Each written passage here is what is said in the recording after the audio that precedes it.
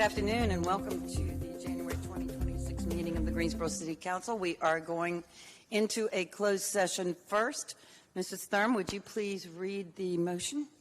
Yes, thank you. I move that the council enter closed session pursuant to NCGS 143-318, 11A1, and A3 to prevent the disclosure of information that is privileged or confidential pursuant to the law of this state or of the United States, or not considered a public record within the meaning of Chapter 132 of the General Statutes. To consult with an attorney employed or retained by the public body in order to preserve the attorney-client privilege between the attorney and the public body, which privilege is hereby acknowledged. General policy matters may not be discussed in a closed session, and nothing herein shall be construed to permit a public body to close a meeting that otherwise would be an open merely because an attorney employed or retained by the public body is a participant. The public body may consider and give instructions to an attorney concerning the handling or settlement of a claim, judicial action, mediation, arbitration, or administrative procedure. If the public body has approved or considered a settlement other than a malpractice settlement or a settlement by or on behalf of a hospital in closed session, the terms of that settlement shall be reported to the public body and entered into its minutes as soon as possible within a reasonable time after the settlement is concluded. That is the motion. Do I hear a second? Seconded by Mr. Holston. All in favor, please say aye. That passes unanimously for the council members that are present. Is Ms. Roth on the line yet? Yes, your vote, Ms. Roth? Oh, they may have already pulled it in. Okay, then that passes unanimously. Thank you so much. We will be back.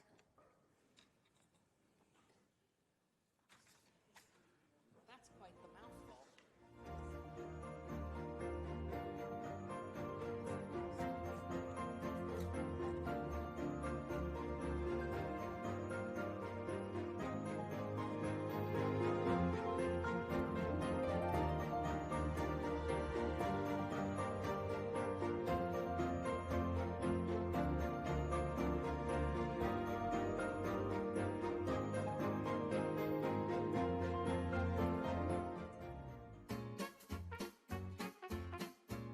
Guilford Works on Try It Today.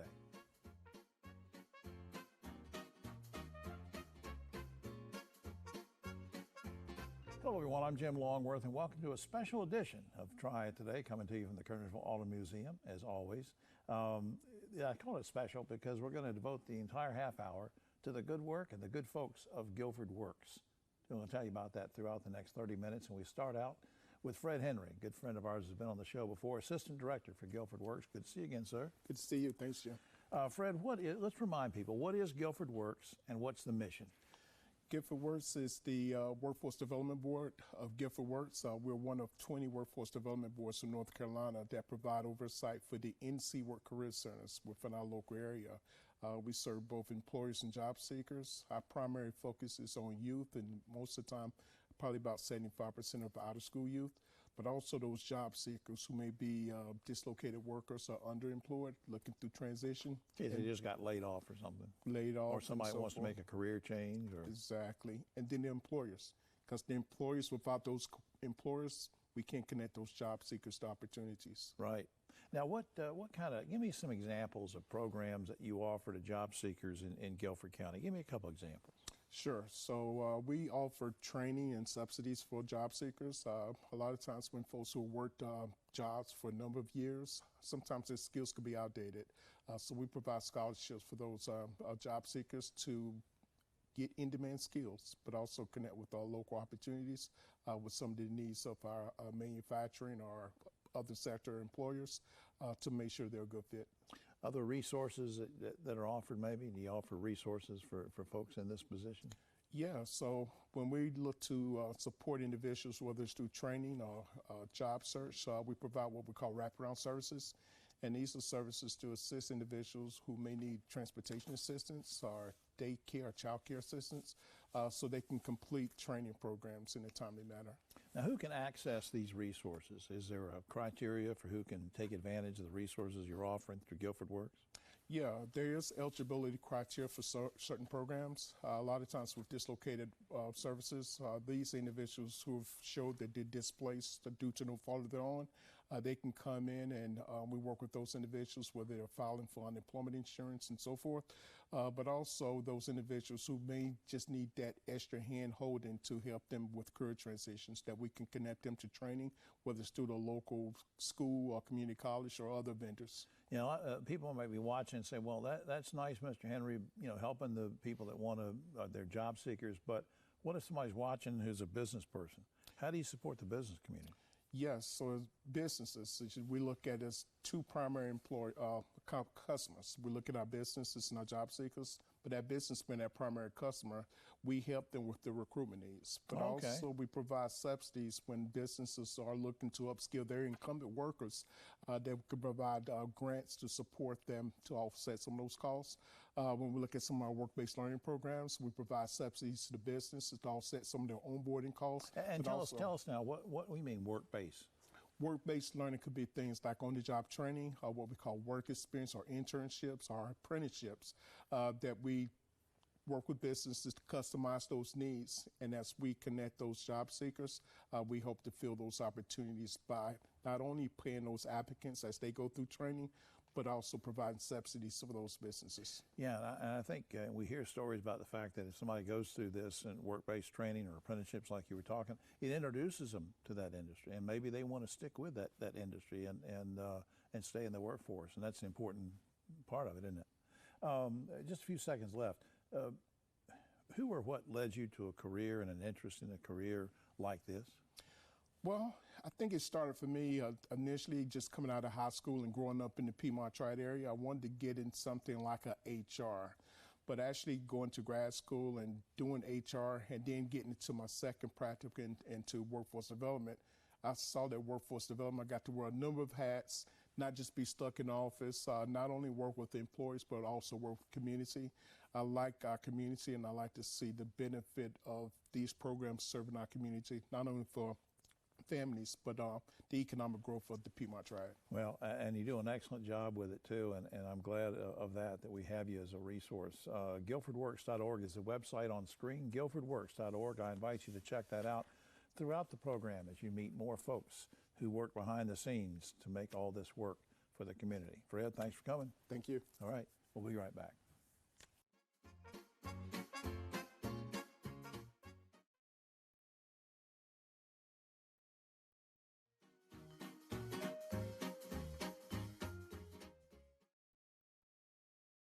Back now on the special edition of Try It Today as we focus on the good works and the good folks behind the scenes that make Guilford Works do such a great job for so many people in this area. Our guest now is a returning visitor to the show, Thaddeus Shores, one-stop operator for Guilford Works. Good to see you again, sir. Good to see you. You sent me an email about a mobile career center. I want to learn about that. Now, what is that, and what kind of resources does it offer? Well, the Mobile Career Center is like our brick and mortar building on wheels. And what it actually does, it allows us to take all the services that we offer inside the brick and mortar building to the communities that need it the most. Okay. Now, what kind of an example do you think? Let's look at community outreach programs. Mm-hmm. Give me an example of a community outreach program that maybe wouldn't be as effective without the Mobile Career Center. Oh, without the Mobile Career Center, our Fresh Start events wouldn't be as effective. Monthly, we actually go to one of the local prisons and we work with those in the facility that will be leaving within the next 90 days, and we provide them with Career Center services so that they can get a head start on their Fresh Start. When they get out? Yes. Mm-hmm. How important are partnerships and with area organizations, and how do they enhance career services? Talk about the partnership angle. Oh, partnerships are very important. Guilford Works has a network of nonprofit as well as faith-based organizations that we partner with, one of which is the Hub for Hope out of Evangel Fellowship. And together we have hosted hiring events that have serviced over 1,200 job seekers. Wow. Is there any requirement that people need to meet to be able to take advantage of what you're doing, either in the main office or the Mobile Career Center, or is it just for anybody and everybody, or is there an age restriction? Sort of walk me through the kind of folks that can benefit from what you're doing? Oh, pretty much everybody can. We have a Next Gen, which is a youth department, which is from ages 16 to 24, and then we also have the adult services that are provided as well. So anybody that is seeking employment or wanting to improve their employment situation can come in and see us, and we'll take care of Of them. any age? Any age. Yes. All right. Now, what measurable outcomes have resulted from having the Mobile Career Center in area neighborhoods? Have you gotten any sense of how that's been going? Well, yes, it's been going very well. On the average, for the past few years, the Mobile Career Center has participated in over 100 events annually in Guilford County. And just last year, I think we serviced on the Mobile Career Center over 600 personnel. Wow. Job seekers, yes. That's something. Now, how would a community group, when they watch this on TV, how would they say, hey, I'd like to have the Mobile Career Center come out to our neighborhood or for our community group, whatever. Now, how do they go about that? Because there's only one mobile center, right? So No, there's actually two. there are two. There's actually All right. two. So you got to cover a big area, though. Yes, we So do. the questions still remain the same. How do I get in touch, and how do I get you guys to come out? Okay, so the way to have access to the mobile center is to go to our website, guilfordworks.org, and then from there go to services, and then click on Mobile Career Center, and it'll give you a page where you can reserve it. Okay. Now, is there let's say I've got a community group that wants to have you guys come out with a Mobile Career Center. Is there a fee that I pay, or is this free? Right now, there is no fee, no. Okay. How about that? You can't get better than free You when can't you're get trying to better help than people free. get jobs and especially people might have been laid off or want to start a new career, this kind of thing. It's been a while since you and I talked, so I'm going to ask you to repeat something for me. What do you get in terms of satisfaction, gratification personally from doing what you do? Well, I love what I do. Sometimes it's hard for me to believe that I actually get paid for what I do. We're in the position in our office where we can actually change people's lives. People that come in that are, unemployed, and we usually see people on their worst day. They've lost a job, got laid off or something, and we have the ability to change their lives. It's incredible. Yeah, and you do. And I can testify to that. I appreciate what you're doing. Up on screen, as Thaddeus mentioned a while ago, guilfordworks.org is the general website, guilfordworks.org, and that will help people learn how they could get in touch to get the Mobile Career Center to them as well, right? That is correct. As well as, taking advantage and benefiting from many of these services and resources that we talked about, not just with Thaddeus, but we'll cover throughout this special half-hour program. Thanks for all you do, my friend. Thank you. All right. We'll be right back after this.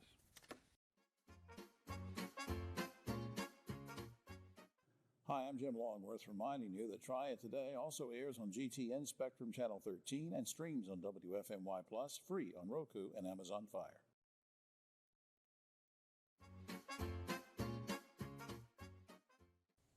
Back now in this special edition of Try It Today, as we salute the folks who do such great work for Guilford Works and helping people throughout the community. And in this particular segment, we're going to speak with a young lady who works with a special kind of grant program, Angelica Lynn, career advisor for Guilford Works. Good to see you. Good to see you as well. What's the purpose of the Golden Leaf Foundation's grant program? Because you sent me an email about that one day and said we kind of want to focus on that. What's the purpose of that? Yeah, so the purpose of the program is to cover the cost for different trainings and courses within specific industries of focus. And so individuals who are seeking new job opportunities, maybe unemployed, or just wanting to change their careers, they will seek out my programs because we can cover the cost for those trainings. Yeah, because training can be expensive in some instances. Now, you mentioned certain, I think your words were certain industries. Let me put you on the spot. Give me 2 or 3 examples of the kind of industries that would be involved, the focus would be on. Yeah, so some of those industries include advanced manufacturing, industrial technology, skilled trades such as HVAC, welding, plumbing, construction. Okay. Yeah. So, yeah, those are some of the industries. Well, now, what about eligibility requirement for taking advantage of your services and getting hooked up with this foundation grant program, which is great, but there's got to be certain criteria, right? Yes, there is. So the requirements is that you have to be 18 or older and have a high school diploma or GED. All right. Now, what kind of training have you previously, what about for enrolled participants, maybe who've been in the program before or this kind of thing? Can they continue this kind of training or what? Yeah, so some of those trainings that I've been able to connect people with include like construction, advanced manufacturing, also some with HVAC. And I know for our advanced manufacturing individuals, they were able to continue on with the trainings because we're also offering a manufacturing technician training. Kind of lifelong learning type Yes, stuff, it isn't it? is. Yeah.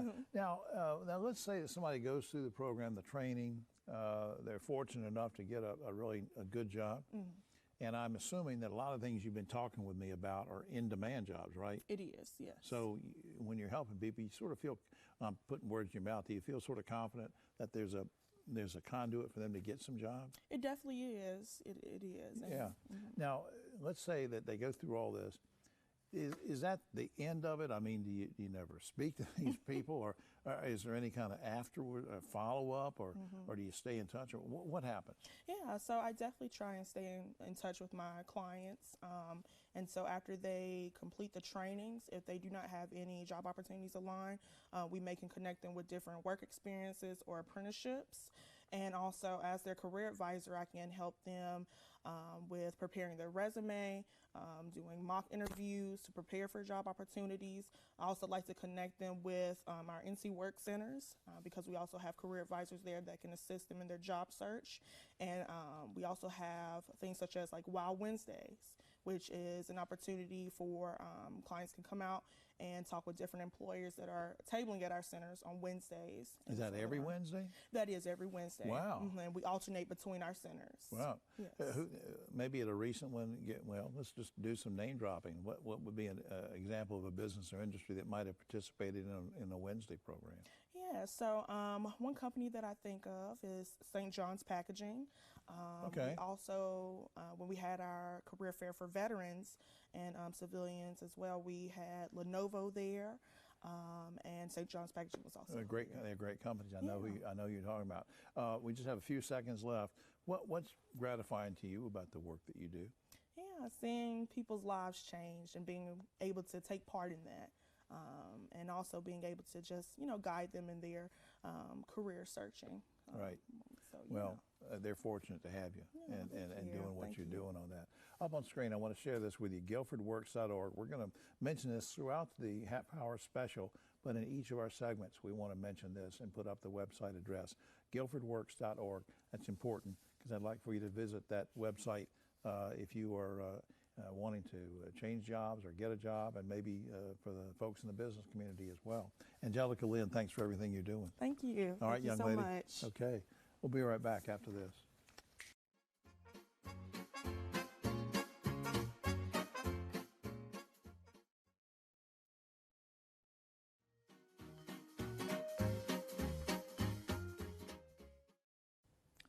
Back now on this special edition of Try It Today as we salute the folks and the good works of Guilford Works and talk to some of the folks behind the scenes that make such a difference throughout the community. With us now, first-time visitor to the show, Henri Newkirk.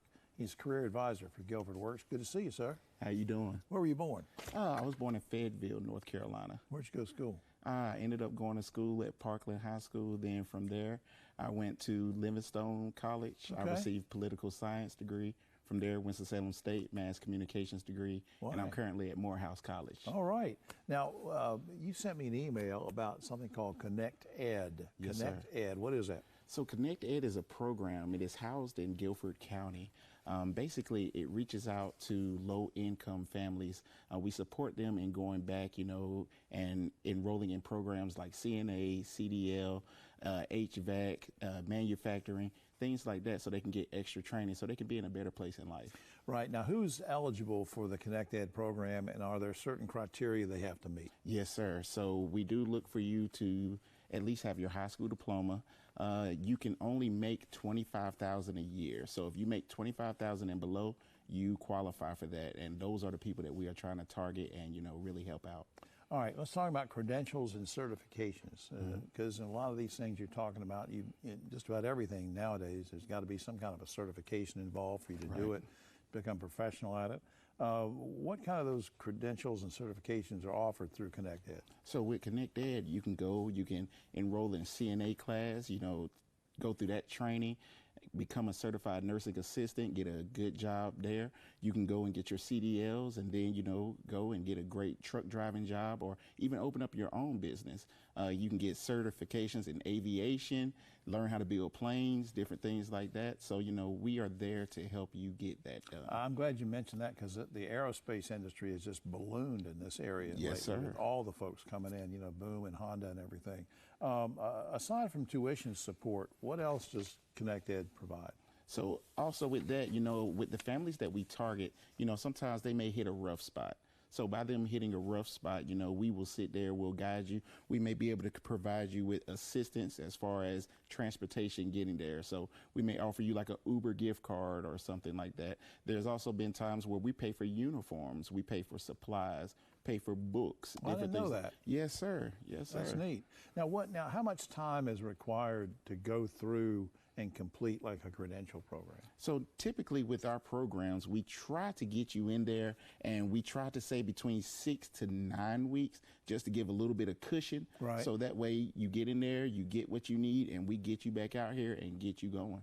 Talk about participants' expectations, obligations for them. Is there support for them? And you already mentioned about the Uber thing.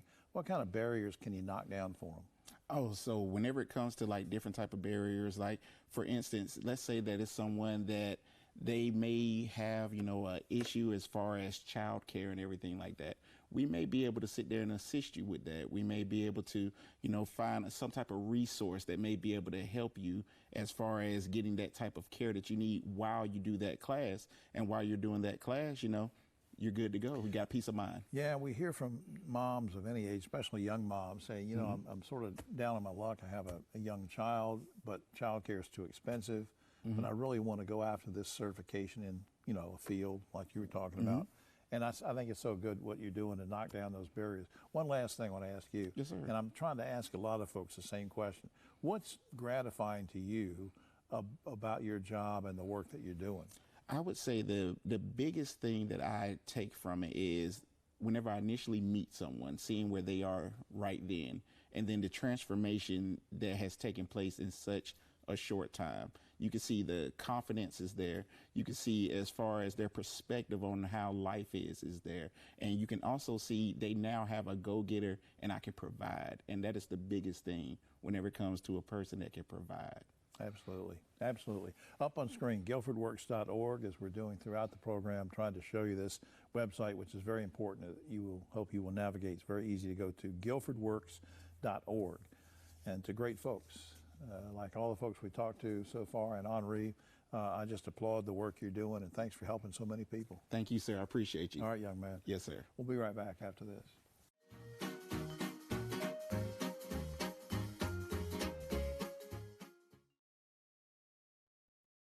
Back now for the final segment in this special half hour of Try It Today as we salute the good folks and the good work of Guilford Works.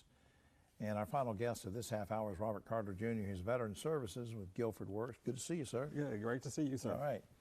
And as you schooled me before we started the show, that you were an Army, the only... It's the only branch of the only military. branch. No, but I do recognize our brother branches. That's right. So. Well, I'm going to ask you about that in a second.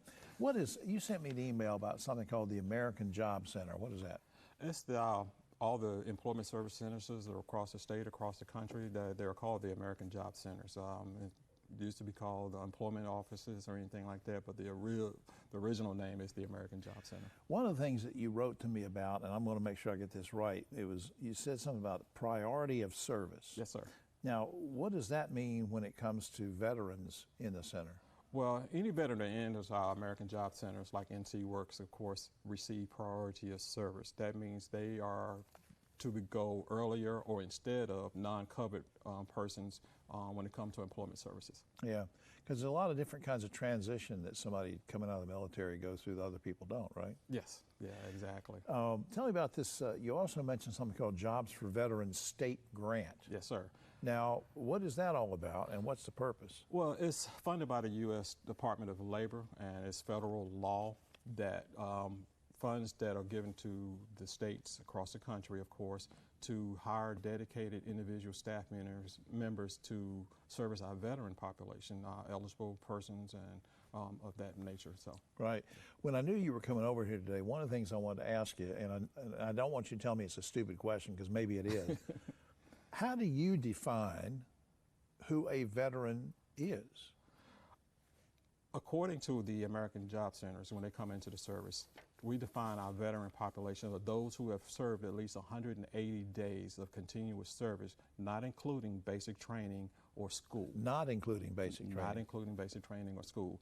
Or either those persons who may have been called up on orders for at least one day. So, for example, a National Guard or our reservists, if they are called up on orders to be deployed for at least one day, they're considered a veteran. Now, describe the makeup of the staff at American Job Centers. Who are we talking about working there to help people? Well, in our American Job Centers, everybody's required to service our veteran population, but we do have our dedicated staff, which is considered of three main people. The first is our veteran career advisors, who works directly with the veteran population and getting them job ready. Right.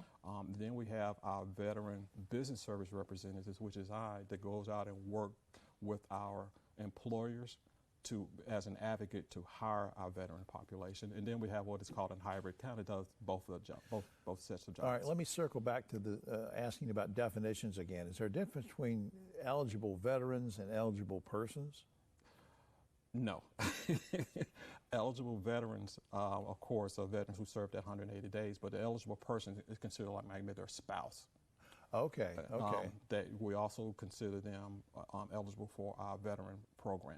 All right, so it helps the families too. Yes. All right, I got you now. Final thing I want to go over with you is, since we were talking earlier about you being in the Army, how many years did you serve? 6 years. 6 years. Yes, sir. So what was your transition like coming out from the Army? My transition was pretty easy because when I got out of the service, I went straight to college. So I had a pretty easy transition because I knew what I wanted to do coming out. So I went directly to college with the intentions of getting a degree and then actually going back into the service, but I did. Unfortunately, I didn't. Right. So that gives you a unique perspective in terms of your view on how these programs that you're working with now, how they really make a difference, right? Oh, it makes a tremendous difference to our veteran population of those who that recently gotten out or have been out for a while, because we understand their language.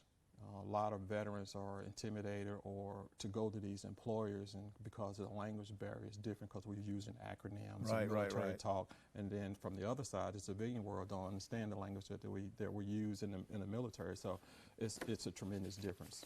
Well, I appreciate all you're doing, Robert. I appreciate it really. Thank you. I appreciate you for having me here. Up on screen, as always, as we close out the show, GuilfordWorks.org is an important website I want you to take a look at, and please do that. And I want to thank all the good folks, Fred and everybody with Guilford Works, for making this such a special program because of all the great work they do for helping so many people. I'm Jim Longworth. We'll see you next week.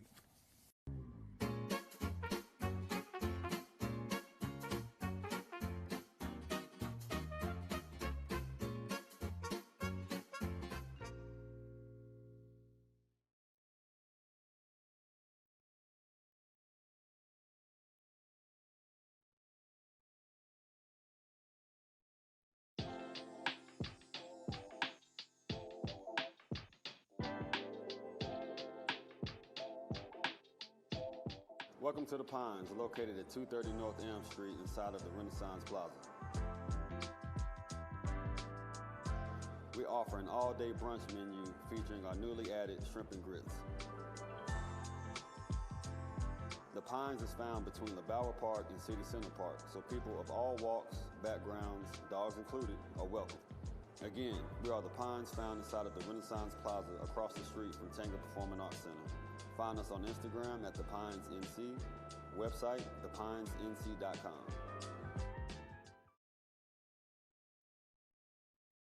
Greensboro Fire Department has a new safety tool, and it's not exactly what you might expect. Yeah, that's you.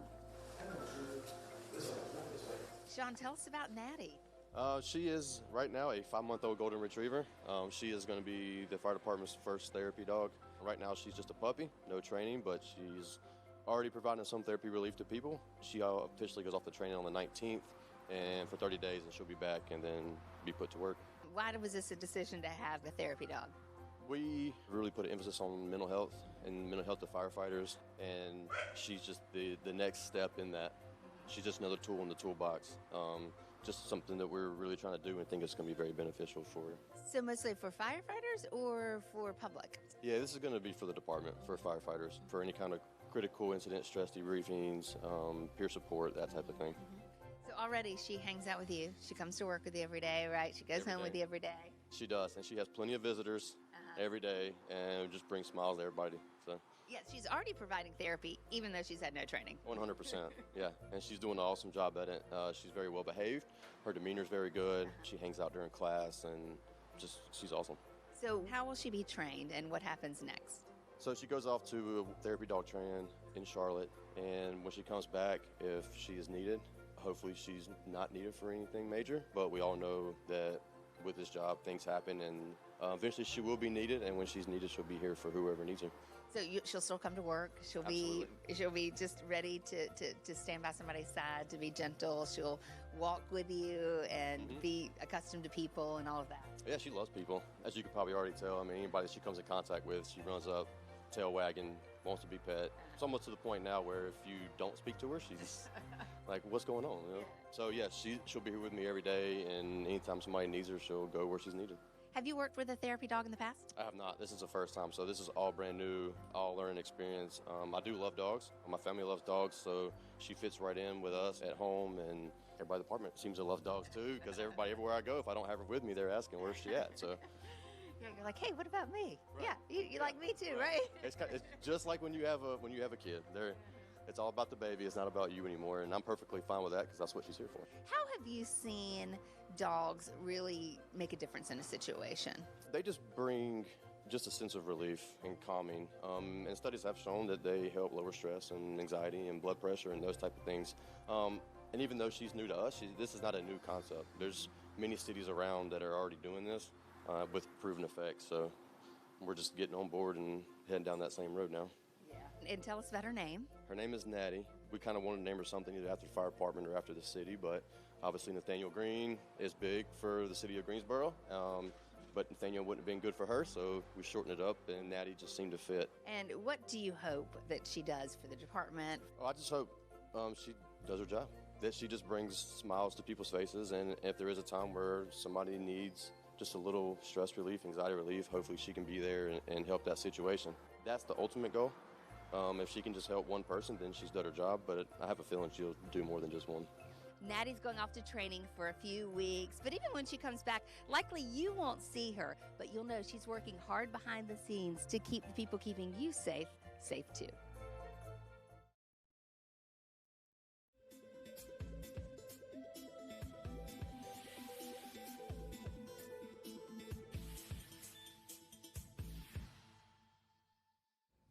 All right, so good morning. My name is Letitia McNeil, and I am the Director of Community Safety.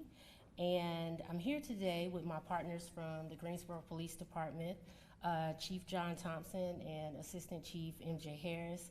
And we are excited to announce a new opportunity for collaboration that we hope will bring lasting change to how we collectively approach public safety in our community.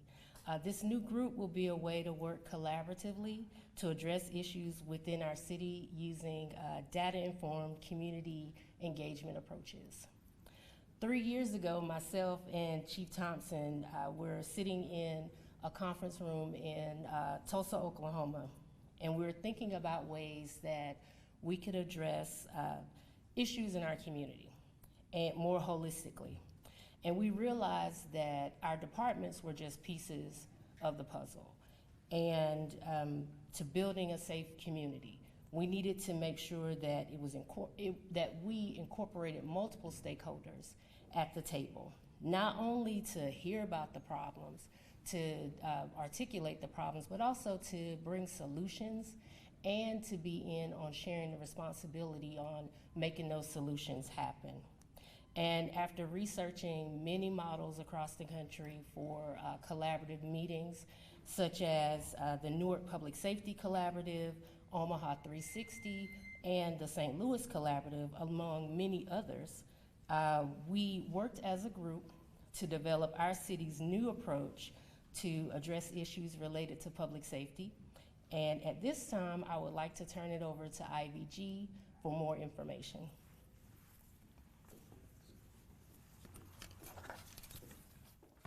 Thank you very much, Letitia. Good morning, Greensboro. Today marks an important moment for our city, one rooted in collaboration, accountability, and a shared belief that every person in Greensboro deserves to feel safe, supported, and seen. It's my honor to introduce the Collaborative Action Network, also known as GSO CAN. GSO CAN is more than an initiative. It's a movement, a united effort bringing together community organizations, public safety partners, city departments, public health experts, educators, business leaders, and our faith community. Together, we are stepping forward with one clear message. Greensboro can reduce violence, Greensboro can foster trust, and Greensboro can build a safer, stronger future for every neighborhood. Now, our mission is grounded in 5 core goals. 1, addressing the root cause of violence. We know that safety begins long before crisis occurs. GSO CAN is committed to tackling the underlying issue: poverty, lack of access, disconnection, and generational trauma. Because sustainable change starts with understanding why violence happens and not just reacting to it. Fostering equity, safety, and resilience in communities. Every resident deserves the same opportunity to thrive through intentional investments and community-centered strategies. GSO CAN works to ensure that equity is not an aspiration, but a standard across our city. Strengthening trust and collaboration. Public safety is shared responsibilities, and solutions are more powerful than they are built with the community, not for the community. I'm going to say that again, when it's built with the community and not for the community. GSO CAN brings people together, residents, systems, and sectors to design and carry out strategies that reflect what Greensboro needs and deserves. But we must acknowledge an important truth. Across our nation and here at home, there have been situations where police encounters have resulted in excessive force. These incidents, often captured and shared in videos, have left a deep and undeniable impact on our communities that have created wounds, frustration, and a bad taste in the mouths of many who no longer feel seen, valued, or protected. So we cannot ignore that. We should not ignore that. Because real safety requires more than a plan, it requires trust. That is why the Collaborative Action Network exists. GSO CAN is committed to unifying, uplifting, and strengthening partnership between law enforcement and the communities they serve. Not through empty promises, but through intentional work, building relationships, listening with humility, acknowledging harm, and creating ongoing spaces where residents' voices matter just as much as institutional voices. We believe that a safer Greensboro is possible only when every partner, community member, service provider, faith leader, and public safety professional comes to the table with honesty, accountability, and a shared desire to build something better. Leveraging data to drive progress, we will use real-time informed trends and community feedback to guide action. Data will help us remain transparent, accountable to each other, and responsive, ensuring that our solutions reflect the realities people experience every day. We plan on promoting consistent interaction and engagement. Change happens when people stay connected. GSO CAN will prioritize ongoing communication, community touch points, and public updates so that everyone, not just leaders, can participate, contribute, and track our progress. This is our promise. GSO CAN will make space for every voice, every neighborhood, and every partner who believes that Greensboro's best days are still ahead of us. We recognize that reducing violence is not the work of one day, one department, or one organization. It requires citywide commitment and the courage to rethink how we show up for one another. With GSO Can, we are moving from conversation to collaboration, from reaction to prevention, from fragmented efforts to unified visions. To the people of Greensboro, your experience, your concerns, and your hopes are the heart of this work. And together we are building a community where safety is shared, trust is restored, and possibilities are abundant. Greensboro, right now, this is our moment. This is our movement. We won't be able to do it without you, without an invitation to want to collaborate. And with the Collaborative Action Network, GSO Can, we can make a difference. We can reduce violence. We can build resilience. We can create lasting change together. Thank you very much.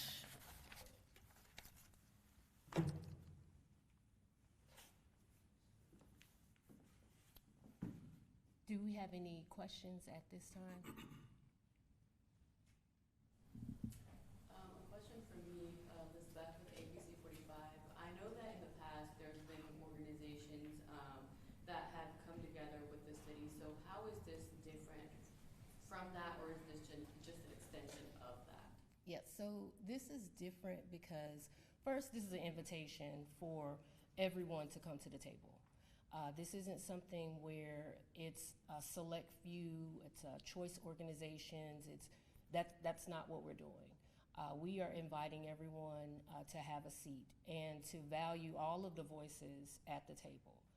That's one of our first differences. Next, one of the things that we are focused on is having a shared responsibility, because we recognize that oftentimes we'll have a community meeting, people will come to the table and they will, express issues and concerns that they have in the community. This is not what this is. This is not another community meeting. This is an opportunity for us to come together and really focus on creating those solutions to issues. So what we encourage is when someone comes to the table with a problem, we want to make sure that we also have the folks at the table for those solutions. And it may not always be the people that you see standing right here.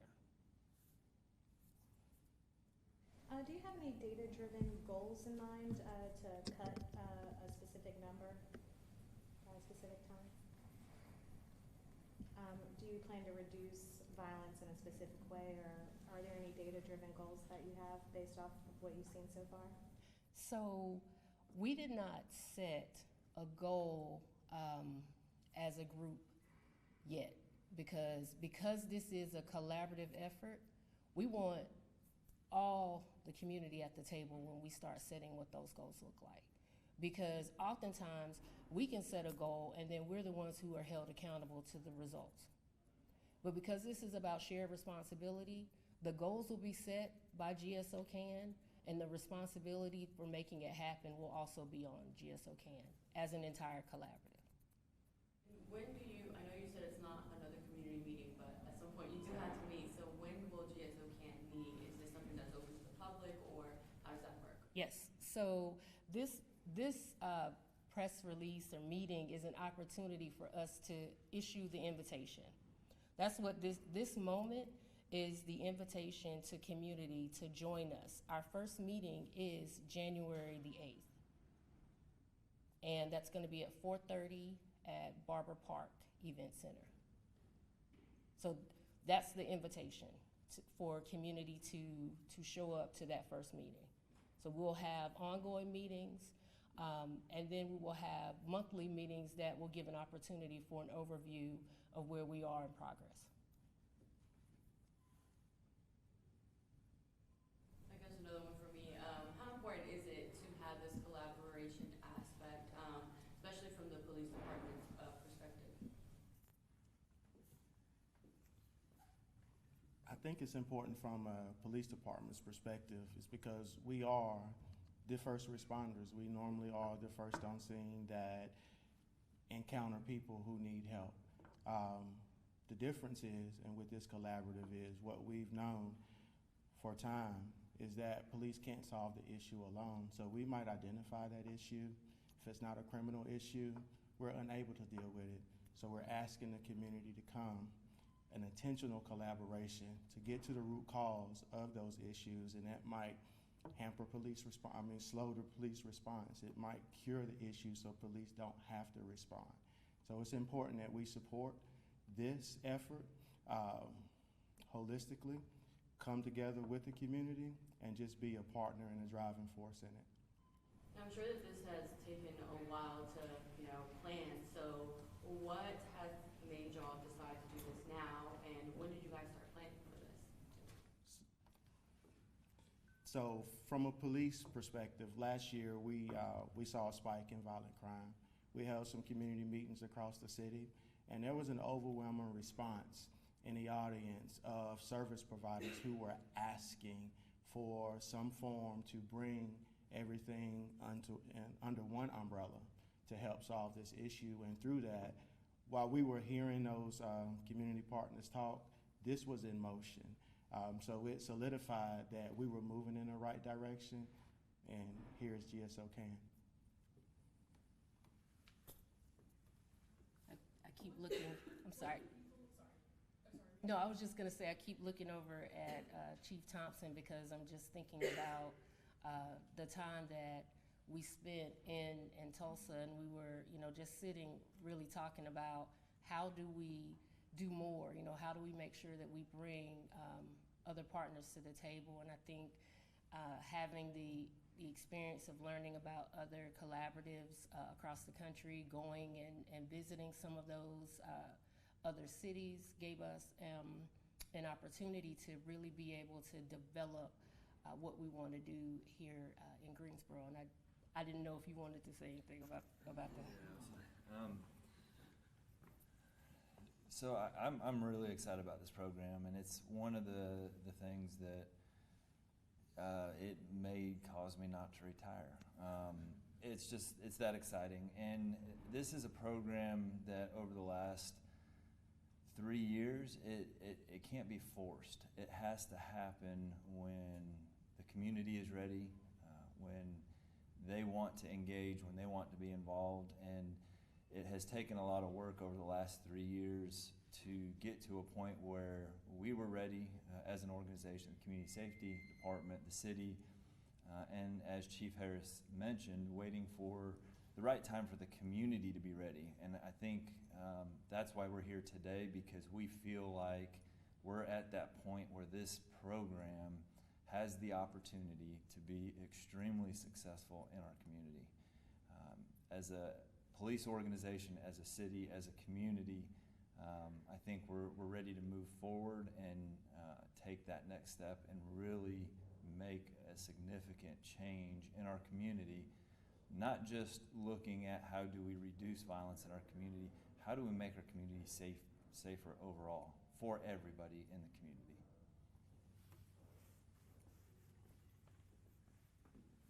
What can people expect when they do come to these meetings? Like, what practically can they expect? So first, they can expect IVG to be the facilitator of the meeting.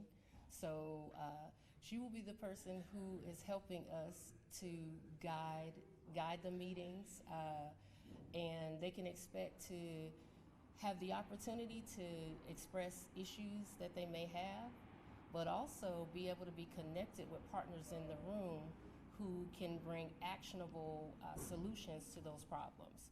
And also, as we are creating those actionable solutions, there's accountability for us as a collective to say, did this work? Was this, we started this initiative.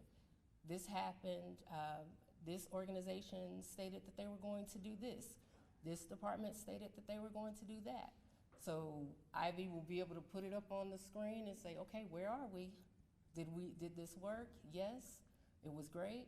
Or no, you know what, we may need to bring in a different organization that maybe we didn't consider, or someone else in the room may have another insight that they can add to it.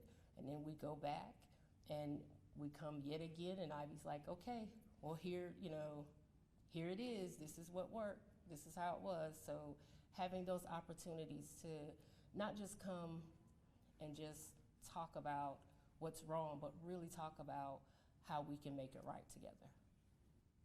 And Ivy, I see you choosing over there. So can you just talk about your excitement and, how your background will help this program succeed? Yeah, I am super excited. I'm a facilitator at heart. I have facilitated with NCCJ as a contract facilitator, Guilford County Schools, the City of Winston-Salem, Atrium Health, facilitating difficult conversations such as transforming white privilege, doing gender identity. All of those conversations gave me the opportunity to grow the passion for people, right? And the passion for people's voice to be uplifted, to kind of translate and tell a story in a way that makes sense, right? And it gives the opportunity to have some accountability through just collaboration, right? And we, right, have the opportunity. And when I say we, it's not just the us here, it's the we that makes Greensboro so amazing. So I can't help but to have my teeth out about that.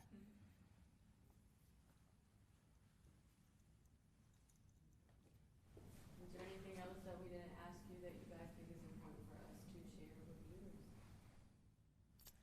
I think that maybe when we think about coming to the table, being solution-oriented, being encouraged, feeling the tenacity, the determination that we can make this happen, right? And we really want to invite this community with the idea of collaboration and collaborating to make this an amazing Greensboro. And I would just say that we named this GSO CAN because we can. It is not just the Collaborative Action Network, but it's also a statement about what we can do together. So that would be one of the things I like to include. So, thank you all so much for your time today.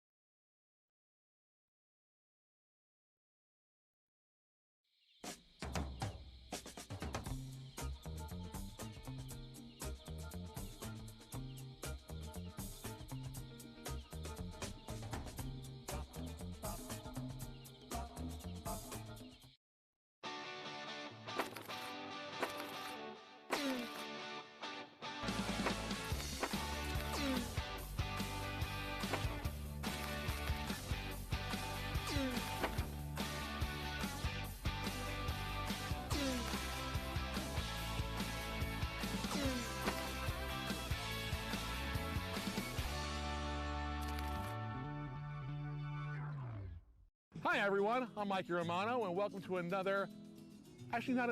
special edition of EcoVenture GSO. Today we are here at Great State Trails Day at Lake Brant Marina. We're going to kind of go around and show you a lot of the people who are coming to contribute to this event. So take a walk, have some fun with me.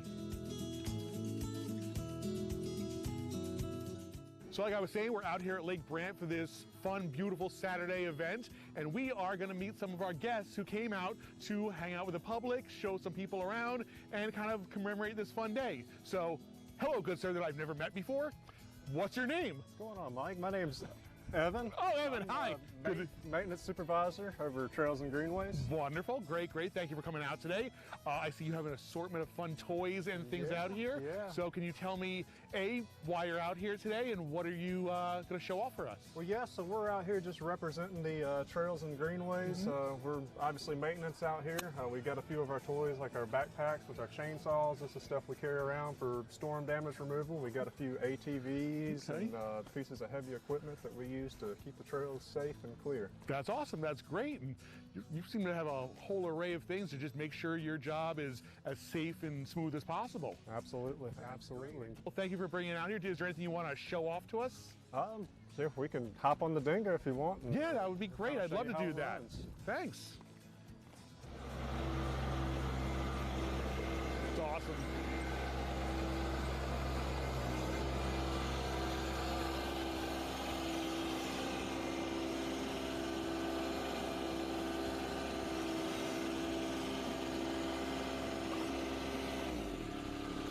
That's great.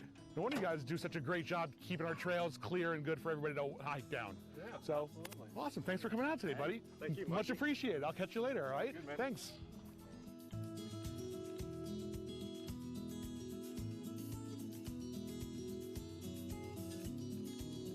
All right, so now we're going to go up to our next guest. This is Jennifer Hance with Parks and Rec, and our guest for the day, doing her acting debut, obviously. Yes, she's volunteering here with us today. Oh, very cool.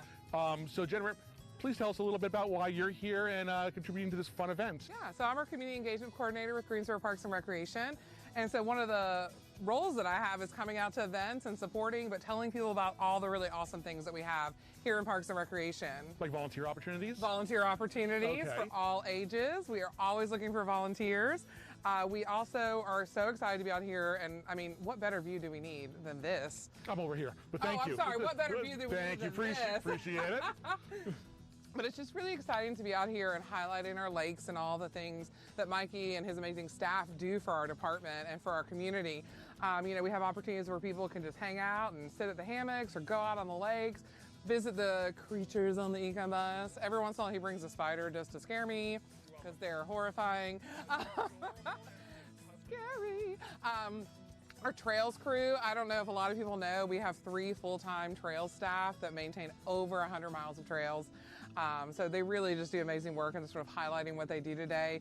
But it's just a really cool opportunity to be out here and share with everyone what we have to offer as a department. That's great. That's awesome. Now, we were talking a little bit earlier before, you know, the fun camera stuff, but you're also taking suggestions as a department so we can kind of help serve the public better. So we are in the middle of our strategic plan right now. So that's a 5-year plan for us, just laying out what we're going to do over the next 5 years.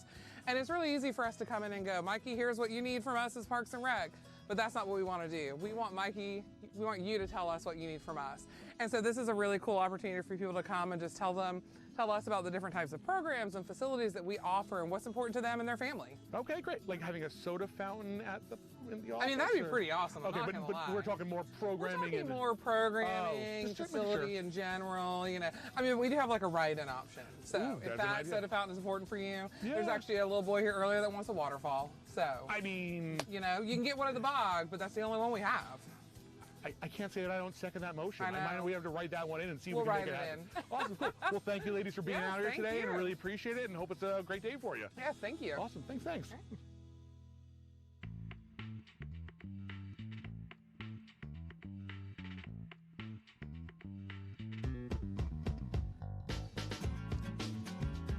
Now we're going to come over to our Greensboro mountain biking experience table, talk to some of our friends there. So check out all the cool stuff and meet these guys. All right, even though I know you, please tell me who you are. I am Lauren Elledge with the Greensboro Mountain Bike Experience Program. Awesome, thank you. And I'm Scott Vines with the Greensboro Mountain Bike Experience Program. Good to not meet you for the first time, but good to have you on camera. So thanks for coming out to our event. You want to tell us a little bit about mountain biking and why it's become so popular lately? Because I know the program is booming. So give me a little bit more on it, if you would. Definitely.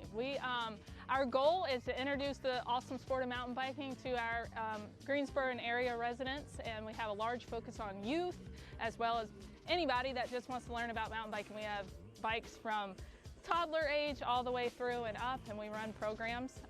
Maybe Scott can talk a little bit on our programs. Yeah, well, we like everyone to take advantage of our 40 miles plus of single track through Greensboro. I've been mountain biking in this area for over 30 years, and Greensboro is so lucky to have this much single track and within the city limits. And we're just blessed that Greensboro has been a great partner with the Piedmont Fat Tire Society, who maintains the trail systems. And yeah, we just want to expose everyone to that and get them out and enjoying the trails like we do. Okay, great. So 1 or 2 questions besides the original ones. First off, do you do training wheels on any of these bikes? We do not. I'm asking for a friend. So okay. Secondary. So I know that the Greensboro mountain biking is also in partnership, like you said, with Fat Tire Society. Is that where the gnome comes from? Yes, sir. You want to tell me about the gnome? Nobby is our mascot. Okay. He kind of came to be, I don't know, 15 or so years ago. Someone bought that, and we gave him a name of Nobby, which if you're aware of knobby tires on a mountain bike, that's where he got his name. Okay. And he originally had a lantern in it, but we were able to manipulate it and put a little tool in his hand, because that represents one of the trail work tools that we use when we're working on the trails. Okay. And every year, the Fat Tire Society awards golden gnomes, little gnome statues like an Oscar, to members of the club or folks who volunteer a lot for the club, and just people who become a real asset to the Trails Network in Greensboro. Very cool. Awesome. Thank you. Well, thanks for being here. Appreciate you guys coming out to represent both the Greensboro program and Fat Tire Society, and looking forward to keeping on and expanding the program. So much appreciated, guys. I hope the day's great for you.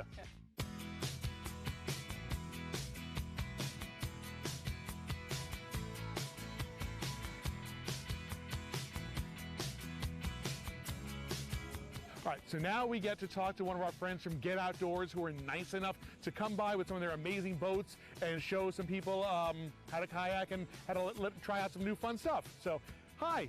I'm welcome. I'm Hi. Susan. I'm Mikey. Nice to meet you. Nice to meet you. So, give me a rundown of, I know you're Susan, but rundown of who you are, business-wise, and what you're doing.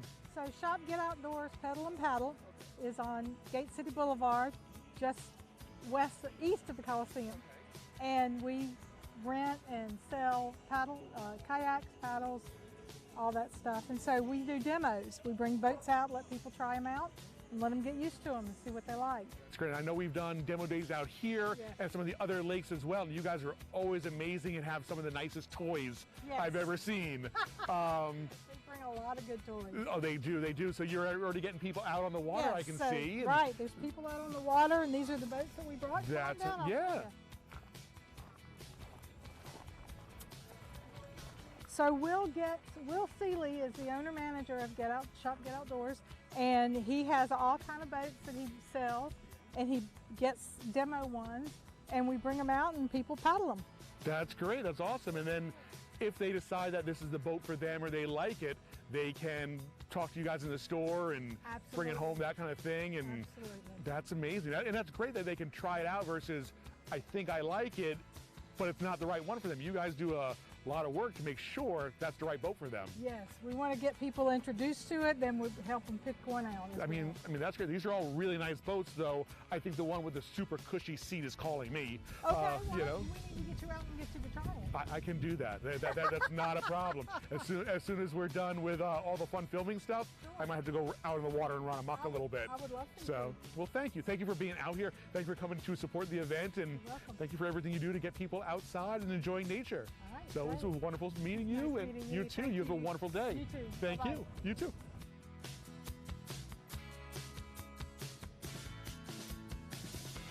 All right, so we are at one of our last stops, and if you've ever seen EcoVenture before, you're pretty familiar with the Eco Bus because it is a tiny little source of pride for me, but we have one of our educators and caretakers right here with us. This is Tiana Campos, and she's making her, I guess this is your acting debut? Yeah, my very first acting debut on here. Hi, everybody.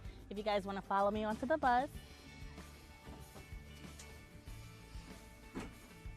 So, Tiana, if you will tell us a little bit about the bus for the people who aren't as familiar with it as you and I are. Okay. This used to be a bus, a library bus on wheels, and then they changed it into our own eco bus. And so now we have rescued animals and adopted animals on the bus. So what we do is, I am one of the caretakers of the animals. We come out to different events. So right now we're at Great State Trails Day. It's a little tongue twister. We're here today showing people the animals because you don't get to see the eco bus unless we do a public event and everything. We don't really have a place for them to come in public just yet. And so hopefully one day. One day. Yeah, hopefully we get to show them because a lot of people ask questions about where can we see these animals when the bus is parked and everything. We're usually at public Greensboro events such as goulash and everything. And so we just bring out our best animals for you guys. They're well behaved, well tamed, and none of them get out, so you don't have to be scared. A lot of people are scared of the snakes on the bus, the reptiles, but you don't have to be scared. They're put away, locked away, and we use them to educate people about what they need to know about these animals, how they were adopted, how were they relinquished and stuff.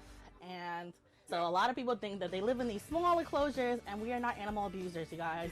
We care about our animals very much. We want to make sure they're healthy and stuff, but this is not their home. They have some of them go home with Mikey, or some of them come home with me at Lake Higgins and everything. So they have perfect enclosures, and they're getting brand new enclosures soon. But these are just what we use to show them off, show them how pretty they are. We got Dexter in here. Who's hiding? We got Georgia behind you. Our big Boa.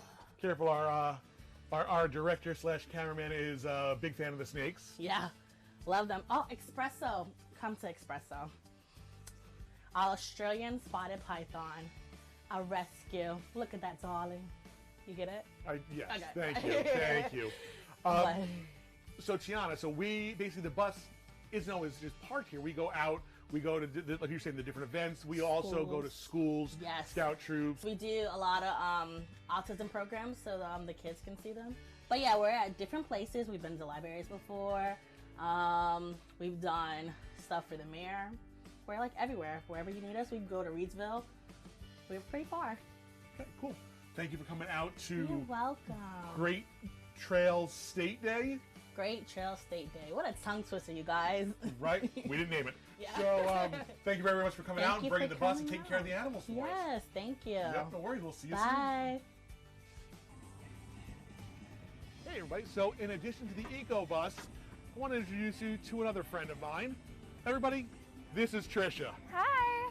Trisha is here for the debut, I believe, of a new version of a Parks and Rec initiative. Yes. You want to tell us a little bit about it? Of course. So this is our Junior Naturalist Field Guide. So this is something for all ages to do, whether you're young or old. It's just a way to get you out into nature and look around you. So there's going to be all kinds of different animals in here. It's going to be from mammals to birds to insects, all kinds of stuff. So you're going to find 4 of each of the things located in this book. You're going to write it down right here in our field journal. And once you get 4 of each kind, you're going to bring it over to our pod office, which is located on 320 East Friendly Avenue. And you can get a little certificate saying that you're now a junior field guide. Isn't that so cool? So there's a million things you can do with this. It's a fun activity, good way to get outdoors, and just a good way to have fun. That's great. And it's all color pictures, so you can Yes. see everything really well. Mhm. Fits right in your backpack or your back Yes. pocket. And it's just like a real great activity. So you don't even need a screen. You can just be out checking things out and running amok in the beautiful outdoors and all that kind of stuff. Yep, and you can find these at all 3 of the lakes. You can find it at Lake Higgins, Lake Brant, and Lake Townsend.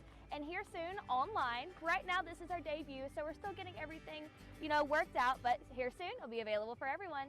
And we're going to leave some at the pod office too, I believe you were Yes, we saying. are. Okay, great. That's amazing. I'm excited about this, and thank you for handing these out and getting everybody interested in the new idea that, we've been kind of playing with. Thank you so much for coming out. Thanks, Trish. Appreciate it. Bye. Bye.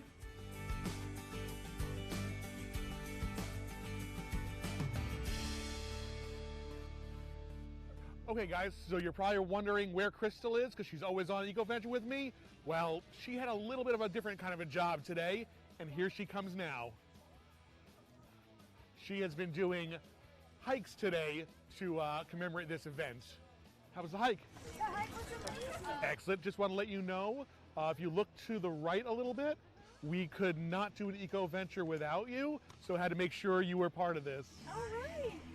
So, thanks for coming and playing. As always. So everybody, this has been another Eco Venture GSO. I'm Mike Romano. Crystal Jones is trying to work. And thanks for coming, and we'll see you at the next one. Appreciate it, guys.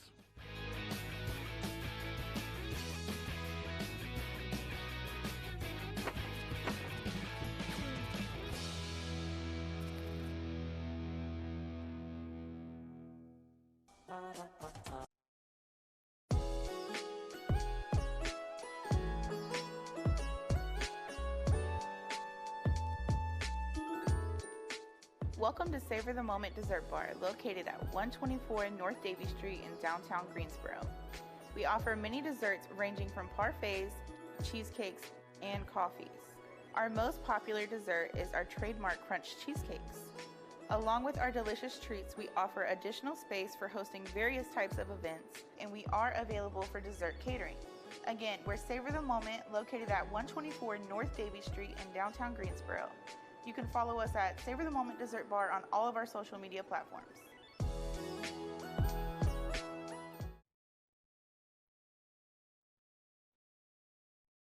What do you get when you mix archaeology, STEM programs, hundreds of kids, and thousands of Legos?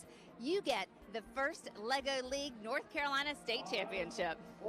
Countdown 3, 2, 1, Lego!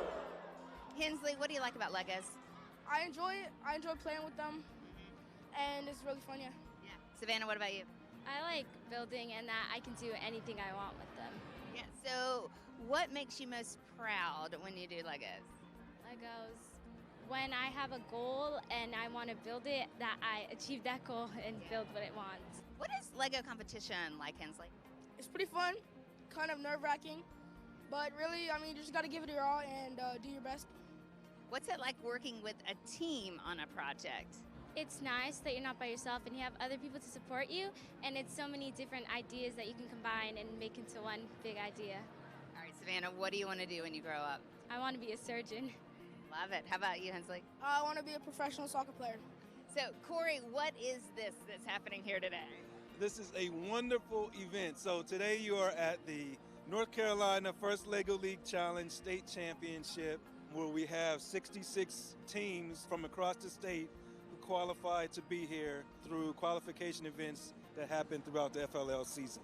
All right, so what did it take? I mean, you said they had to qualify, but like before they even qualified, what were these teams doing? What have they been doing for years and years to actually end up in a place like this? Every season, First Inc. First stands for inspiration and recognition of science and technology. Global organization. It's a wonderful organization. And what they do is they come up with a world problem, the top 12 or so, 10 or 12 world problems that we have. They decide on one, right?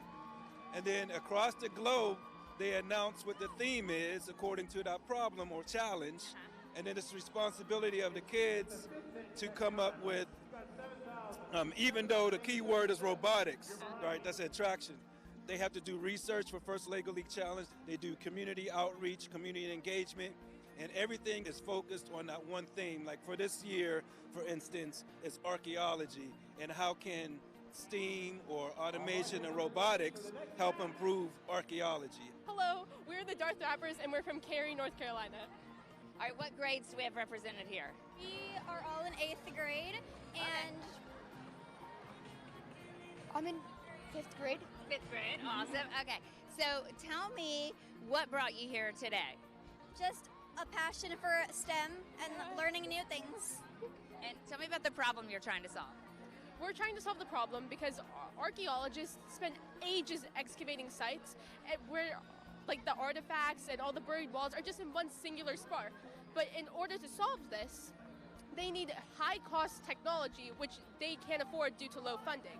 So our solution is a low-cost multispectral camera, which will help them see the unseen, so they'll know where to dig before they even start. Wow. Okay, what do you like about this project? What do you like about the First Lego League? We like that it makes such an impact on archaeologists because many of the people that we interviewed said this would really help them. All right, I'm going to go down the line. I want you each to tell me what you hope to do when you grow up. Oh, we're growing here. We're growing. That's good. All right, what do you want to be when you grow up? What do you hope to do? I hope to be like a marine biologist or something. I hope to be an engineer. Pilot. Computer scientist. An engineer and make a big impact on the world. A lawyer.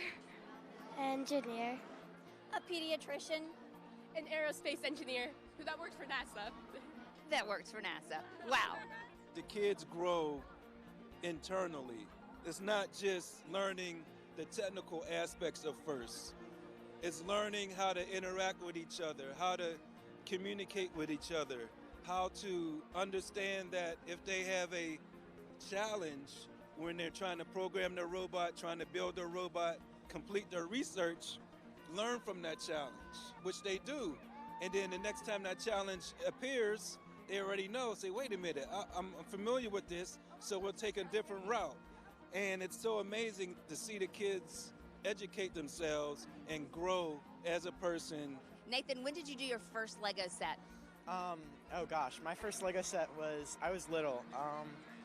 Probably around 5 or 6 I got one of the little ones, like tiny pieces. What did you love about it? Just getting to build something that like I could hold and like create, like something I can play with that I also made. And that was just something really cool to me. What kept you doing it all the way to high school now? It's just the fun of building something. It keeps the inner like child and imagination in me alive. Yeah, there's one thing to build something, you know, with like in a holiday set you get or something, but then to come to competition is a whole new level. Tell us about that. It is a whole new level, but it's wonderful just getting to, I guess, apply like the kids stuff of building those Legos and like doing things I did as a kid, but also being able to do that forward and moving that to a field of like a future career that I might be interested in, like engineering. It's a really interesting thing to me. So do you want to be an engineer? Yeah. My future hope is to go into biomedical engineering when I'm older, but you're going to change the world, right? Yeah, hopefully. So the opportunity came to come back to A&T and come to a tournament because they said there's this opportunity to get involved with K through 12 education, STEAM education. So I came to a first Lego League Challenge tournament, saw the smiles and excitement on the kids' faces. That's all it took. I said, what is this? Growing up where I came from, I did not have, in my middle school or high school, I had none of this. So what are these kids going to do one day? What do you think? Where are they going? Where will you see them one day? So there's already innovators. You can tell, you see the growth in them.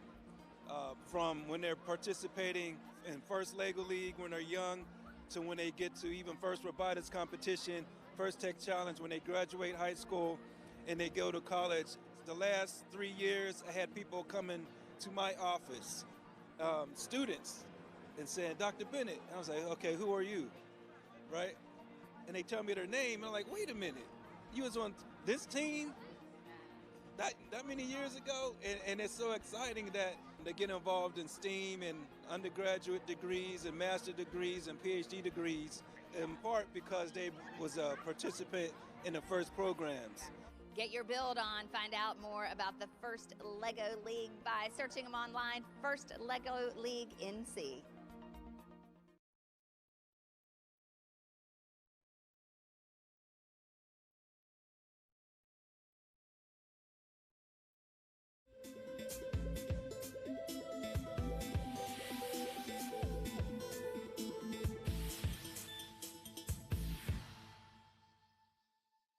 As someone who's been involved with the GAC for a number of years, it is incredibly rewarding to see the impact of this wonderful facility, not only here in Greensboro, but throughout the whole region. The Aquatic Center has become an enormous asset to our community, and today we pause to celebrate, and is just one example of the many things that it continues to do to make our community better. A key success of both the Aquatic Center and the Learn to Swim program is the leadership and vision of the facility's very first manager, Susan Barman. Susan has not only helped shape the Greensboro Aquatic Center from the beginning, she has also created the Learn to Swim program. She now serves as the executive director, guiding us with the same passion and commitment that she has shown for a number of years. Please join me in welcoming Susan to our podium. She has a very important announcement that she'd like to make. Susan.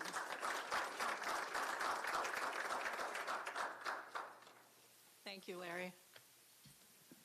Well, as always, it's a very busy week at the Greensboro Aquatic Center hosting our Learn to Swim second graders. Keeps us quite busy year-round.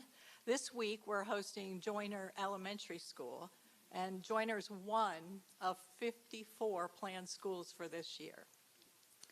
Yeah, 54. It's a record number for the Learn to Swim program this year, and one we're proud to be planning on and are well underway with. I believe we've completed 21 schools thus far. The 54 schools being a record is just, as you'll see up on the chart on the screen, It is the example of the tremendous growth, the remarkable growth of the Learn to Swim program. I'd like to take a moment to recognize several people that are keys to the partnership that we have with the Greensboro Aquatic Center and with the Guilford County Schools. I'm going to start with the Greensboro Aquatic Center's Learn to Swim coordinator, Leanne Williams, who is instrumental in planning for 54 schools and getting them scheduled. Leanne, thank you for all your hard work. Thank you. It's really my pleasure. I can tell that it is. And I love your passion. Next, I'd like to recognize all of the volunteers and instructors. We have several here today. They get in the water daily to make this program as successful as it is. So if you're an instructor for our program, volunteer, paid, deck coordinator, would you please stand and let us recognize you for all your efforts?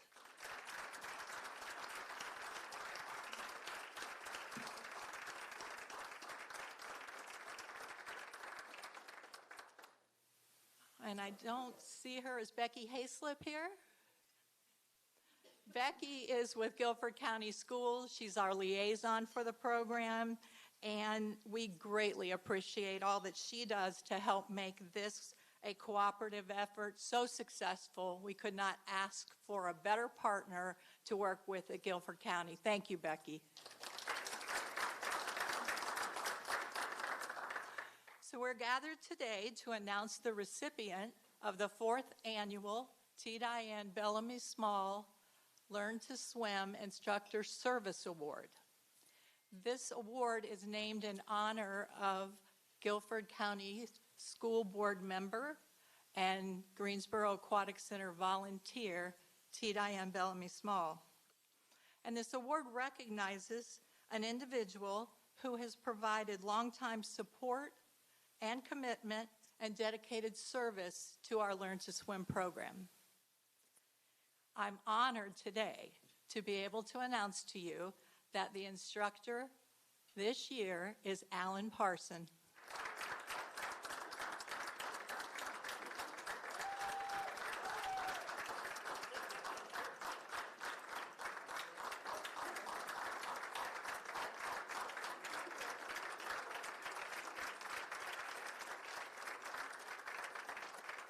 Alan has been with the Greensboro Aquatic Center since our first year. He is truly a role model as an instructor. He's incredibly patient, and he does a great job in teaching. And despite having done this for so many years, he remains at the highest level of commitment, dedication, and passion for this program in teaching the young children of Greensboro how to swim. We are so fortunate to have him and that passion that he brings to our swimming program. So congratulations, Alan. Thank you.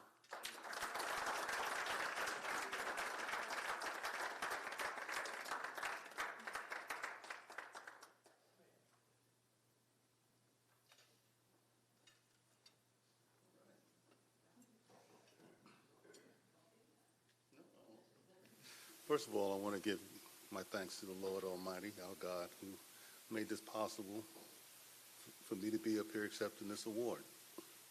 Without him, it wouldn't have happened. Secondly, I'd like to thank Susan and David, because without them, it wouldn't have happened. I got out of school when I was an older person. I went to school back when I was 50-something years old, and came over to the Aquatic Center after they built this place, and I was offered an opportunity to help them with the second grade Learn to Swim program and start any other programs that they have, and I've been there ever since. And I thank them both for giving me that opportunity. But most of all, I'd like to thank all my friends that are here today, because this has been a journey. And every one of you have been on this journey with me. That's why I invited you here with me. If it wasn't for you, I wouldn't be here. You may not think you've done anything to help me move forward with what I'm doing, but you touch my heart every step of the way on this journey. And I appreciate your fellowship with me, encouragement that you've given me to keep doing what I'm doing. And I just thank all of you for doing the things that you did to get me where I'm at and get this award today. So I thank you all. God bless.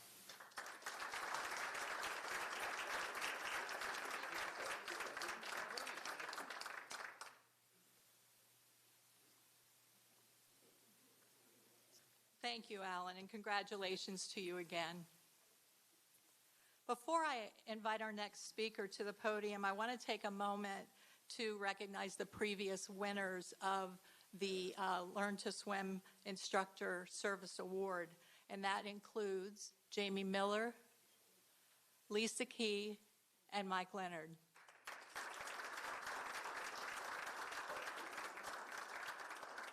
As many of you know, Mike is no longer with us, but we do have his family here today to represent him. Where are they? Back in the back. And I think it's just wonderful that you're here and to keep his memory and to honor him and the hard work that he did to support the program. So thank you all for being here and helping support again, and to the past recipients. So we have a special guest here today who would like to congratulate Alan on his award and to talk to you a little bit about the benefits that our second graders throughout Guilford County are receiving through this Learn to Swim program. So please help welcome the Superintendent of Guilford County Schools, Dr. Whitney Oakley.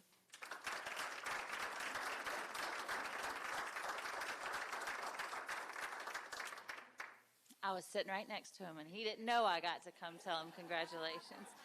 But on behalf of Guilford County Schools, I just wanted to say thank you and congratulate Alan and express our real sincere gratitude, not only for just your willingness to show up, but also your willingness to collaborate and your dedication that Susan talked about to the Learn to Swim program. It's a really fantastic collaboration. We try lots of different collaborations in the school system, but this one is sticking and growing and benefiting a lot of kids. And it's just a really good example of what it looks like when community comes together. The collaboration with the Aquatic Center has provided an incredible opportunity that many of our students wouldn't have otherwise. Also want to say thank you to our board member, Bellamy Small, for her commitment to this effort over the years and her leadership so that students can gain these valuable skills that will serve them for their whole life. The ability that kids gain through Learn to Swim are not just potentially life-saving, but they also encourage a more physical, active lifestyle, supports their overall health and fitness, and opens the door to other kinds of swimming activities, which is what we see, and that's really, really helpful for our schools. It's also exciting to see the growth that this program has shown over the years, and that there are now more than 20,500 GCS students who have completed the program since its debut back in 2011. So yes, congratulations. Along with many other educators who are here in the room, raise your hand. Educate, there we go. We got principals, teachers, counselors, central office staff who also help make this happen. But we share in the Aquatic Center's vision of making this life-changing program available to as many GCS second grade students as we can, and it seems to be working. Just want to say thank you to this board for overseeing the Learn to Swim program, to its leadership and staff of the Aquatic Center for teaching our students these very valuable skills that will benefit them for the rest of their lives. We think that this partnership continues to be one that enriches our school district, but also our community as a whole. So thank you.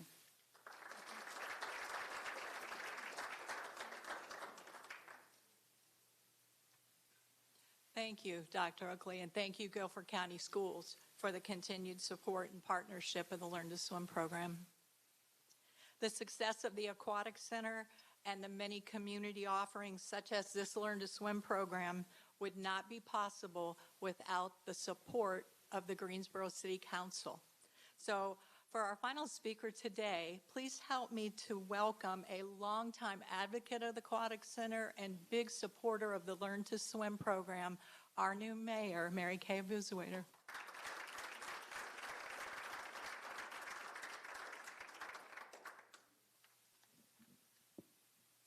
Thank you, Susan, and thank you everyone who is in attendance. I would like to recognize my colleagues. I have Hugh Holston, who is at large, and Tammy Thurm, who is District 5. And then we have 6 new council members who are busy learning their roles. So there you go. But, you know, I'm just thrilled to be here. And Alan, congratulations. That is just amazing.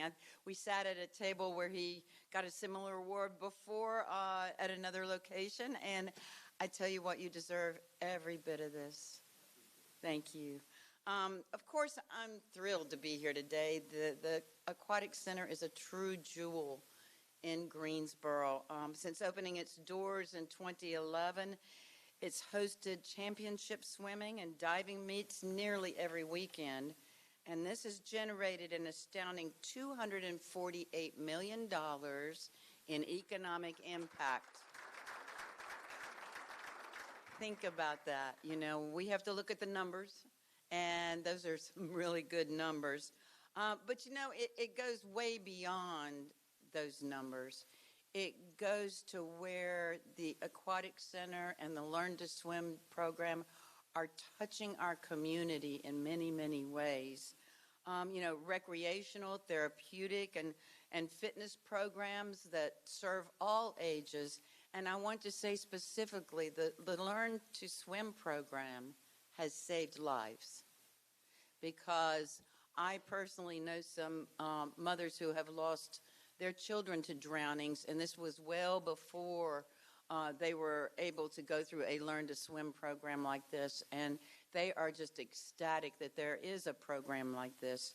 So today we especially celebrate the success of the Learn to Swim program in partnership with the Guilford County Schools, of course, and it's truly heartwarming to see the confidence, the safety, and I've seen these kids and the joy they gain the first time they really feel like they can swim. It's exciting. You know, it is transformative for them, totally transformative. So the Greensboro Aquatic Center, affectionately known as the GAC, has far exceeded our expectations, and we are proud to call it home. It stands as a premier aquatic facility, a source of pride and inspiration for the entire Greensboro community. So thank you all, not only for being here, thank you staff, thank you everyone who has been involved, all of the volunteers, all the educators. I'm sure I'm leaving a lot of people out, but you know, it's so important that we lift up not only the GAC, but this program that is saving lives.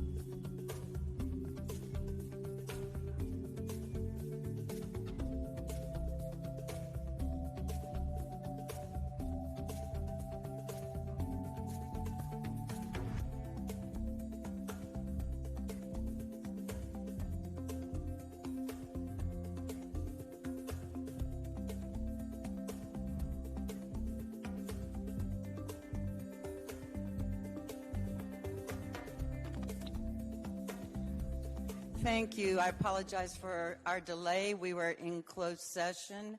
Welcome to the January 20th, 2026 meeting of the Greensboro City Council. First, I would like a motion to close the closed session. So moved. That is moved by Mrs. Thurm.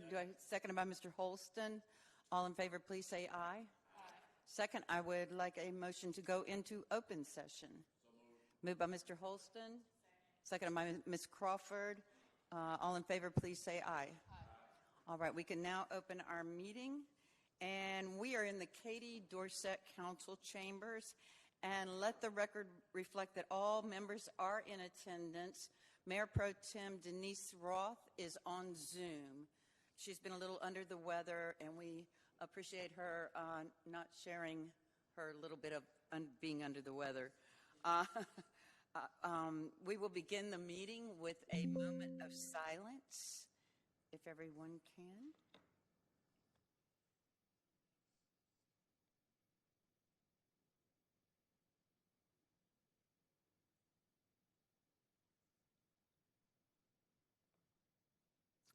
All right, thank you. Let us please stand for the Pledge of Allegiance. Mr. Holston, would you lead us, please?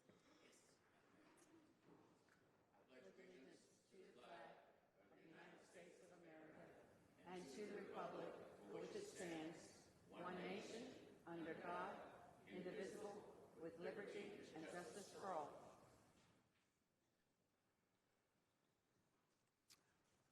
All right, so I would like everyone to please silence any and all electronic devices. And the City of Greensboro strongly encourages participants and input from all residents. The council chamber serves as a welcoming and safe environment for all. In order to address the council, you must have completed speaker sign-up by 5:30, and those who registered online should confirm their attendance with Mr. Canapino. Speakers may address specific agenda items with 3 minutes allocated for remarks. Speakers may not transfer their time to others, and the mayor or presiding officer will determine the speaking order based on the number of speakers. The mayor may also modify the time allotted to each individual, and all handouts must be given to the city clerk for distribution. Approaching the dais is not permitted. All speakers are expected to adhere to established rules of decorum. Any inappropriate or disruptive behavior will result in immediate removal. A first removal carries a 3-month suspension from in-person participation. A second violation results in a 6-month suspension.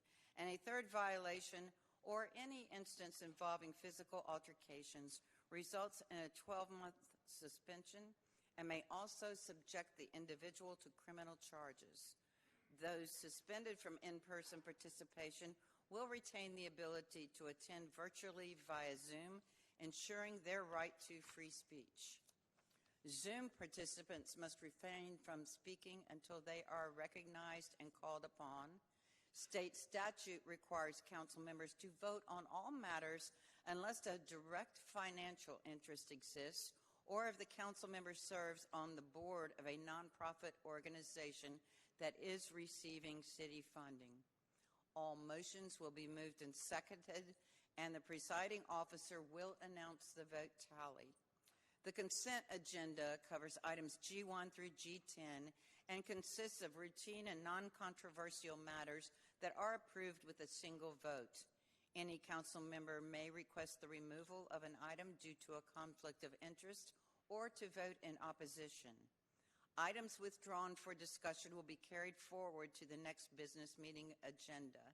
And if an item is found to be time sensitive, the mayor may request that a vote be taken. Closed captioning is provided for this meeting, and depending on the duration of proceedings, a brief recess is anticipated right around 7:30 p.m.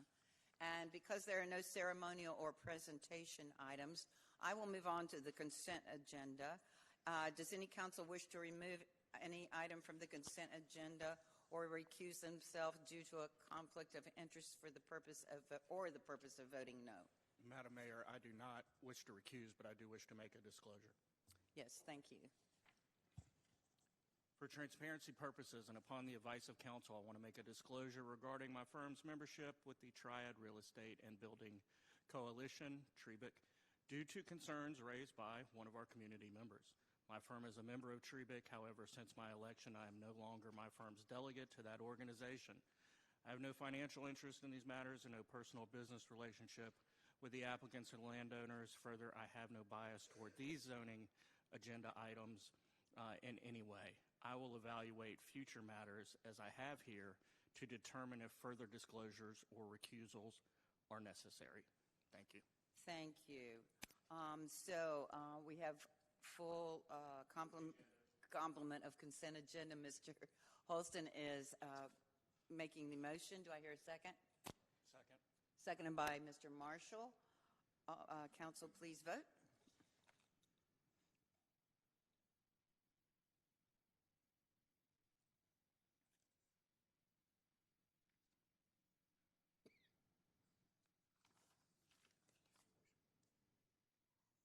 And that carries 9-0. Now is the time for our public hearing, and I have several that are being postponed. You have a motion, Mrs. Thurm? Yes, I'd like to move that items H1 through H6 be postponed to a date to be determined, and that is to be postponed with renotice of those items. Thank you. And I need a second, please. Seconded by Ms. Parker. Council, please vote.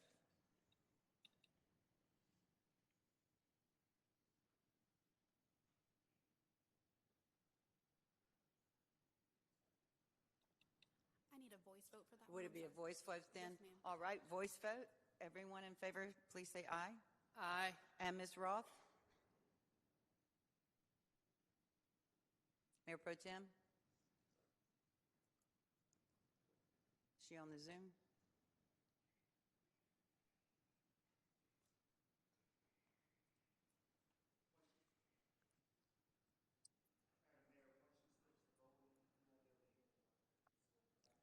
Okay, let's go back.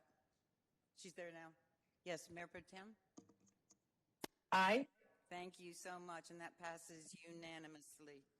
All right, moving on to item H7. Public hearing for an ordinance for rezoning for property at 2402 Liberty Road. Sheila Colas for Derek McDowell. Yes, Mr. Kirkman? Yes, thank you, Mayor Bouzoyer and members of City Council. The request before you this evening is a rezoning request from R5 residential single family to CD RM18 conditional district residential multifamily. North and east of this request is currently zoned CM commercial medium. South and west request is currently zoned R5 residential single family. The subject property is currently vacant. North of the request is a contractor's office. East of the request is a religious assembly use as well as commercial parking. South of the request are single-family dwellings, and west of the request is U.S. Highway 429. Thank you. The property is designated as commercial on the future land use map of the adopted comprehensive plan and as urban general on the future built form map, as well as within a district scale activity center. This is a conditional application, and this is the condition that was offered by the applicant and advertised as part of the hearing this evening. Staff has determined that this request does support the comprehensive plan's Creating Great Places goal to expand Greensboro's citywide network of unique neighborhoods, offering residents of all walks of life a variety of quality housing choices, and the filling in our framework big idea to arrange our land uses for where we live, work, attend school, shop, and enjoy our free time to create a more vibrant and livable Greensboro. The proposed CDRM18 district does allow residential uses that are compatible with the varied uses in the surrounding area, and again, staff is recommending approval of the request. This item was heard at the December 15th Planning and Zoning Commission meeting. The Commission voted 8-1 in favor of the rezoning request. There were 2 speakers in favor and 1 in opposition. The decision of the Commission was then appealed by a member of the opposition within the required 10-day appeal window, and that's what brings it before Council this evening. Can answer any questions. Are there any questions from Council? Seeing none, we do have 1 person opposed, 2 people in, 1 person in favor. I'd like to go with the person in favor first, and that would be Derek McDowell. Yes, come on up to the podium, please.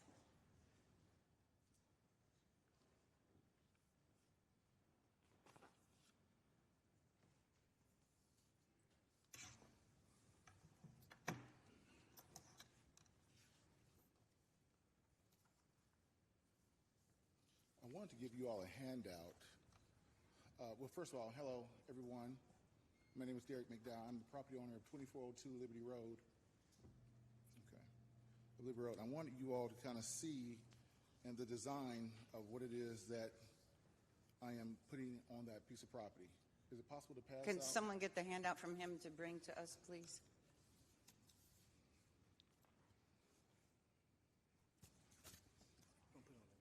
Okay, perfect. He's putting it on.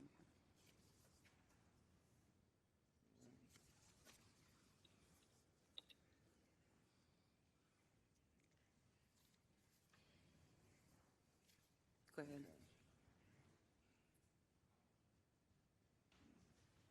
Okay. So as you see, anyway, my name is Derek McDowell. I am the property owner of 2402 Liberty Road. Good evening, Mayor, members of City Council. Thank you for the opportunity to speak tonight.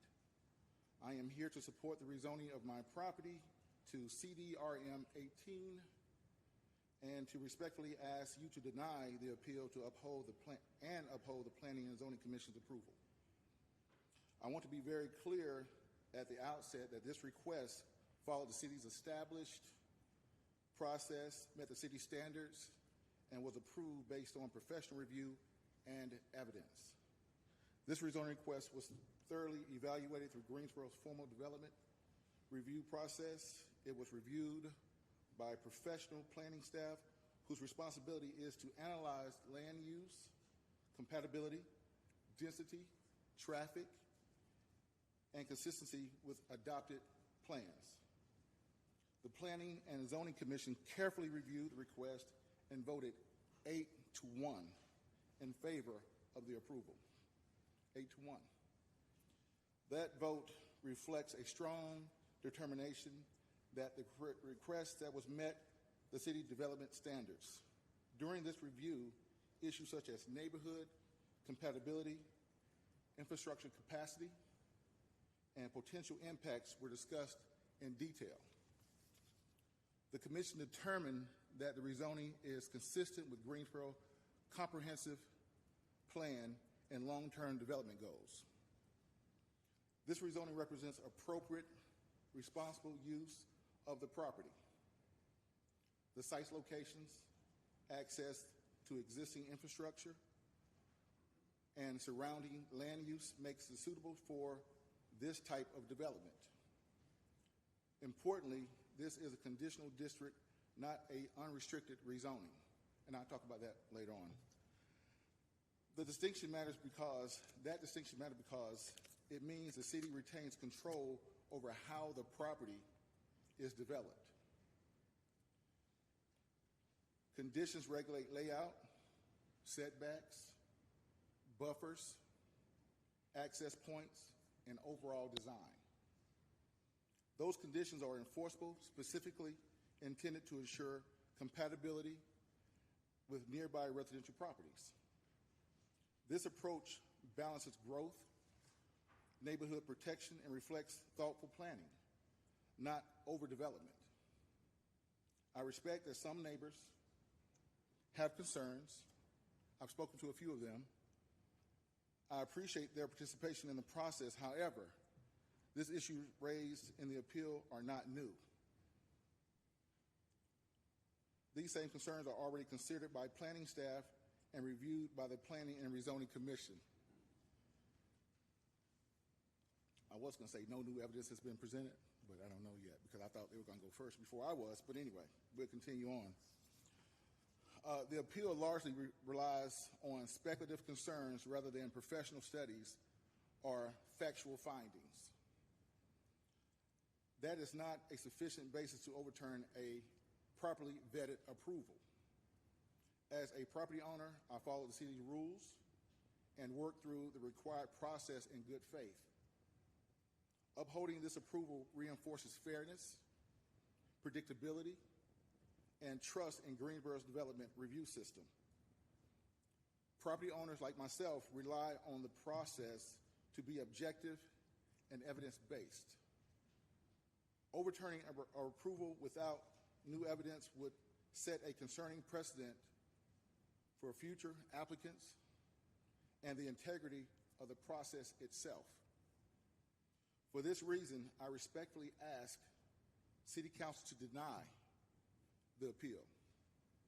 Please uphold the Planning and Zoning Commission's recommendation to approve the rezoning of 2402 Liberty Road to CDRM 18.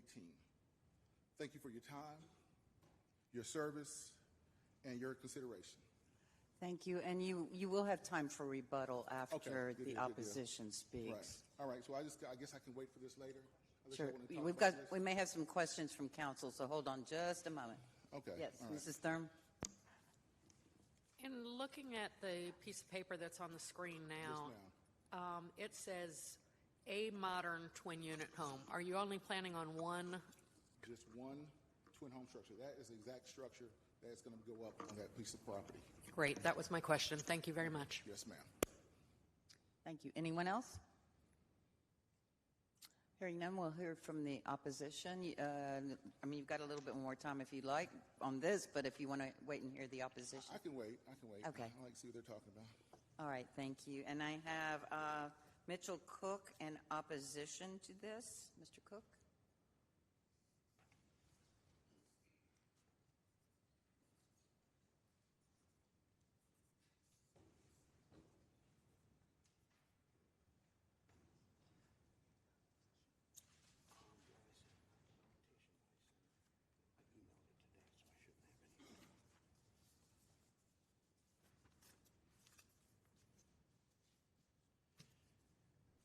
Good evening. Thank you for the opportunity for me to appear here and formally present our concerns about the rezoning of 2402 Liberty Road. My name is Mitch Cook. I'm a resident of 2601 Liberty Road, and I'm appearing this evening as the designated spokesperson for the families residing on the short 0.2 of a mile extension of Liberty Road. Present with me this evening are the homeowners and residents from this neighborhood who are directly impacted by this proposed rezoning. We have them over here.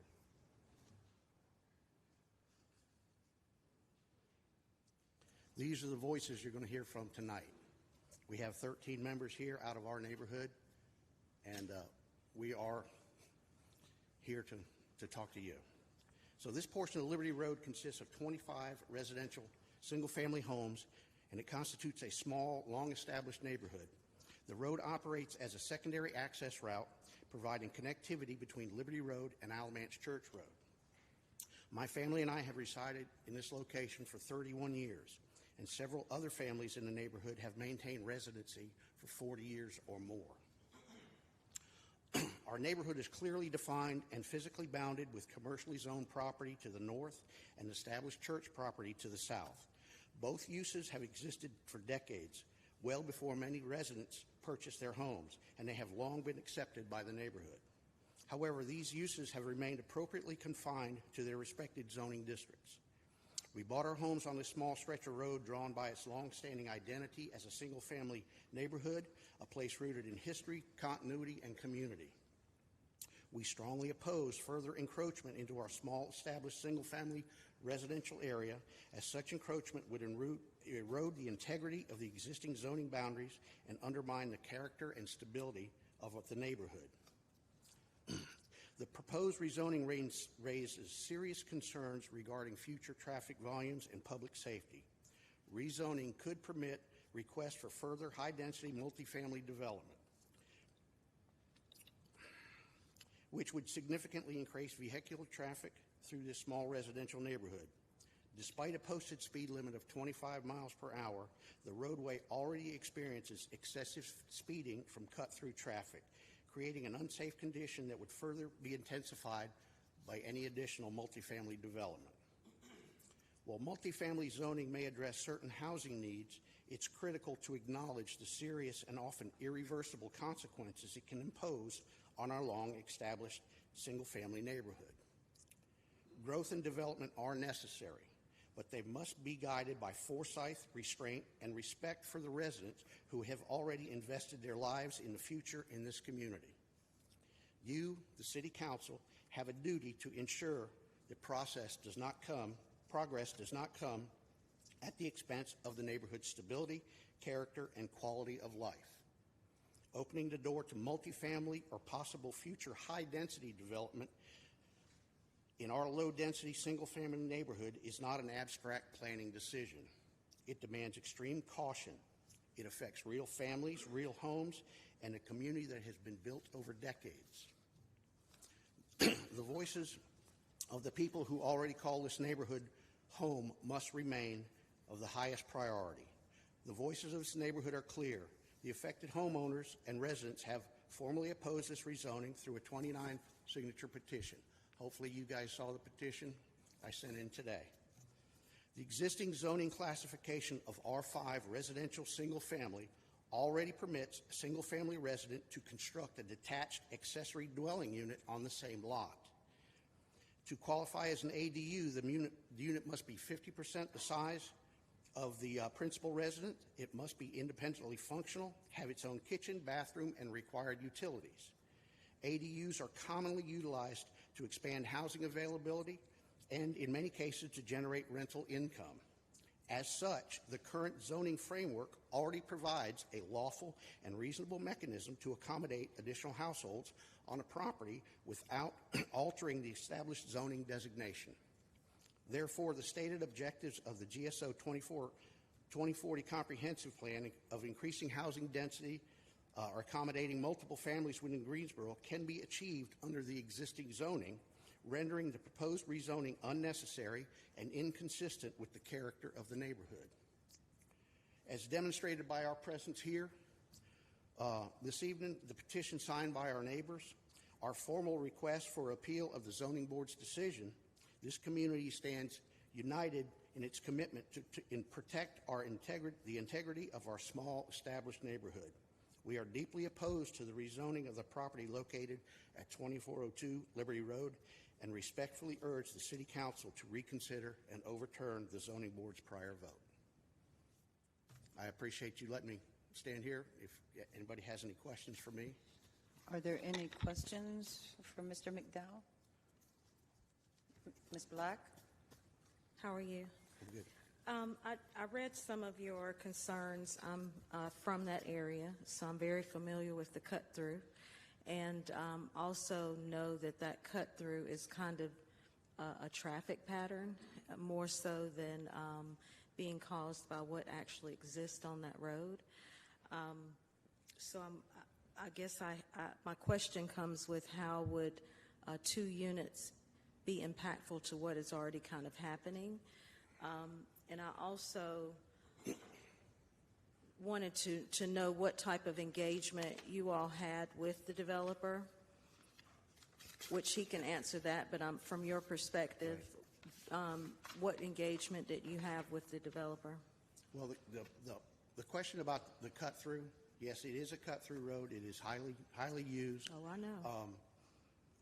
Adding the 2, say, an accessory dwelling unit with a primary residence, it's not going to increase anything. What we're concerned as a neighborhood is, are we opening up something to where we're going to have more multifamily homes built in this neighborhood, and now it's going to increase the traffic flow on an already busy street. Right now we can't even walk up and down the sidewalks. It's so dangerous because cars are flying by. And that's our big concern. Are we opening up something that's going to encroach on our single-family neighborhood? As far as any interaction with Mr. McDowell, I haven't had any. I haven't received any correspondence. Some of the neighbors have, but I haven't personally received anything. Does that answer your question?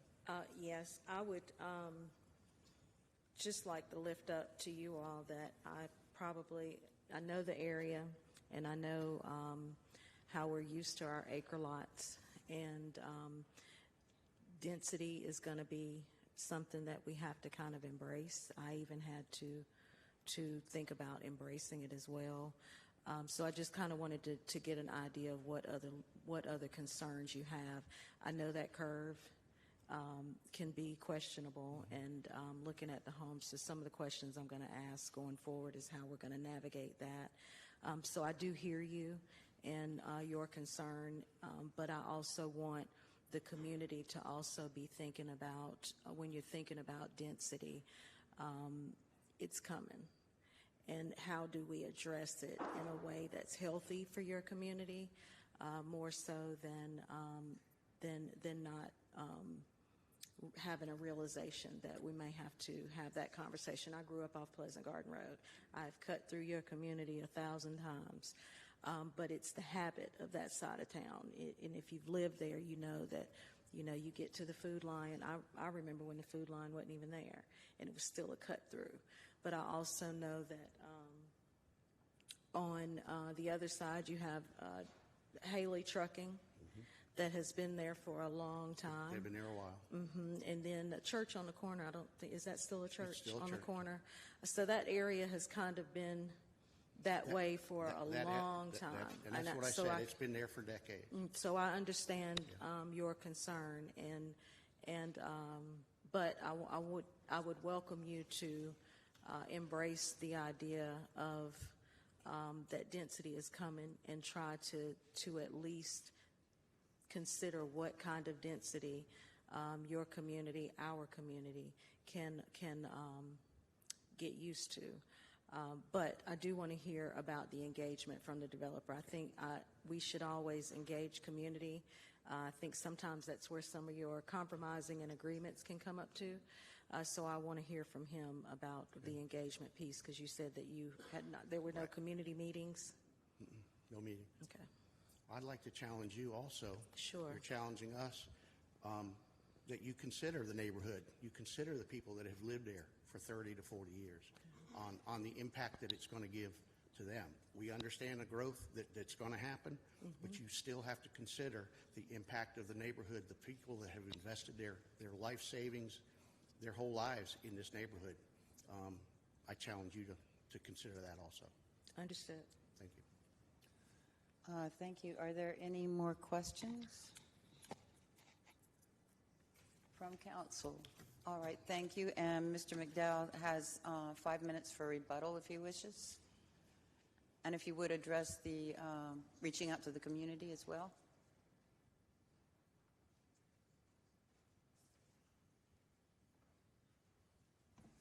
Let's put this back up there.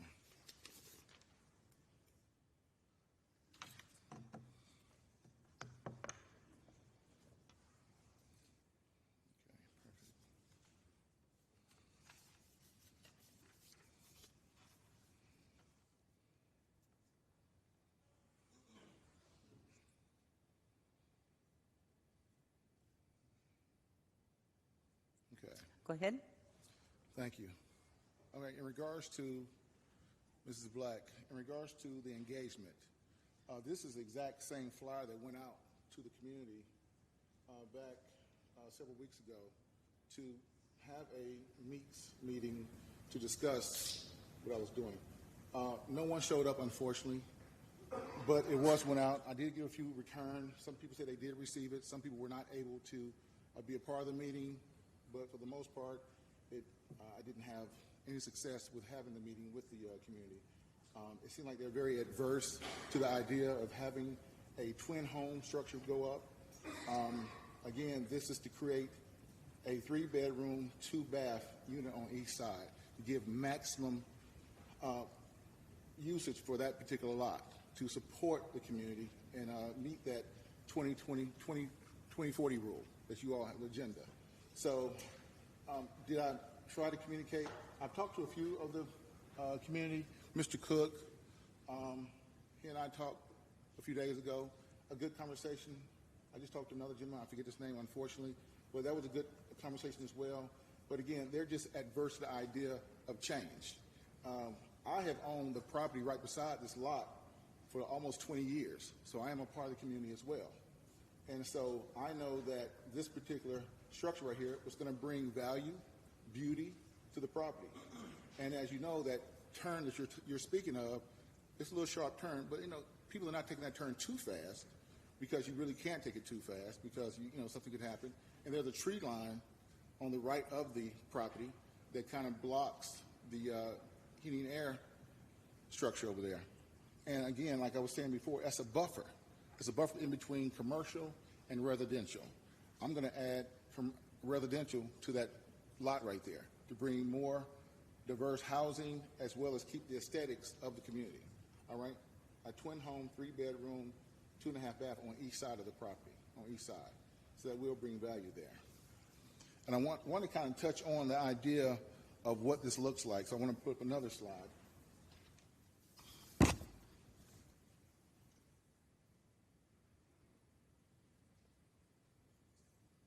And this right here kind of gives you an idea of, I put my glasses on.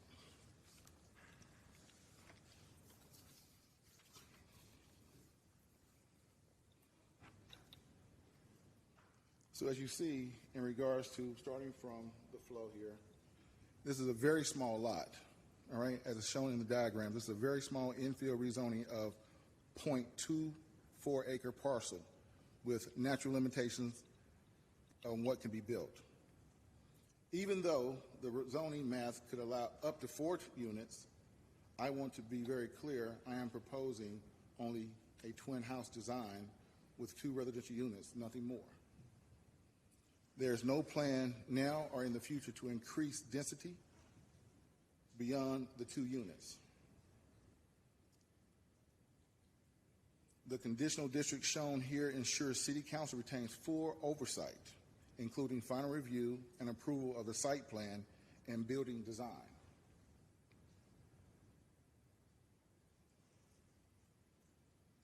The oversight guarantees the project cannot exceed what is being presented tonight, either unit count or overall scale. I know I've heard people say that they're afraid that you're going to have more development coming to the area. That's pretty much a nice little quiet community that I don't see development coming in there building apartment complexes or building multiple multifamily units because I don't see any additional land usage there. So I do see the idea of taking this one lot here and maximizing what we can do for it as well as providing housing for the community. With only 2 units, the impact on traffic, utilities, and neighboring properties is minimal, as reflected in the diagram, as well as the commission did their research on what could be done with the property. They saw no problems with it at all. And again, they voted 8-1 in favor of the rezoning. This proposal aligns with the GSO 2040, supporting modest, well-planned infill that fits the surrounding neighborhood. And I think by design, as you saw earlier, it fits the neighborhood. Nothing obscene, nothing over the top. It fits the neighborhood very well. Planning staff and planning and the zoning commission have already... Thank you. Your time is up, but I think we got the crux of what you were saying. Yes. And in opposition, you have 5 minutes as well. And then I'm going to have a couple of questions for Mr. Kirkman. I'm sorry to go back, but I will, after council has some questions for.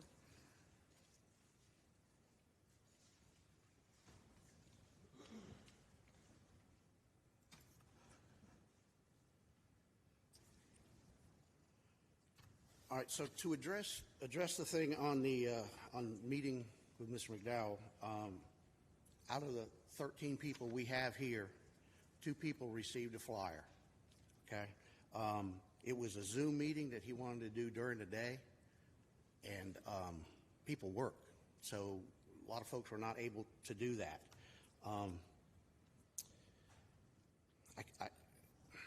This is not the first time. Unfortunately, we've had to come here before you guys with Mr. McDowell. He came before us. He wanted to put a halfway house in his house there, right beside this neighborhood, right beside this vacant lot.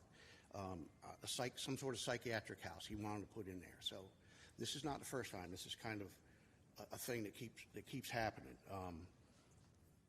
Mr. McDowell does not live in the neighborhood. He owns property in the neighborhood. I understand his son lives in the neighborhood, but he does not live in this neighborhood. I don't know where he resides, but I just can't reiterate enough that we've come together as a community, that we oppose this, and we're here showing our unity, and we just want the city council to understand where we're coming from and to understand that the growth and all that we understand, but it also has impact on existing neighborhoods, that you have to actually consider that also. And going with an additional dwelling unit on a primary property or a primary residence covers the 2040 comprehensive plan. It's giving you additional housing. So, and you're not having to change any zoning.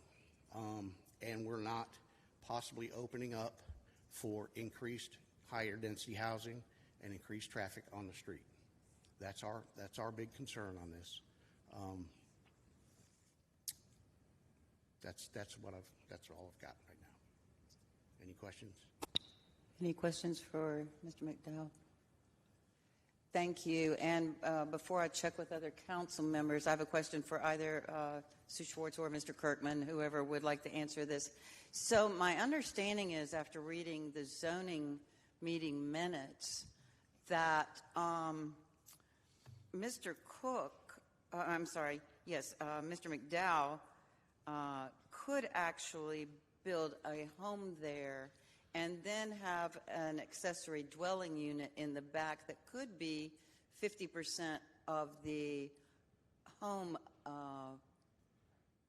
architecture, I suppose. I'm fishing for words there, but so a house could be built, and then he could build an accessory dwelling unit, which we approve, on the back without even having to have gone through notifying or doing anything like that. Is that correct? Right, that's correct. He could do one principal single-family residence and then do an accessory dwelling unit that would not exceed 50% of the square footage of the principal dwelling.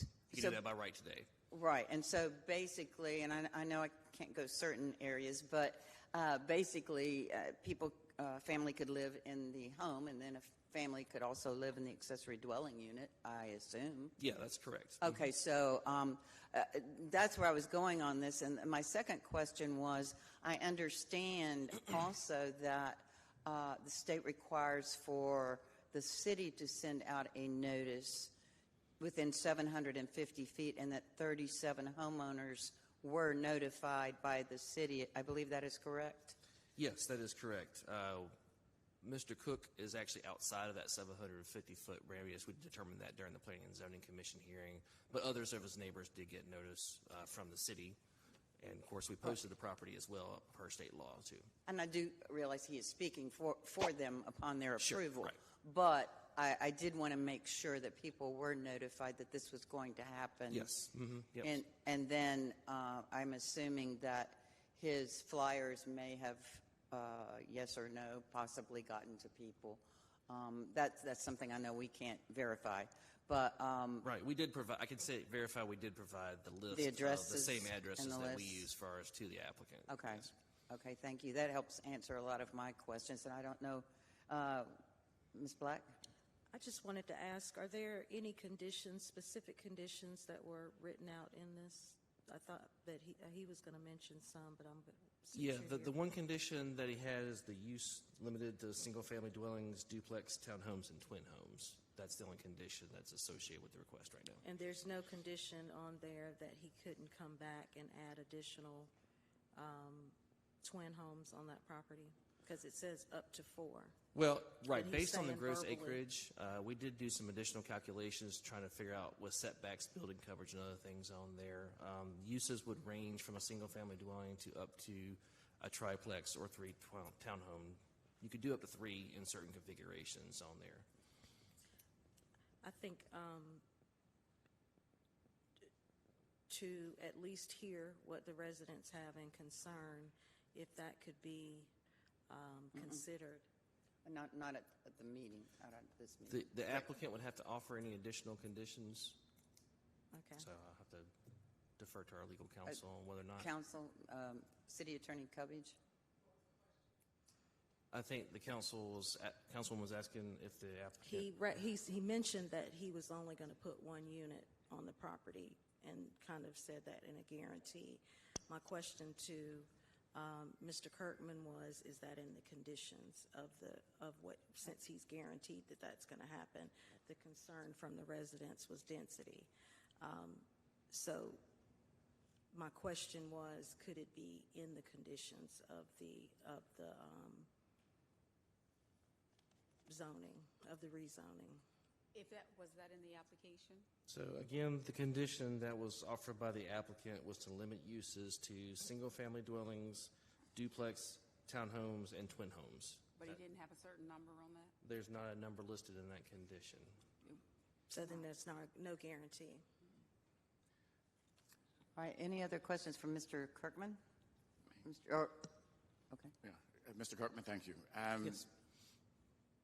Aligned with Ms. Black's comments, questions, given the illustrative design that's been presented, you talked about also the lots and the setbacks, and is there additional room based upon this illustrative drawing that additional structures could be built? He doesn't have room, as we have run the different numbers, to do other structures necessarily. He could do one structure that has an additional unit within it. That's what I mentioned, the triplex or the 3-townhome configuration. And you mean taking this off the table and then putting something different on the table? Correct. Right. But he would have that option based on what we could run But with through. this on the table, with the envelope that he has, with the setbacks, with the topography, you see this as being the only thing that could go there? He could do any of those uses. Yeah, right. That is one option. He mentions a twin home. That is one of the allowed uses based on the zoning condition. Okay. But the condition allows other uses as well. Correct. Okay. Thank you. And thank you, Mr. Kirkman. I think after they spoke, we had some additional questions, so I appreciate that. Sure. And I do know that before we consider a motion or a vote or comments, that the city attorney would like to tell us something considering this. I do. So, City Council, I wanted to make clear, you've heard from both the parties, and they've said things that really are not supported in law. This is an appeal. However, what the Planning and Zoning Commission does is recommendations. They don't make decisions. So when you hear things that says it was an 8-1 vote, don't overturn it. It was an 8-1 vote to recommend to you all that this be an allowable use for the land, to rezone it from a R5 to a CD RM18, so that what the developer has proposed, that's the decision that you all will make. This is an independent legislative decision. And so you need to take what you've heard today, not base it on what has been recommended by the Planning and Zoning Commission, but it has to be independent of what you all heard today. When you hear things from the community that said he does not live there, he owns the property, that cannot be considered in your decision, because that makes no difference whether he lives in the community or whether he does not. You have to only decide from what was presented to you, and the request was to rezone this from R5 to CD RM18 to allow the development of a twin home. What the developer has proposed and what the recommendation of the Planning and Zoning Board was to present to you all to make a decision based on what the developer proposed. So could he come back and put something in later? That would depend on how much land is there. What you are making a decision on is what he has to put there. So if you all make a decision to put that twin home there, it's going to be very difficult for him to all of a sudden change up unless it falls within those conditions that he proposed, which I think it was single family, townhome, or twin home. So I wanted to make that clear because I heard some language in there, and then even the developer said something about there's no new evidence. That is not a condition upon which you all need to consider. Doesn't matter if the developer thinks there was new evidence or not any new evidence, because the Planning and Zoning Commission only is making a recommendation to bring this for you and allow this use. They are not the decision makers. That is the governing board. Thank you. I just had a quick question for clarification for Attorney Cubbage or Ms. Schwartz. or Mr. Kirkman, aren't we here today because there was an appeal filed within the 10 days? If that had not happened, wouldn't the decision of the Zoning Commission have been considered final action and this would be complete? But we're here today because an appeal was filed, and therefore we are hearing this case and making a decision in that matter. That is correct. Okay. Thank you. And I also want to say that, it is an appeal. It's also good to know the background of what was in the minutes of the Zoning Commission. I think that's important as well. So are there any council comments? Yes, Mr. Marshall? I have a few. This is a 0.24 acre lot, so it can only be so dense. And essentially, and I know it's illustrative, we're looking at a single family home. It happens to have 2 families living in it. We have a housing shortage. We know we have a housing shortage. This is just one lot and one project, but these are the type of decisions that while uncomfortable, we have to wrestle with when trying to address our housing crisis. This property not only bounds the residential community, it abuts commercial as well. So we've essentially got a transitional use as well, going from commercial, a little bit higher density than getting into single family. I don't have issue with this. I would be inclined to support it. I certainly understand the views of the neighbors and, respect you all being here. These are always tough decisions, but these are the type of things that we have to wrestle with. Anyone else? Ms. Black? Sure. I will echo the comments that Councilmember Marshall made. There are a lot of other density options, and I think this is a smart way to increase density. I also believe that from the aesthetics of it, it does appear to be a single-family dwelling. When you are looking at it from the street level, it just has 2 doors.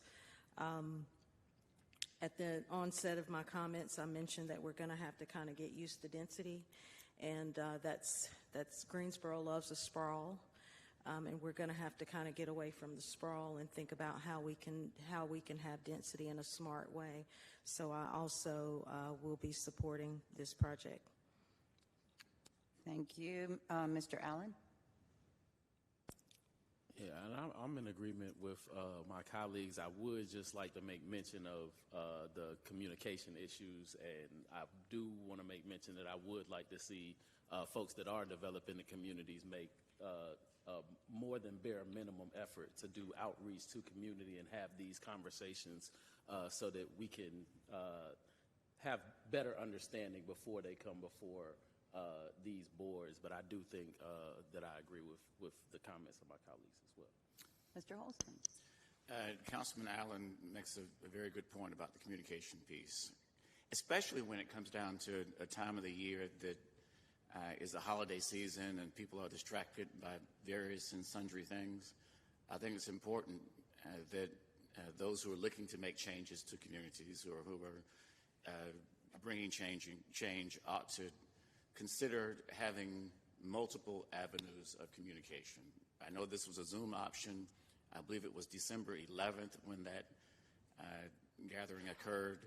Maybe having something before, something after, giving folks the opportunity to have their input. Again, because it's a very challenging time of the year for a lot of different reasons. And again, it's something that when it comes to the transparency of the conversation, from the council, at least from my perspective in the past, it's not that you're having a meeting to turn over tables or to get everybody to agree with you. It's just to put the facts on the table. A lot of times when folks come in here, they may not know exactly all that's going to be going on. And that's where they lay their head, and they just want to know what's going on. So having that extra effort for communication is very important.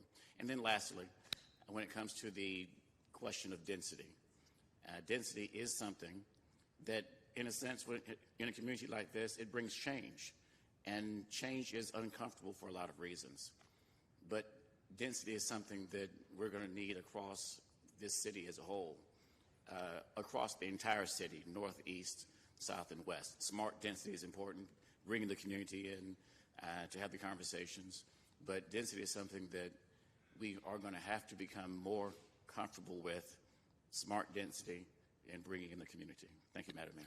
Great. I have Mrs. Thurman. Then Mrs. Roth would like to say something over here, and then Cece. Good. Thank you, Madam Mayor. I was just going to comment that, you know, I don't see any substantive difference between a house and an ADU and for two families versus a duplex for two families in terms of how it's going to impact this neighborhood. We're talking about basically the same number of cars, plus or minus one or two.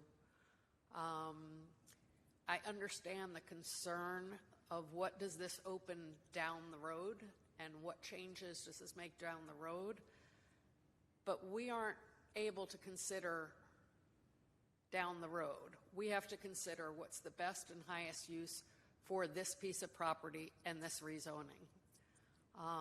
You know, from the looks of the map that I'm looking at, there are no other lots right in through here that have the potential for a high impact zoning anyway. But as far as I'm concerned, this is the same thing as having the house and the ADU, which you all seem to be accepting of. I think the higher use is to have the duplex, and for that reason, I'll be supporting this. Thank you. Ms. Roth?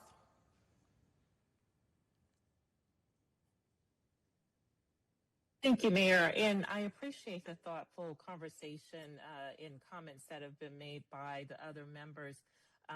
And I think it's the conversation that we will continue to have a number of times as we go through our next few years together. I did want to ask, just for a point of clarification, Councilmember Black was asking about a potential amendment or limit that can be added to this site in addition to what has already been presented. And I wanted to clarify that if council wanted to add an amendment, we can or we cannot. And if I can just ask for staff response to that. Yes, thank you, Mayor Pro Tem, for the question. I've asked Planning Director Sue Schwartz to provide some context. So thank you. Between general statutes and case law, the council cannot ask for conditions. It must be offered by the applicant to do those kind of amendments. Otherwise, we would run into a situation, consider contract zoning, where we're saying, we'll approve this if you do this.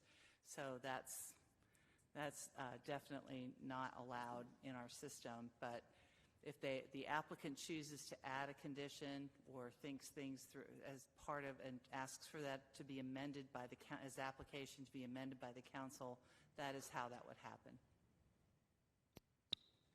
Thank you. And so if the council wanted to see something different, and I'm not suggesting this necessarily for this moment, but just since we're on the point, the most council could do is ask for the item to be held and for consideration to be made or for it to go back to zoning for consideration. See if I can string together, sorry, with the feedback, I was make sure I hear your question correctly. If the council chosen, so another case said, we're concerned, the council could have the option of just turning down the application, suggesting and expressing why in their reasons why it didn't feel like it fit Greensboro at this point in time. It could ask for a continuation. We have done that in the past and asked that the applicant continue to meet with the community and see if they can come back with a revised application. I can think in the recent past, we've had one that was successful and came back, and one where it came back exactly the same and then it got turned down. So you have those kinds of options. However, we can't go in and negotiate those with them. As the voting body, you would have to take what as it is presented to you. So, but those are kind of the options that we have done. We're either advocating to either turn it down and explain why, give points, which sometimes applicants and then come back and with a new application addressing those points can continue and suggest that the community and the applicant continue to work on their differences and bring it back for a decision. So I hope that makes sense. It does. Thank you. Thank you. Ms. Crawford? So it's hard to see community organize and come up here and have a letter and 29 signatures. I definitely feel for you. Our community is beginning to see infill coming in, and we were originally a single-family neighborhood, and we wanted to keep that feel. But the unfortunate thing is that we have to comply with land use, and as much as I want to comply with the sentiment from the community. This is probably the lightest multifamily home that you're going to get in that community. So it's really hard for us. It's not that we don't understand. We were there at the planning meeting, so we know that there was some concern about community outreach and engagement, and I do agree that going forward that has to be done better, and maybe there's something that we can do about increasing the square footage or asking developers to increase the square footage of the outreach that they do to the community. But in this case, I'm not seeing anything that allows us to reject this appeal, this process. All right, anyone else? And I just have a few comments that I agree with my colleagues who have spoken so far that it will be difficult to vote for the appeal and against the applicant. So I therefore am going to be in favor of it. Now, I would like to say I am concerned, as everyone who's spoken tonight, even council, about the traffic issues there. So if GDOT could look into some of that, just as a side comment that there have been complaints. I would like now a motion to close the public hearing. So moved. Moved by Mrs. Thurm. Do I hear a second? Seconded by her, Ms. Black first. All in favor, please say aye. Aye. Now I would like a motion to adopt the ordinance. Or yes or not. No, I'll ask a motion to adopt the appeal. We're going to have to do that in reverse. To adopt the appeal. And, right? Wasn't it an appeal? Mr. Kurtzman? Just right there, just so everybody can see me. So the request before council, it came to you because of an appeal, but you're simply being asked to approve or deny the rezoning Or deny request the as presented. zoning. Yes. Understood. Understood. Thank you for that. So, Yeah, and you have the findings. right, I have consistency. that. Yes. So I would like a motion to approve or deny. Which would you, a motion? I'll make that motion. To approve? To approve. To approve, all right. And I need a second. Second. And it also needs statement of fact. We need to read the statement, Yes. correct? Okay. Correct. All right. The Greensboro City Council believes that its action to approve the rezoning request for the property at 2402 Liberty Road from R5 Residential Single Family 5 to CDRM 18 Conditional District Residential Multifamily 18 to be consistent with the adopted GSO 2040 Comprehensive Plan, and considers the action taken to be reasonable and in the public interest for the following reasons. The request is consistent with the Comprehensive Plan's future built form map and future land use map. The proposed CDRM 18 zoning district, as conditioned, permits uses that fit the context of the surrounding area and limits negative impacts on adjacent properties. The request is reasonable due to the size, physical conditions, and other attributes of the area. It will benefit the property owner and surrounding community, and approval is in the public interest. Thank you. All right, now I need a motion and a second on the to adopt the ordinance and that he did read the required statement of consistency. Council, please vote.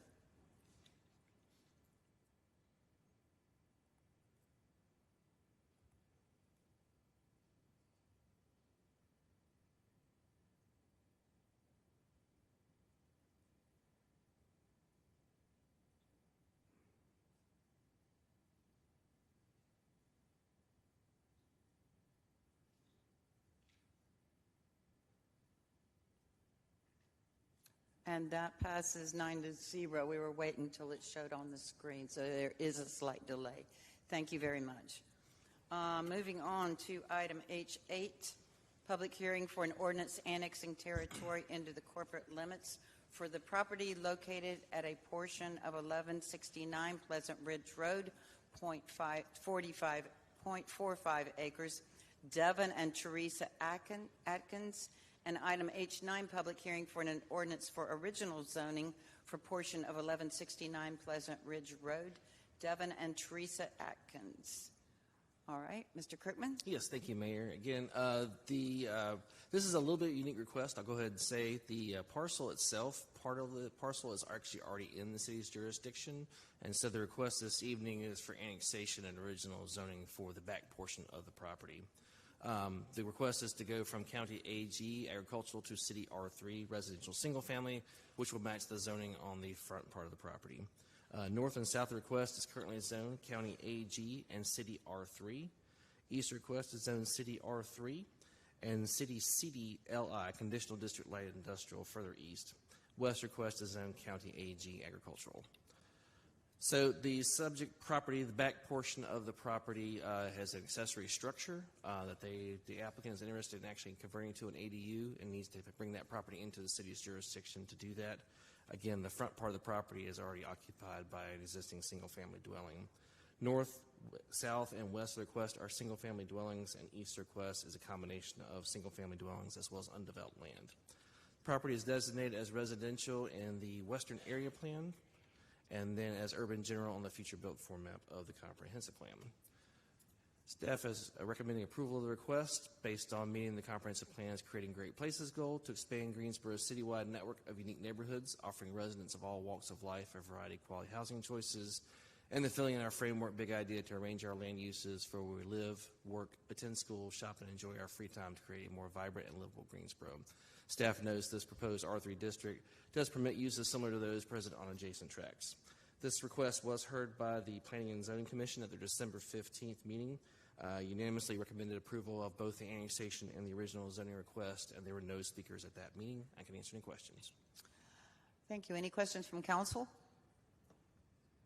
Hearing none. We do have a speaker in favor, but we do not have anyone in opposition, so we do not need to have the full public hearing. So unless they would like to say something briefly, I would accept a motion. You good? They're good. So does council have any questions?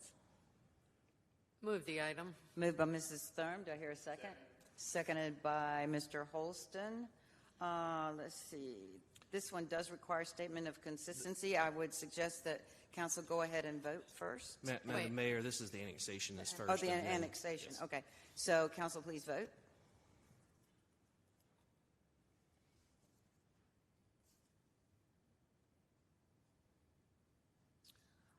All right, and now we can ask for a motion to adopt the ordinance, and that does require a statement of consistency. Do I hear a motion? Move that item. Moved by Mrs. Thurm. Do I hear a second? Second by Mr. Holston. Statement of consistency, Mrs. Thurm. The Greensboro City Council believes that its action to approve the original zoning request for the property at a portion of 1169 Pleasant Ridge Road from County AG to City R3 to be consistent with the adopted GSO 2040 comprehensive plan, and considers the action taken to be reasonable and in the public interest for the following reasons. The request is consistent with the comprehensive plan's future built form map and future land use map. The proposed City R3 zoning district permits uses that fit the context of the surrounding area and limits negative impacts on adjacent properties.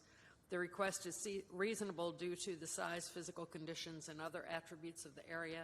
It will benefit the property owner and surrounding community, and approvals in the public interest. All right, thank you. Council, that passes 9-0. No? Do we not vote yet? I'm sorry. I'm waiting on Councilmember Marshall and Parker, please. I've got a screen that says it passed, so maybe that's the previous screen, correct? Okay, that's confusing. There we go. All right, now it passes 9-0. Our screens are a little delayed, so I apologize for any confusion there. Thank you. That passes 9-0. Thank you. All right, item number H10, public hearing for an ordinance annexing territory into the corporate limits for the properties located at 3800 Lewiston Road and portions of 4544 Jessup Road, 5.98 acres. Mark Isaacson for James Hale of Hat Ventures LLC. And item number H11, public hearing for an ordinance for original zoning and rezoning for properties at 3800 Lewiston Road and 4544 Jessup Grove Road. Mark Isaacson for James Alex Hale of Hat Ventures LLC. Mr. Kirkman? Yes, thank you, Mayor. Again, the request is an annexation and both an original zoning and a rezoning for property at Jessup Grove Road and Lewiston Road. The property in orange is the part of the property that's already in the city's jurisdiction for reference. The request is to go from County RS40 residential single family and City CDRM5 conditional district residential multifamily to City CDRM8 conditional district residential multifamily. North and east of the request is currently zoned County RS40 residential single family. South and west request is zoned County RS40 and City R3, both residential single family. The subject properties are currently undeveloped at this time. North of the request are single family dwellings. East of the request is undeveloped land and a religious assembly use. South of the request is also a religious assembly use and single family dwellings, and west of the request are single family dwellings as well as an agricultural use.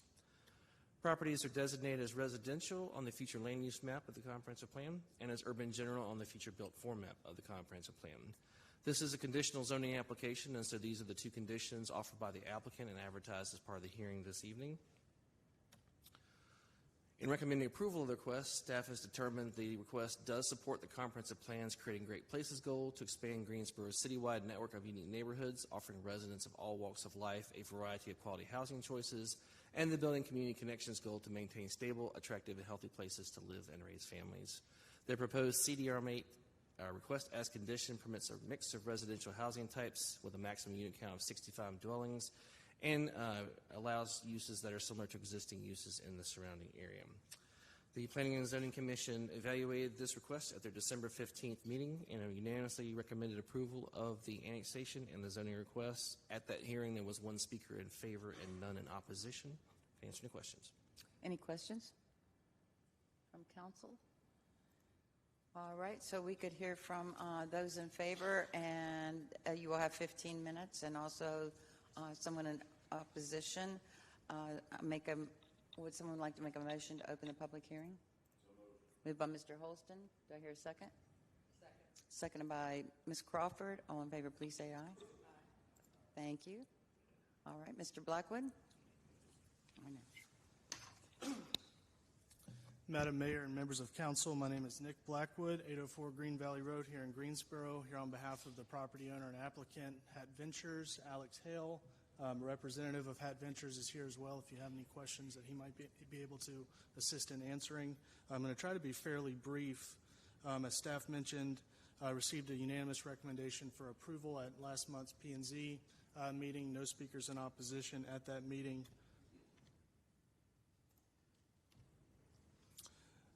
I think we can breeze through this slide. Just wanted to highlight the zoning conditions that were submitted as part of this application.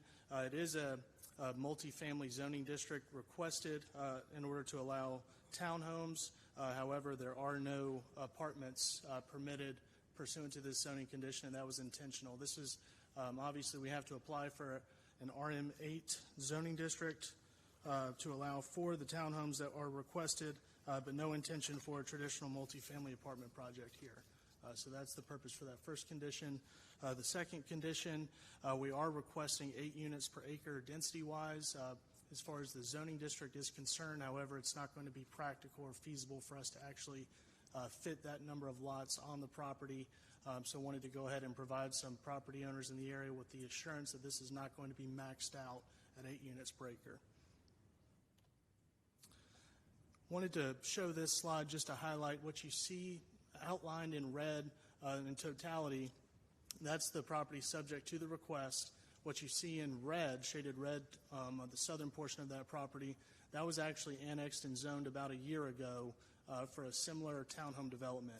At that point in time, Alex and his group owned the entirety of the property. The civil engineer did not think that it was feasible based on the topography of the property to extend public utilities to that northern portion, so that was intentionally carved out and left in the county. Since that annexation and zoning approval, it has since been determined that it is feasible to extend utilities to that northern portion, which would allow us to have some additional townhomes. That's the reason for bringing in that northern portion into the city with this annexation request and increasing our density across the board with respect to both pieces. There is some topography challenges at the northwest portion of the property. That's where our stormwater detention device is planned. The topography is situated such that that's a low-lying level. It's a watershed critical area, so we're not really going to be able to use the northwestern portion. Applying for the RM8 district allows us some development flexibility under that RM8 district that we do not have under RM5 with respect to lot sizes. So that's the reasoning for the change to RM8. Wanted to show this aerial, kind of a blown out aerial from the city's zoning map. Really wanted to highlight that there's already an existing mix of some higher density multifamily zoning districts. You see a townhome project to the south at RM8, another townhome project just south of that at RM5. Also in close proximity to the Horsepen Creek Road thoroughfare, there's been a significant amount of investment from the city into improving that thoroughfare, that corridor. There's an existing mix of uses there. You have Prolific Park. You have the recently approved Atrium Hospital facility there, outlined in black on the right-hand side of your screen. So there's a fair amount of activity in the area. This is the type of infill project where we can make good use of the city's investment in that infrastructure, the improvements that have already been made to Horsepen Creek Road, also in proximity to Bryan Boulevard and the airport. So with the economic development announcements out at the airport, the jobs that are coming in, this is the type of area where we want to put those additional rooftops for folks so they can live and work in proximity. This slide shows an illustrative sketch. Now obviously this is just, as it says, just for illustrative purposes to give you a feel for what we anticipate the layout may look like. You can see that what this annexation of the additional northern portion and the rezoning request of the entire site has allowed us to do is extend those proposed townhomes to the northern portion of the site, whereas pursuant to the previous annexation, just development of the southern portion for townhomes would have been permitted.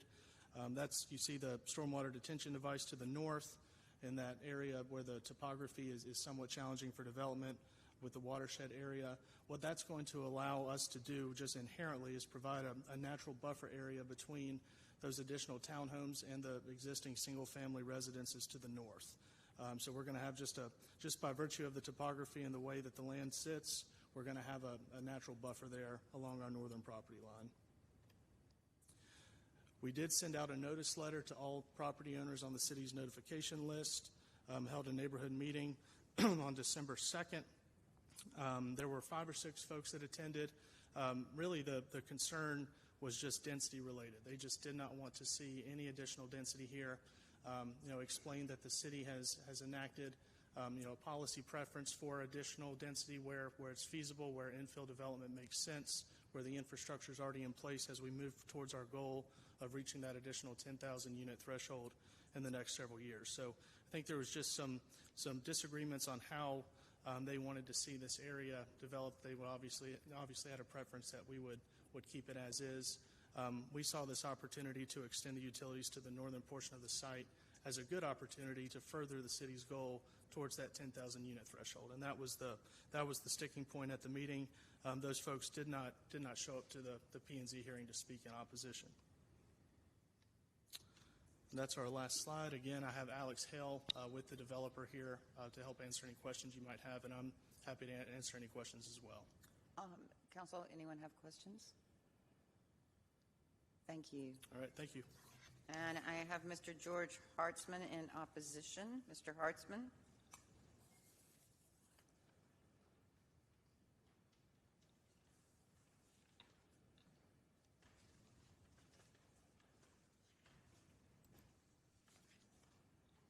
Bring it down some. Doesn't this go down? The whole thing?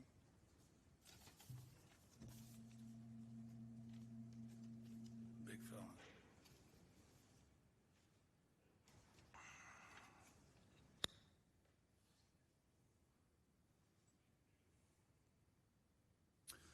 George Hartzman, Public Integrity Watch.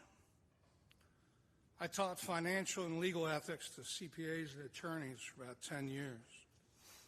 And I got into municipal ethics after that. North Carolina statutes govern conflicts of interest in zoning decisions. They say a governing board member shall not vote on a zoning map or text amendment if the rezoning petition or the applicant is a person with whom the member has a close familiar business or other associational relationship. Zoning decisions are quasi-judicial in nature and must be made free from bias, undue influence, or the appearance of partiality. In this case, the applicant is represented by attorney Mark Isaacson, as was stated multiple times. Public campaign finance records show Mark Isaacson and his law partner Desmond Sheridan both made direct financial contributions to council member Adam Marshall's political campaign. These are not passive or incidental donors. They are professionals whose business interests routinely depend on discretionary zoning approvals issued by this governing body. Both Marshall's and Isaacson's firms are members of TREBIC, as you said beforehand, the Triad Real Estate and Building Industry Coalition. TREBIC lobbies the city of Greensboro on growth, zoning, annexations, land use, and housing code enforcement issues. This is not a casual network. TREBIC is a coalition with a shared financial interest in development outcomes before this council. Adam Marshall's, whose legal practice focuses on real estate, land use, and zoning, is a TREBIC member who served as his firm's TREBIC delegate until the election. His campaign was funded over $40,000 from TREBIC members and real estate interests, including Mark Isaacson. Mr. Isaacson's law partner, Amanda Hoderine, is the immediate past chair of TREBIC. Adam received campaign contributions from TREBIC's current chairman, secretary, treasurer, and vice chairman, among multiple board members. As confirmed by the American Bar Association, UN School of Government Guidance, and legal precedent, these relationships are exactly the kinds of situations state law and the city of Greensboro's conflict of interest policies are aimed at. Adam has an unambiguous associational relationship with the rezoning petition's attorney through their shared TREBIC membership activity and professional livelihood and campaign contributions. These overlapping professional, organizational, and financial relationships create a clear associational nexus between the applicant's legal representation and a sitting council member under the meaning and intent of state law, as well as the city of Greensboro's own conflict of interest standards, which require officials to avoid both actual and apparent conflicts. This is not an allegation of misconduct. It's not an allegation of misconduct. I'm saying you should recuse yourself because you have ties with the applicant of the petition. It is a procedural safeguard required to preserve public confidence and the integrity of zoning decisions. Any council member with these associational relationships should disclose them on the record and recuse themselves from participation and voting on this rezoning matter. I also request this objection and any disclosures or recusals be accurately reflected in the official minutes.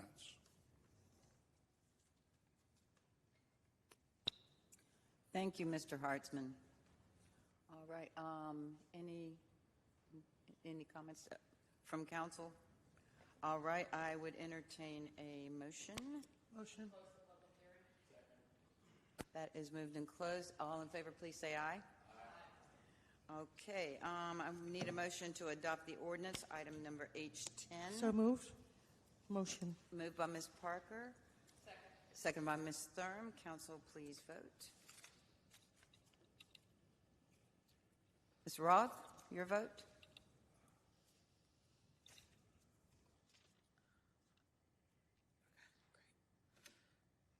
Ms. Roth, your vote? Mayor Pro Tem? She's voting on.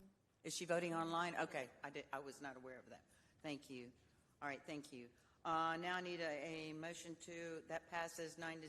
I need a motion to adopt the ordinance item H11, and that requires statement of consistency. Motion. So moved. Moved by Ms. Parker. Ms. Parker, and do I hear a second? Second by Mr. Holston. Ms. Parker, if you would read the statement, please.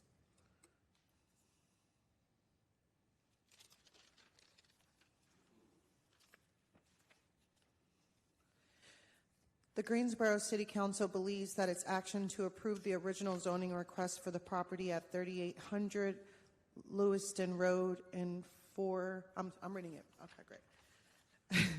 4544 Joseph Grope Road from County RS 40, residential city, single family and city CDR M5, conditional district, residential multifamily, to city CDR M8, conditional district, residential multifamily, to be consistent with the adopted GSO 2040 comprehensive plan, and considers the action taken to be reasonable and in the public interest for the following reasons.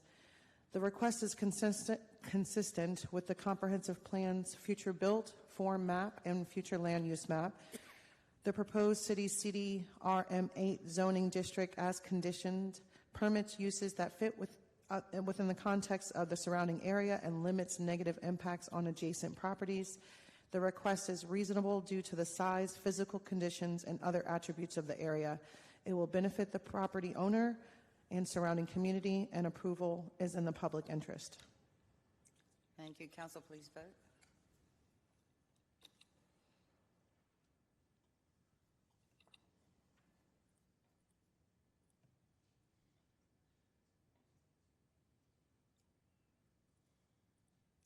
And that passes 9-0. Thank you very much. Madam City Attorney, did you want to address the question of recusals? Only briefly, Madam Mayor, just to say that I've looked into this matter. I've also spoken to Councilman Marshall. He does not have a conflict of interest. Simply because someone has donated to your political campaign does not make you biased or in a situation where you have to recuse yourself when a vote comes up. The fact that Councilman Marshall's firm members are a member of Trebic as well as Mr. Isaacson's firm does not mean that he has to recuse himself. So I hear Mr. Hartzman's concerns. I'm glad that he's bringing those concerns before council when he feels like he should, but there is no conflict of interest. And if Councilman Marshall just simply does not vote, his vote would be counted as a yes because the law does not allow him just to decide not to vote. Thank you. Thank you very much. All right, moving on to item H12 and item H13, public hearing for an ordinance annexing territory into the corporate limits for the property located at 4452 McConnell Road, 7.33 acres. Alex Gossett for the City of Greensboro. And item H13, public hearing for an ordinance for original zoning for 4452 McConnell Road and a portion of McConnell Road right-of-way, ROW. Alex Gossett for City of Greensboro. Mr. Kirkman. Yes, thank you, Mayor. The request this evening is to annex this property into the city's jurisdiction and change the zoning from County AG agricultural to City PI public and institutional. North and east request is currently zoned a combination of County AG agricultural as well as City PUD plan unit development. South of request is zoned County AG. West request is also zoned County AG. The subject property is currently undeveloped at this time. North of request are a combination of single-family and multifamily dwellings. East request is also our single-family dwellings. South and west request are single-family dwellings as well as agricultural use. This property is currently designated residential on the future land use map of the comprehensive plan and as exurban on the future built form map of the comprehensive plan. Staff would note that if this property is annexed into the city, the future built form designation would be changed to urban general to match the other property that's already in the city's jurisdiction. In recommending approval, staff notes this request supports the comprehensive plan's filling out our framework strategy to invest in building and maintaining quality, accessible public recreation centers, libraries, neighborhood park facilities, and other services to sustain livable neighborhoods, and the filling our framework big idea to arrange our land uses for where we live, work, attend school, shop, and enjoy our free time to create a more vibrant and livable Greensboro. The proposed PI zoning district is intended to accommodate a variety of mid and larger size public, quasi-public, and institutional uses that include governmental uses such as fire stations that can support nearby residential uses that exist in the surrounding area. This request was heard by the Planning and Zoning Commission at their December 15th meeting. They unanimously recommended in favor of the annexation and original zoning. There was one speaker in favor of the request at that meeting and none in opposition. I can answer any questions. Are there any questions?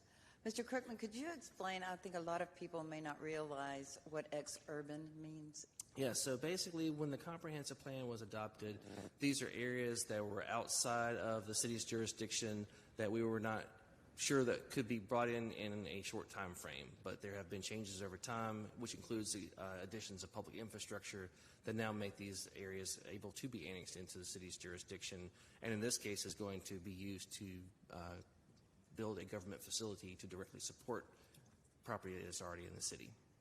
Great, thank you. All right, there's no one in opposition, so I could accept a motion to adopt the ordinance. Move the item. Moved by Mr. Holston, seconded by Ms. No, I'm sorry, motion by Ms. Black, seconded by Mr. Holston. Council, please vote.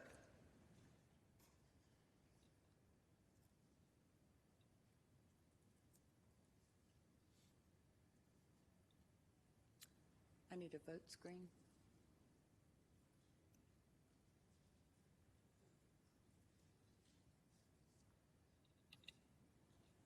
No, it was already.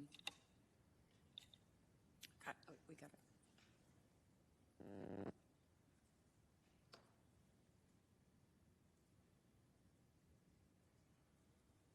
And that passes 9-0.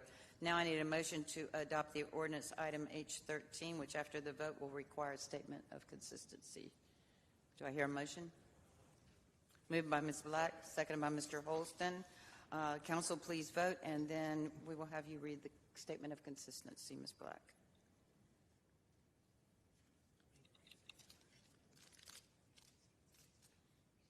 No, they tell me.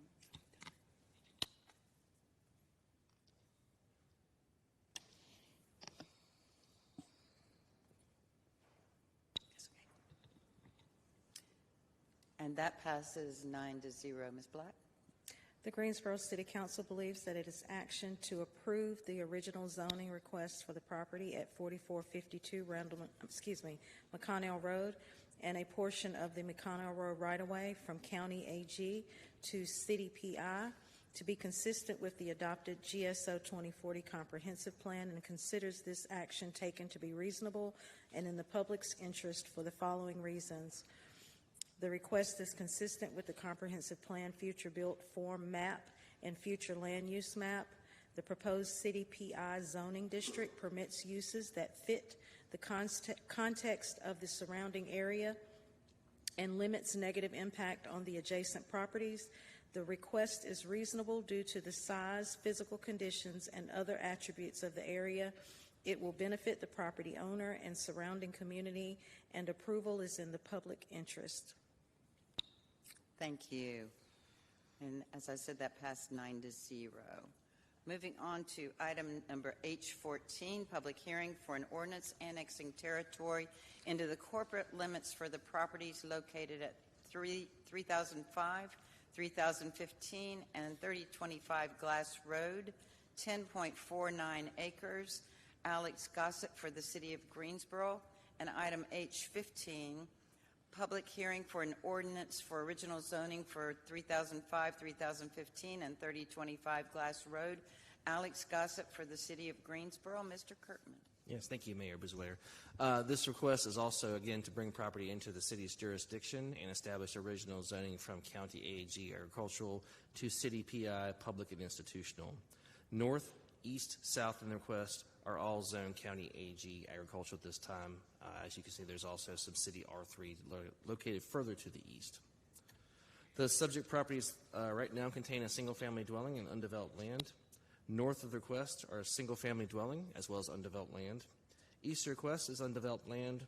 South and west of the request are single-family dwellings. This is designated as residential on the future land use map of the comprehensive plan, and then also as exurban currently on the future built form map of the comprehensive plan. In recommending approval of this request, staff notes that this does support the comprehensive plan's filling in our framework strategy to invest in building and maintaining quality, accessible public recreation centers, libraries, neighborhood park facilities, and other services to sustain livable neighborhoods, and the filling in our framework big idea to arrange our land uses for where we work, live, attend school, shop, and enjoy our free time to create a more vibrant and livable Greensboro. Again, the proposed PI zoning district is intended to accommodate a variety of mid and larger size public, quasi-public, and institutional uses that includes governmental uses such as fire stations to support nearby existing residential uses in the surrounding area. The Planning and Zoning Commission did review this request at their December 15th meeting and unanimously recommended approval of both the annexation and zoning request. There were no speakers at that hearing. I can answer any questions. Any questions? Move the item. Moved by Ms. Black. Do I hear a second? Second by, I heard Ms. Thurman first, sorry. Council, please vote.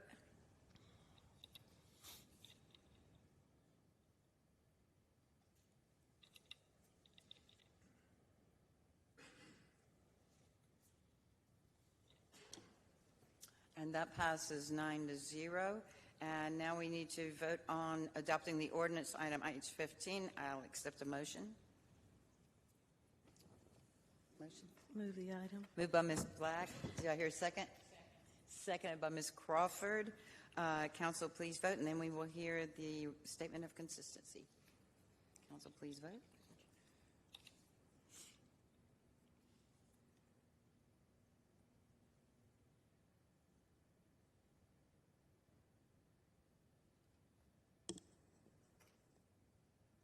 That passes 9-0. Ms. Black? The Greensboro City Council believes that its action to approve the original zoning request for the properties of 3005, 3015, and 3025 of Glass Road from County AG to City PI to be consistent with the adopted GSO 2040 Comprehensive Plan, and considers the action taken to be reasonable and in the public's interest for the following reasons. The request is consistent with the Comprehensive Plan's future built form map and future land use map. The proposed City PI zoning district permits uses that fit the context of the surrounding area and limits negative impact on adjacent properties. The request is reasonable due to the size, physical condition, and other attributes of the area. It will benefit the property owner and surrounding community, and approval is in the public interest. Thank you. And as I said, that passed 9-0. Moving on to item H16, public hearing for an ordinance amending the Greensboro Land Development Ordinance, adding medical, dental, and related office offices to the office use group. Mr. Kirkman. Yes, thank you. This is kind of a combination of cleaning up some conflicting language in the ordinance and also to reflect the ordinance adopting and evolving, if you will, as certain uses in the medical profession in that field also evolve. So basically what the amendment is to take the category of, or the individual use, if you will, of medical, dental, and related offices and add them to the general office use category. Currently they are separated out as a medical facility use only, and so this adds that as an option within the office use. So just to kind of see how this works, basically it would add this again to that office use group, would be permitted by right with no additional development standards. And then from a text standpoint, again, we're just adding that use to the office use group. We feel like this is a better reflection of what more modern medical and dental offices are in terms of the relationship to general office uses, and will make it easier then with future development related to medical and dental offices. I can answer any questions. Are there any questions? Where did you say that these categories were before? Right, so basically the medical, dental related office falls under our medical facilities larger use group as a subcategory. I think, as I understand it, when this ordinance was adopted, they were more reflective of these normally locating within larger institutional campuses near hospitals and those types of things.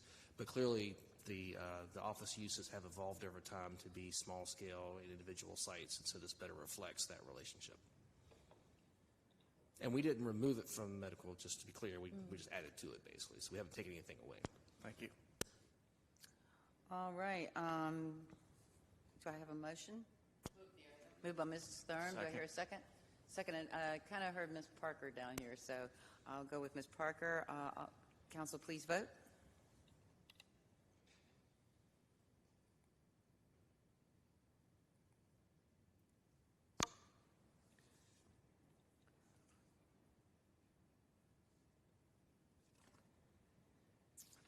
And that passes 9-0. The Green. I'm sorry. I have to read this. Yes. The I'm sorry. Go ahead, Ms. Thurm. The Greensboro City Council believes that its action to approve the medical office text amendment to be consistent with the adopted GSO 2040 comprehensive plan, and considers the action taken to be reasonable and in the public interest for the following reasons. The request is consistent with allowing development that supports the comprehensive plan's future built form map and future land use map. The text amendment better supports the Greensboro City Council's strategic goal of being an easy place to do business, and also supports the goals of GSO 2040, the city's comprehensive plan in creating great places and filling in our framework. The request is reasonable due to the fact that the proposed amendments provide administrative clarity for medical office uses. Thank you, and that did pass 9-0. Moving on to item H817, resolution to close portions of Brass Eagle Loop and Long Valley Road. Brian Guffey, Guffey Property Management, LLC, and the City of Greensboro. Mr. Kirkman. Thank you once again. Yes, the request before the council this evening, again, is to close portions of Long Valley Road and Brass Eagle Loop Road, which connects to Fleming Road, as you can see on the map. The area in the hatch on the map is the area that is being requested to be closed this evening. In terms of the development right now, the properties both to the east and west are not developed at this point. Properties to the east are actually owned by the City of Greensboro, and then the property to the west is owned by the applicant who asked for this to be done. So just kind of walk through the process here. So this request again was initiated by the owners of that property to the west to request to close that property. The owners of that property plus the City of Greensboro make up a majority of the road frontage, which gets the standard necessary to initiate the process. The city did, following our laws and procedures, to make notice to any other owners that had frontage along those areas about the public hearings, both Planning and Zoning Commission and tonight's City Council meeting via registered mail. We have not heard from anyone having concerns related to those mail notices on there. Again, this is basically being requested to allow for new residential development as well as improve public safety at the intersection at Fleming Road. In making a determination to close public streets, the city must have two findings: that the closing of that street is not contrary to the public interest, and that no property owner in the vicinity is deprived of reasonable means of ingress and egress, and the city did make both of those findings. At the Technical Review Committee meeting on December 5th, you see that they did say, yes, indeed, both findings were met. There are 3 conditions that were associated with that approval, and those are shown here on the screen. Planning and Zoning Commission did also review this request at their December 15th meeting and did recommend the street closing to the council, again, with those 3 conditions offered by the Technical Review Committee. And just to kind of help a little bit better visualize what's going on here, so you can see in this image that, again, there's a desire to do a single-family residential development and to reconfigure this roadway to help with some of that development, and again, also to address how this road access Fleming Road and address a public safety issue. So we feel like it's a win-win for both parties. And I can answer questions. Are there any questions? I have one. So this is helpful for public safety to get through and yes, it changes. Should there be a need? Right. I'm not the transportation engineer, but I know it basically changes how they intersect each other, and it makes it easier for sight lines and addressing other things at that intersection. Great. Thank you. Any other questions from council? Hearing none, I would accept a motion. Motion so moved. Moved by Ms. Parker. Do I hear a second? Second by Mr. Marshall. Council, please vote. And after the vote, we do not need statement of consistency on this one. Thank you.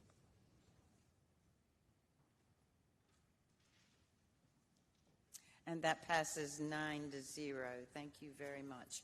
All right, now moving on to item H18. And we do have someone wanting to speak on that. Resolution making certain findings and determinations regarding the proposed financing of various improvements to the city's Coliseum complex and requesting the local government commission to approve the financing arrangement. And item H19, an ordinance in the amount of $20,310,000, amending the fiscal year 2025 budget for the Hotel Motel Occupancy Tax Fund and amending the Coliseum Bond Fund budget.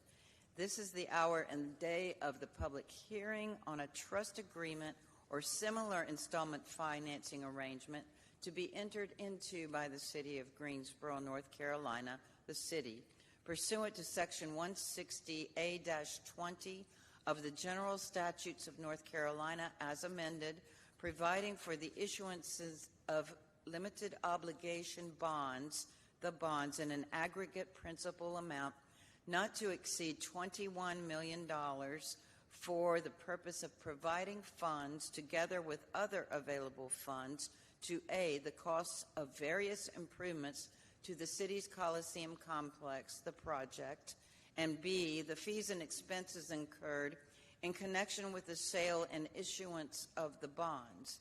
If the city issues the bonds pursuant to the trust agreement, it will secure its obligations thereunder by an existing deed of trust granting a lien on the site of the project, together with all improvements and fixtures located or to be located thereon, subject to certain permitted encumbrances. Due publication of the notice of public hearing was in the Greensboro News and Record and was made on January 9th, 2026, and the city clerk is directed to attach the affidavit showing publication as Exhibit A. The city council will immediately hear anyone who might wish to be heard on the proposed agreement and bonds as previously described. All right, so do we have an explanation, Mr. City Attorney, of the item? Well, I'm not the city attorney, but I mean, I can try to be. City manager. I'm looking at you and looking at her. I can try to be. But no, I'm going to ask ACM Larry Davis to provide council with an update. Yes, Mr. Davis. Thank you, Mr. Manager. Mayor and council, you have 2 items here that are related, 18 and 19. The first is the public hearing on the findings to allow us to pursue debt financing through the local government commission, which is common with any request that we bring to you for permission for debt financing. The second item is the literal council ordinance that you would then adopt, which would then allow us to appropriate those funds. I do want to take a minute and just speak to the funding source and kind of how we got to this point in terms of the particular projects that these funds would support. The funding that would be used to support these projects is the city's portion of the hotel motel occupancy tax. That is our most common source of funds for capital improvements at the Coliseum complex. It's been a while since we've been able to bring such a request to you. The last time you've had requests for debt financing by this source actually is about 8 years ago. Prior to the COVID period, this revenue source brought in about $4 to $4.5 million a year for the city, and we drew on that for debt financing for the Coliseum. During COVID, that number dropped considerably. We had 2 back-to-back years where that number went below $3 million. So it's been very difficult for us to accumulate enough funds and project funds into the future that we could come to you and confidently say, we're ready to be back in the bond market. We're ready to borrow funds and ask for your permission.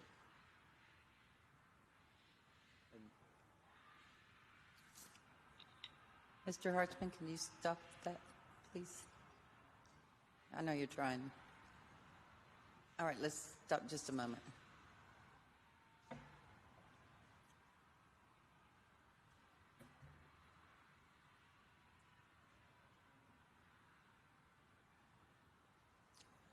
All right, continue, Mr. Davis. If you could back up just a hair. Okay. I think we missed a little bit. Subsequent, coming out of COVID, this revenue has rebounded from a COVID low of around $3 million to now almost $6 million a year. So it is now a source of funding that we can use for debt financing for the Coliseum. The projects that you're being asked to support, things like concourse restroom renovations, new dressing rooms, new sound system, improvements at the Special Event Center. A lot of these have been years in the making. We wish we could have brought them to you sooner. We just didn't have a revenue source that would support it. A lot of this goes all the way back to the significant expansion that some of you may remember in the early 90s when the arena was expanded and the Special Events Center was expanded. Some of these areas have seen essentially no upfit since then. And that's, again, 20, 35 years ago. So tonight we ask you again, sort of in 2 parts. 1, to give us permission to go to the Local Government Commission for the actual borrowing, and then 2, to actually go ahead and amend the budget for that. And we've got both Marlene Druga and Scott Johnson here tonight as well for any more detailed questions. Great. Are there any questions from council? We do have one speaker in opposition, Mr. Hartzman.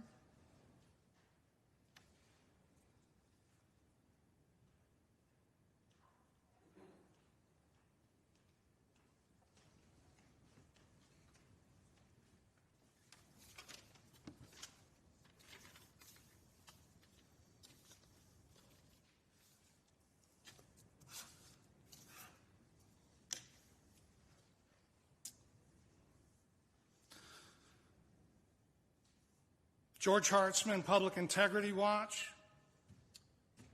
Mayor Mary Kay Abouzuader and Councilman Hugh Holston should recuse themselves from voting on the Coliseum resolution and bond financing for a new VIP suite.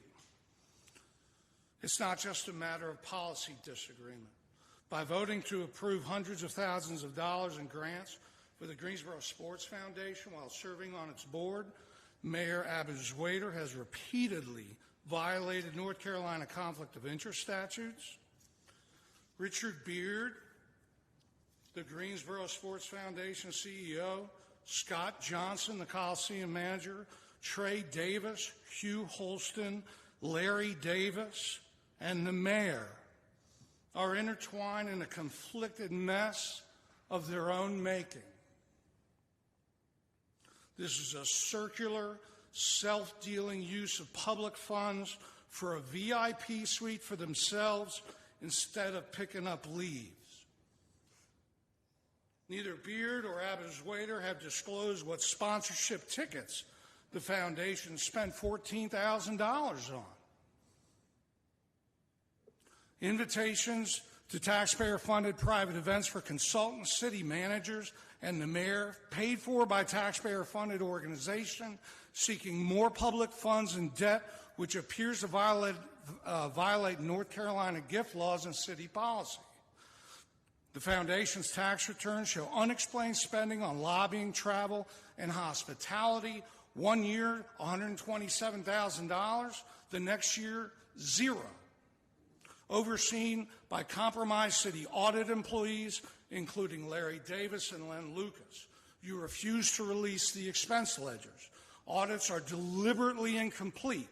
This is not prudent finance. It's enabling of a broken system. The $21 million bond is openly admitted to be just the first installment on $100 million in new spending, but it doesn't say so. The bonds at 5.4%, which is probably too low, will cost taxpayers another $12.5 million. So the total is not 21, it's $33.5 million over 20 years. Instead of taking care of low-income rental code compliance at Bingham Park, the second meeting under Mary Kay is giving $21 million for a new VIP club for our most wealthy citizens. It's DGI all over again, including some of the same board members. Please table these items. Send them back. Demand an actual independent review. Do not enable this. Uphold your oaths of office. Vote no. All right. I need a motion to close the public hearing. Moved by Mr. Holston. Do I hear a second? Second by Mr. Marshall. All in favor, please say aye. Aye. Ms. Roth? That's a voice vote. Aye. Thank you. All right. Are there any questions or comments about this item? Moved by Mr. Holston. Do I hear a second? Seconded by Mrs. Thurm. All in favor? Please vote. Sorry, I was thinking voice vote.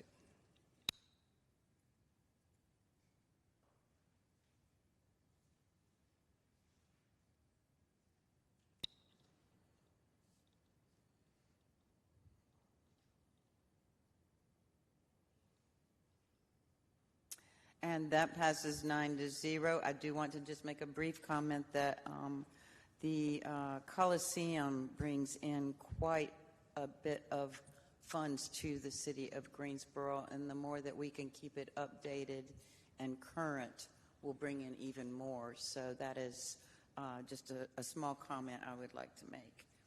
All right, moving on. Madam Mayor, if I can yes, echo Mr. that, Holston? if I can please echo that, the Coliseum complex is an economic driver in our community. We have folks who come from all over just to come to the Coliseum complex. One example of that, and you'll be hearing more of it, is that the Big Ten is going to be hosting its conference swimming championship at the GAC this year. You heard me right. It's the Big Ten.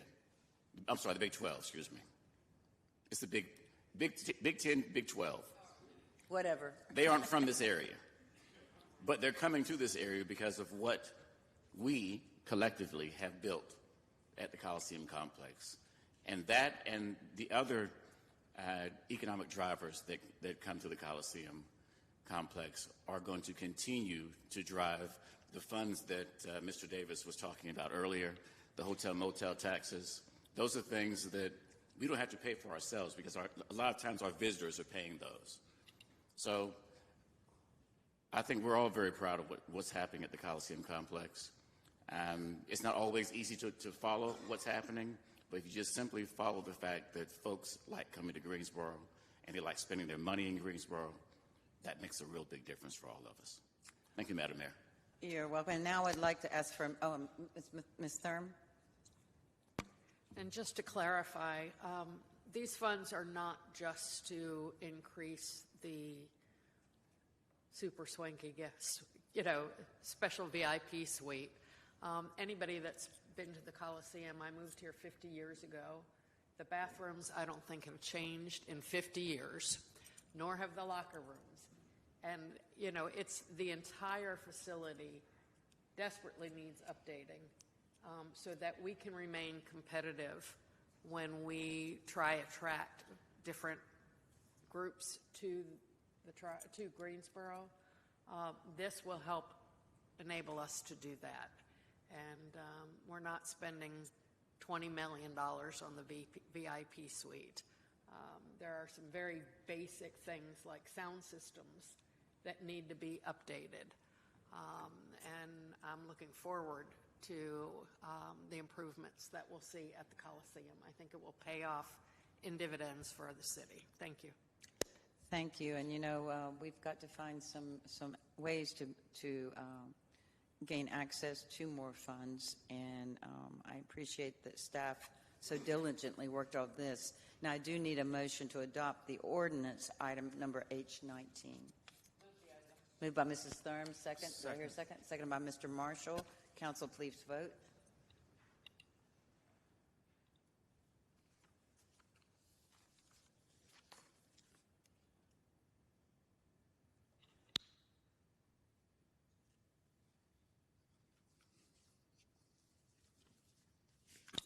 And that carries 9-0. Moving on to item H20, resolution making certain findings and determinations regarding the proposed financing of various improvements in the city's fleet servicing garage and requesting the local government commission to approve the financing arrangement. And also item H21, ordinance in the amount of $8,800,000, amending the garage facilities LOB fund budget.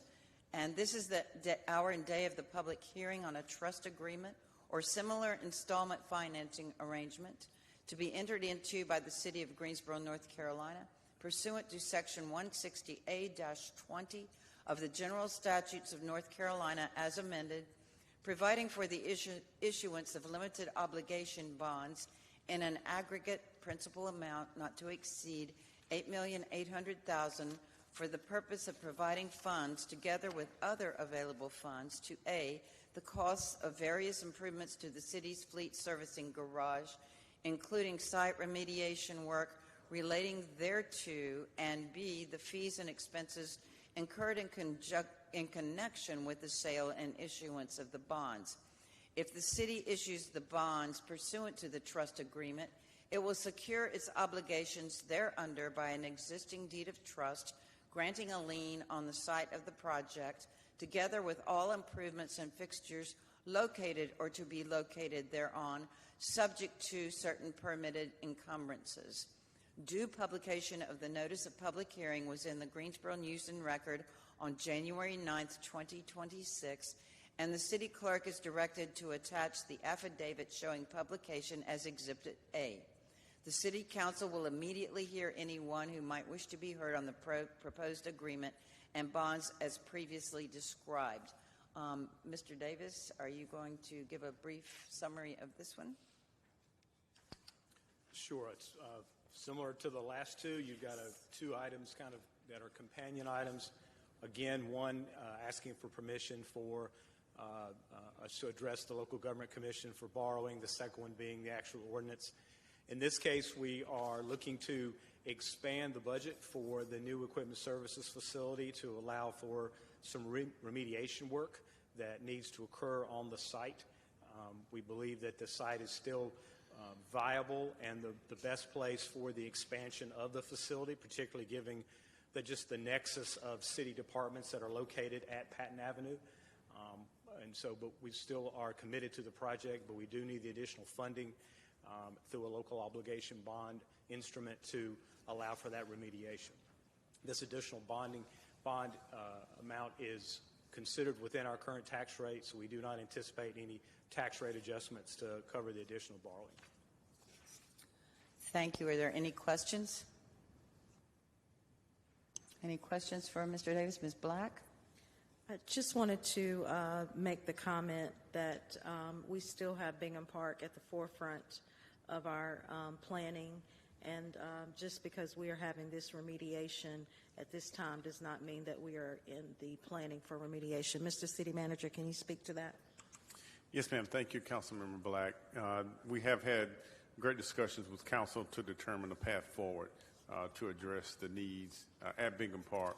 And we all know that those are needs that our community is asking for a path forward for the full remediation of that particular site. And so those are some things that we'll continue to work with Council on It's going to take a collective effort between council, our staff are looking at innovative ways, as well as our city attorney's office. So thank you for raising that point to make sure that the community has clarity that we've not lost sight of this location that they're very passionate about. Thank you. I look forward to the discussion. Thank you. All right. There's no one to speak on this item, so I would accept a motion. I'll move the item. Moved by Mr. Marshall. Do I hear a second? Seconded by Mr. Allen. Council, please vote.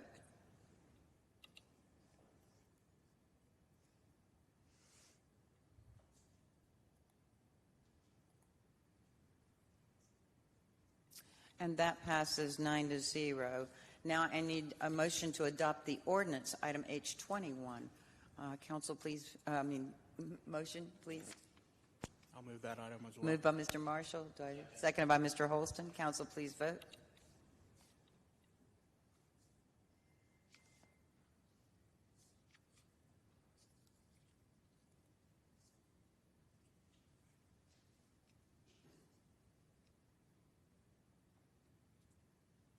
And that passes 9-0.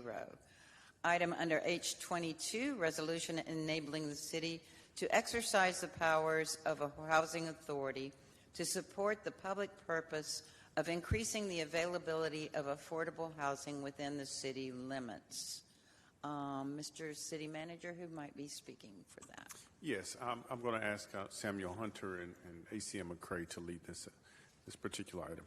Thank you, Mr. Hunter. Ms. McCray? Thank you. And while Director Hunter is approaching the podium, just want to give additional context that Council is being asked to consider this resolution this evening. It would allow the city to use limited housing authority powers under state law, Chapter 157. This gives the city an additional tool that can be used to help on a case-by-case basis support affordable and supportive housing across the entire spectrum. And so this is another opportunity for the city to structure land dispositions in a way that supports a clear public purpose. It ensures some long-term affordability, and it helps council to maintain full oversight.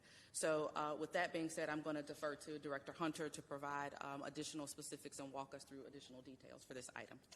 Thank you, ACM McCray. Mayor, Mayor Pro Tem, members of City Council. This is an innovative strategy that we have in our tool bag that is something that we need to utilize going forward. The city owns a host of land across our jurisdiction, and a lot of them are suitable for affordable housing development, which is a need in our communities. So this tool really allows us to forego the upset bid process in some circumstances, not all circumstances, specifically when it comes to affordable housing. But as ACM McCray outlined, you all do have full authority to do this. And it does not impact Greensboro Housing Authority or any other housing authorities in this community as well. And just so the community can understand, the city spends approximately $350 for every upset bid that we have to go through when we do affordable housing. This eliminates that cost. It also eliminates the 10-day bid period as well. So we're really reducing those costs, and we can allocate those funds for other development items in the future. Thank you. Any questions from council for Mr. Hunter? There is no one signed up to speak in opposition. You are welcome to, if you would like to say a few words, but I think that council may want to go ahead, if they don't have any questions, and make a motion. Make a motion to approve. Moved by Ms. Crawford. Do I hear a second? Seconded by Mr. Holston. Council, please vote.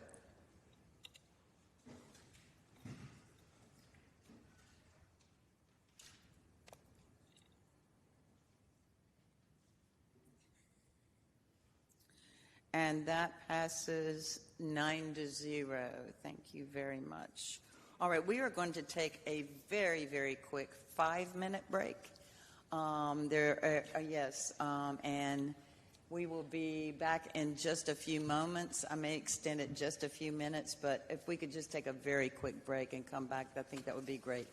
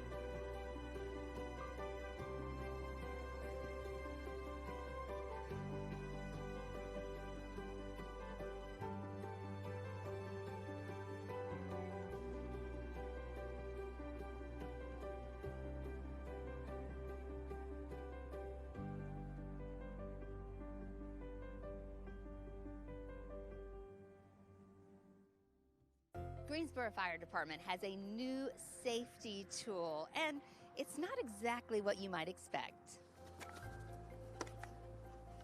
Yeah, that's you. Sean, tell us about Natty.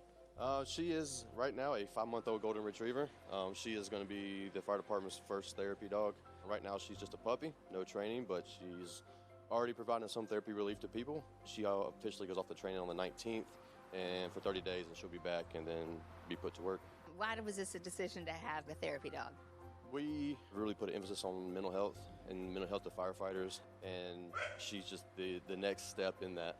She's just another tool in the toolbox. Just something that we're really trying to do and think it's going to be very beneficial for her. So mostly for firefighters or for public? Yeah, this is going to be for the department, for firefighters, for any kind of critical incident, stress debriefings, peer support, that type of thing.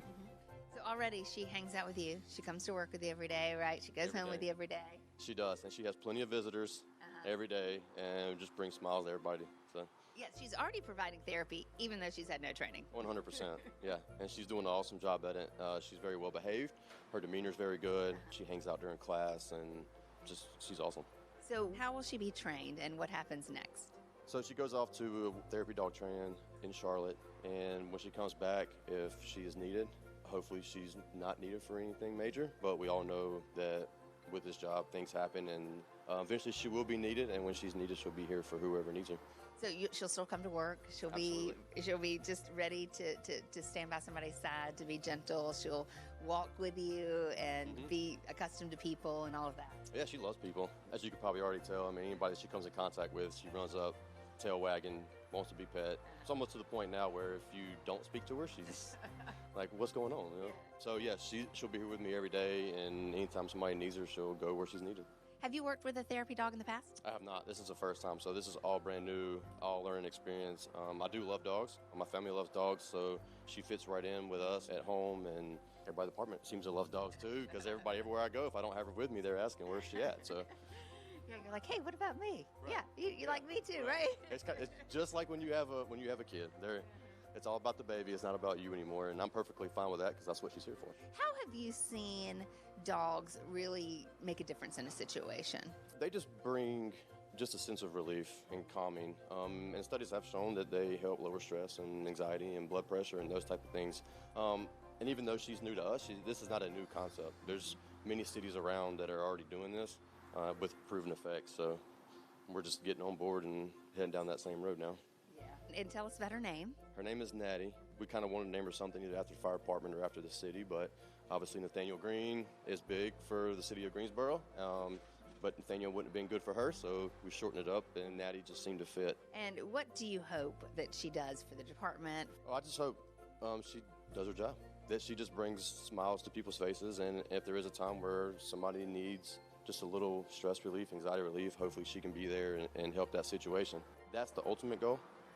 If she can just help one person, then she's done her job, but I have a feeling she'll do more than just one.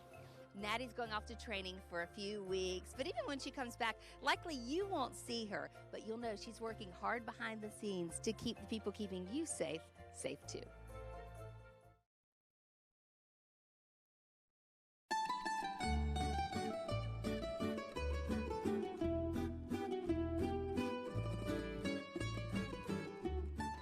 Hello, my name is Joseph Ozbey, one of the owners of Cucino Forno Pizzeria, located at 1160 Revolution Mill Drive, Revolution Mill, Greensboro. Here at Cucino Forno, we offer authentic Neapolitan pizzas, where we bring almost 85% of our ingredients from Italy. We are cooking those pizzas in wood-fired ovens. Everything is hand-stretched, handmade in front of your eyes. Along with our authentic pizzas, we offer homemade salads where we make them in the house, Italian gelato imported from Italy also, and we offer different variety of cakes, homemade cannolis and cupcakes, along with imported wine and imported beer from Italy and soft drinks. Our most popular pizza is the Margherita pizza, which was named after Queen Margaret. Here at Cucino Forno, we are a family-oriented place where we have open kitchen style, we have picnic-style tables. So again, come see us for authentic pizzas, salads, desserts, and gelato at 1160 Revolution Mill Drive. You can also follow us or find us at cucinoforno.com or Cucino Forno on Facebook or on Instagram.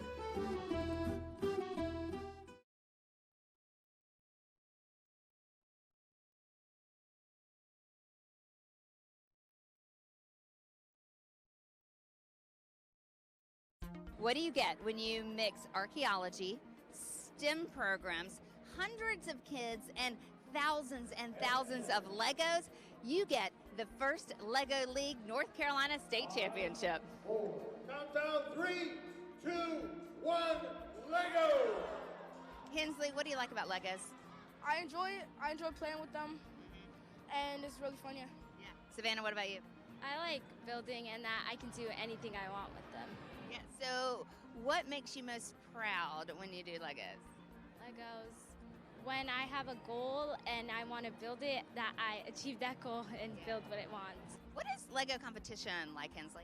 It's pretty fun, kind of nerve-wracking, but really, I mean, you just got to give it your all and do your best. What's it like working with a team on a project? It's nice that you're not by yourself and you have other people to support you, and it's so many different ideas that you can combine and make into one big idea.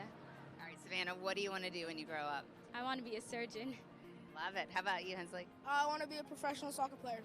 So, Corey, what is this that's happening here today? This is a wonderful event. So today you are at the North Carolina First Lego League Challenge State Championship, where we have 66 teams from across the state who qualified to be here through qualification events that happen throughout the FLL season. All right, so what did it take? I mean, you said they had to qualify, but like before they even qualified, what were these teams doing? What have they been doing for years and years to actually end up in a place like this? Every season, First Inc. First stands for inspiration and recognition of science and technology. Global organization. It's a wonderful organization. And what they do is they come up with a world problem, the top 12 or so, 10 or 12 world problems that we have. They decide on one, right? And then across the globe, they announce what the theme is according to that problem or challenge. And then it's the responsibility of the kids to come up with, even though the key word is robotics, right? That's attraction. They have to do research for First Lego League Challenge. They do community outreach, community engagement, and everything is focused on that one theme. Like for this year, for instance, it's archaeology and how can STEAM or automation and robotics help improve archaeology. Hello, we're the Darth Rappers and we're from Cary, North Carolina. All right, what grades do we have represented here? We are all in 8th grade, and I'm in 5th grade. 5th grade, awesome. Okay, so tell me what brought you here today? Just a passion for STEM and learning new things. And tell me about the problem you're trying to solve. We're trying to solve the problem because archaeologists spend ages excavating sites where like the artifacts and all the buried walls are just in one singular spot. But in order to solve this, they need high-cost technology, which they can't afford due to low funding. So our solution is a low-cost multispectral camera, which will help them see the unseen, so they'll know where to dig before they even start. Wow. Okay, what do you like about this project? What do you like about the First Lego League? All right, welcome back to the meeting. This is the time for our business items. I'm introducing item I-1, resolution to authorize a commitment of $3,028,483 to Affordable Housing Management Incorporated for a supportive housing project located at 817 Summit Avenue. Yes. Madam Mayor and Council, before I turn it over to Director Hunter, just want to provide a little bit more context related to this item. This is proposed redevelopment of 817 Summit Avenue, which you all know is the former Summit Executive Center. This is for the purpose of permanent supportive housing, which would serve a very specific population that has significant needs. This is a project that's being done in collaboration between the city, the county, and some very strong nonprofit partners. Council previously approved the acquisition of the property, and tonight's focus is on moving forward with a redevelopment proposal that includes some long-term affordability protections. So with that, I'll turn it over to Director Hunter. You'll also hear from Affordable Housing Management Representatives Grant Duffield and Anna Blanchard, as well as Adriana Adams with the Triad Health Project is here as well. Thank you, AC McCray. You're exactly right. And this is another innovative tool for affordable housing here in the city of Greensboro. HOPWA-funded projects are hard to come by. Typically, you see a lot of municipalities use their HOPWA funding for supportive services and things of that nature. We have decided that the best use for the HOPWA funds can be for actual affordable housing development, something that we haven't done here in the city of Greensboro historically. So this would be the first and hopefully of many. When we think about innovative strategies, we don't want them to be a one-off. We want them to be a recipe. And then also what we did, we have collaborated with the county for this with the Home Consortium funds in the amount of $125,000 to supplement some of the funding in this project. We all know that the county has an interest in affordable housing, so this is a great way to, for lack of better words, get their feet wet when it comes to affordable housing projects. But Nasha gave some great historical context, so I'm going to turn it over to AHM and to Triad Health Project to explain what's going on at this executive center. Thank you.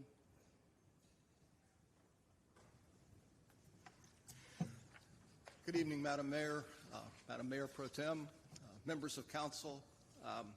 I'm Grant Duffield. I'm the Executive Director of Affordable Housing Management. I'm thrilled to be before you this evening. I want to start by saying thank you. Okay? Thank you for the work you do on behalf of this community and your dedication to Greensboro at large. While often I think your efforts probably go unrecognized, they don't go unappreciated. And so, yeah, from a heartfelt, genuine thank you for what you're doing. I'm privileged to stand before you this evening and present the 14 Friends at 817 Summit Avenue project. With me this evening is Anna Blanchard with Affordable Housing Management, Director of Mission Partnerships and Real Estate Development, and Adriana Adams, CEO of Triad Health Project. Thank you for your time this evening. A little about AHM as we get started. We are a 56-year-old nonprofit creator, provider, and sustainer of affordable housing. We work in partnership with other public, nonprofit, and private entities to advance affordable housing and neighborhood enhancement within our community. We are excited to partner with the City of Greensboro and Triad Health Project on the 14 Friends effort. AHM is a registered nonprofit organization chartered by the state of North Carolina, through the state of North Carolina. As such, our articles of incorporation set forth our mission and purpose. And as stated within our articles, our primary purpose is to create or upgrade affordable housing by sponsoring and developing such housing and or partnering with other suitable organizations to develop such housing for the betterment of the community and to promote the public health, safety, and general welfare of those persons residing in and around North Carolina. I share this with you just to make clear, okay? AHM is much more than just a housing developer. Okay? We are a creator, sustainer, manager, nurturer of high-quality, high-value housing in Greensboro. No small part of our mission is to uplift not only the residents we serve, but the neighborhoods and communities within which we work. It's our charge, it's our mission, it's our purpose. It's what we do. As a publicly chartered nonprofit, we are co-collaborators with the City of Greensboro. And this purpose is something we hold as absolutely sacred. I'll now ask Ms. Adams to come forward, share a few words about THP, and introduce the 14 Friends Project. Thank you, Grant. I won't take too much time with our history. I can look across this group and see that many of you have been supporters of Triad Health Project. Many of you have showed up at events. Many of you have been eager partners to work with the population that we work with. But did just want to mention that we are in our 40th year, which I'm sure some of you is like, wow, I was there in the beginning, right? We've been around for a long time. And the biggest thing that I wanted you to know is that we've shifted as the reality of HIV has shifted in the community. So we went from a provider that was really there to be alongside people as they passed. And then as medication really changed, we saw that people were living long, fulfilled lives, and we turned our eyes to helping them live those long, fulfilled lives with access to care and medication, and then also prevention services. And as I've shared before, I think in front of you, we're doing about 60 to 70% of the testing in Guilford County for Guilford County. We are good partners. We love partnering with our county. We love partnering with the city of Greensboro. And we grow. So just a little brief, some of you may know us just mostly for our case management services. I wanted to mention, and a lot of people know about Higher Grounds, our day center for people living with HIV. But we also have expanded in the last several years to have treatment and wellness services, so people across the state of North Carolina are accessing PrEP through us for free, which is a medication that prevents HIV, and then they're also accessing HIV treatment across North Carolina, which has really led us to be at the forefront of how we are reacting to the realities in our current climate around HIV. So just a bit about our mission and vision. I really want you to see this word stigma, because one of the things I'm very interested in about this project is how we're staking a claim in our community around who deserves to be affordably housed and who deserves to be affordably and beautifully housed. We envision a future free from HIV, a healthier, happier, more stable, and secure Guilford County for everyone, no matter where they come from, no matter their background, but specifically thinking about people who've been historically and culturally marginalized. Again, we've been operating for 40 years. I'm sticking this in here so you know right now we're a pretty safe bet as far as how stable we are, which is very unusual in this field right now. You've heard a lot about nonprofits being unstable at this moment. In the last 3 years, we have been able to double, we're close to tripling, this is an estimate figure, our annual budget. We've increased our workforce by 40%, and we've added these 2 service delivery streams. We'll be adding a mobile unit in 2026. We would have added it in 2025, but our partners couldn't support it, and so we're really actively partnering in the community. AHM is one of these partners, and I want you all to know that really this growth is about meeting these barriers.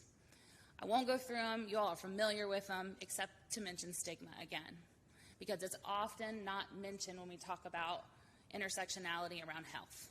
And there's a lot of stigma that our clients are facing when they go to get housing and when they even go to their doctor. Our number one barrier that we've been facing the last several years has been housing. We don't have a lot of affordable, inhabitable housing. We have limited availability. There's background checks. Some of our folks do not have what you'd say a clean criminal record. They may need a second chance. And HOPWA allows them that, but other kinds of housing do not. And so that's an important distinction. And then they have the added barrier of this HIV status. We are getting calls all the time from clients who will say things to us like, well, so-and-so found out about my status and they're just not comfortable with me here. They're not comfortable with me in this place with other people. My neighbors found out. And so we're about creating a community that can really exist on its own in a stigma-free place, and a community that's harm reduction focused. So 14 Friends came about. The name is about our lore. We had 14 friends who gathered around a table and started Triad Health Project. And so we wanted to pay them homage and then also think about people who take a chance to do something innovative to meet a need. Because at that time in 1986, there was more stigma, there were people that were passing, and nobody knew exactly from what. There was still a lot of unknown around HIV. And so when we want to pay homage to these folks who did this, we're also thinking about how this innovative approach to housing our people is also a connection to that innovative approach, people who were willing to gather around people who were dying at the time. And this is a time that we can gather around people to make sure that they live a healthy, whole life. So, a mission. We made a mission statement for this group, this collaboration. We want this to be a people-centered, collaborative effort that brings together the expertise and care of local nonprofit organizations, local government, and local housing developers to provide stable, permanent housing for people living with HIV. I'll turn it over to Anna. Thank you. Hi, I'm Anna Blanchard. I'm the Director of Mission Partnerships and Real Estate Development at AHM. And really out of this vision and mission of 14 Friends, I want to give you a little bit of background of how it came about, where we are now with this current proposal. So as many of you have been told, this has a bit of a history with it. The city acquired the property in June of 2024 and really encouraged AHM and THP to work together in an application for a request for proposals to rehab the property under HOPWA funds. And I cannot stress enough how much this wouldn't be possible without the city as well as both AHM and THP coming to the table. We are not a case management organization or are not experienced serving folks with HIV. THP is. They haven't done housing development before, and we are very good at that. And so it has been just a beautiful partnership between us to really bring this together. As you'll see on the map here, the 14 Friends site is 450 feet from current THP offices. So that was another really big part of this, of just a walk away for case managers to go there, for folks to go over and be at THP offices. And so really as this has come together, we first responded to a city RFP in fall of 2024 that originally was just rehabbing the units that were existing there as the old motel. Those units were about 200 square foot each, if not smaller, and it was also a greater cost because it was a higher number of studios at that point. And we received some feedback that that cost was just too high for the budget that the city had, and we went back to rethink the project, and as part of that, really went deep with neighborhood engagement as well as getting folks with lived experience who are have either experienced homelessness or are living with HIV. And in that process came to the current proposal that I'll go over a bit here. So again, really increased community focus, some reduced cost, renamed to 14 Friends, like Adriana mentioned, honoring those 14 friends who first started THP. We're able to reduce the cost by $2.4 million. That was largely through creating fewer but larger units. And that was both out of being able to decrease that cost, but also had feedback from both the neighborhood and folks who are representative of residents who might live there that larger, smaller number of units would be better. Felt like a better inflection into the community with it being a little bit less dense, and really allowed for a size of units now a bit over 400 square feet that really seemed like a permanent place that folks could live. Added full kitchens instead of kitchenettes so that folks could have a private kitchen long-term and not have to go to the community space for kind of making dinner each night if they wanted a fuller kitchen. We also greatly reduced our development fee, just doing it at cost, getting the cost of the project down as low as possible. Our GC and architect, who we have wonderful relationships with, we went back to them and said, this is a really wonderful project and we need to be able to do this at a reduced cost. And they both actually reduced their fees to get to the current budget that we have. And then also in that process as well, just took out, that's why there's no acquisition costs on the property. So getting a little bit more into what the property itself will look like, you'll see here, basically each old motel room is being combined into one new studio unit. We've been really intentional about the community space, again, so that folks can have their private homes and then also really have an inclusive social living space as well. So having courtyard in the middle with planter boxes for community gardens, as well as a multi-purpose room that is actually, our architects designed it just as they would a single family living room. And that is just really exciting in order to really have that community feel, to have that home feel that we heard over and over again from folks that they would like to see. Then in this design as well, with the units themselves, again, having that living room for folks and reducing some parking to maximize the outdoor space. We have on-site laundry that we'll be adding into the building, and really having that space for folks to call their individual unit home while also having the space around. And I will just echo what has been said before, that this really is an innovative project.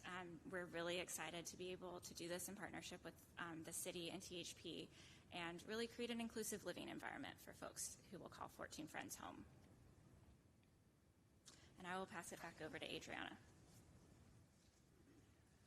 So you'll see that the on-site services really mirror what we're doing at our offices. It's just we're being able to bring this home for people. Many of you may be familiar with a man named Thomas Clodfelter. He's in our community a lot. I feel comfortable speaking about him because he calls himself Mr. HIV. He is one of our clients. If you can picture him, you can maybe picture who we're thinking about for some of this housing. Someone who is getting later in years, self-admittedly, and is coming to me having these conversations where he's saying, Adriana, I'm not sure who's going to be here for me as I enter into these later stages of life. Honestly, I'm his power of attorney medically. And so, you know, this has been something that's happened a lot at THP because people do not have family all the time, and they find chosen family to support them.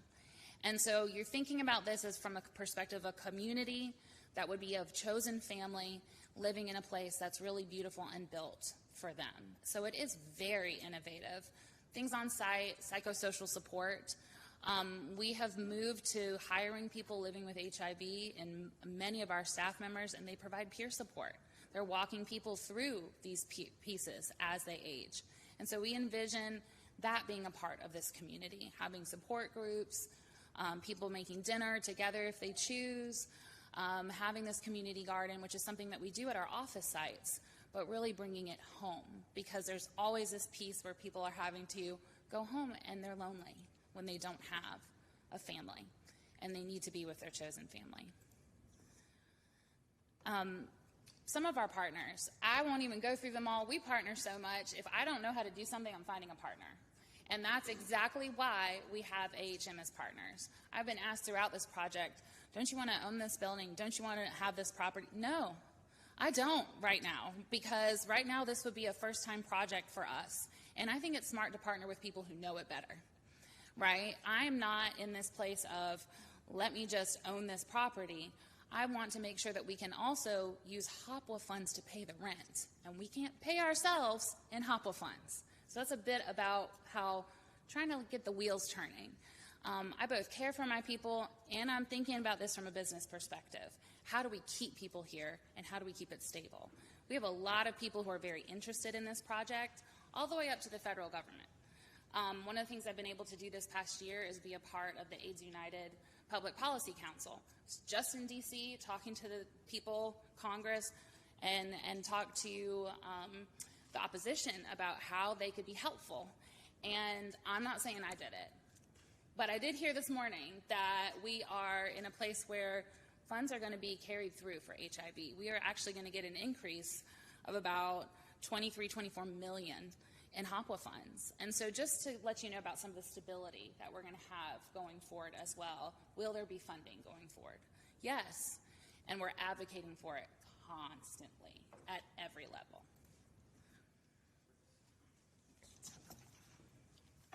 Thank you. I promise we're getting close to the end, okay? All right. Existing conditions. I don't need to reiterate this for most of you. You have the opportunity to drive by this frequently, I'm sure, right? This is, in its current condition, not an asset for the community as it sits today. Our vision for this is to change that. We want to see this property and this project become a cornerstone for that Summit Avenue corridor, an entryway into this section of Greensboro, high-quality housing, talked about the community center, talked about planters. We envision seeing murals on the sides of the buildings. I'd love to see this as a Porch Fest stage at some point in the future.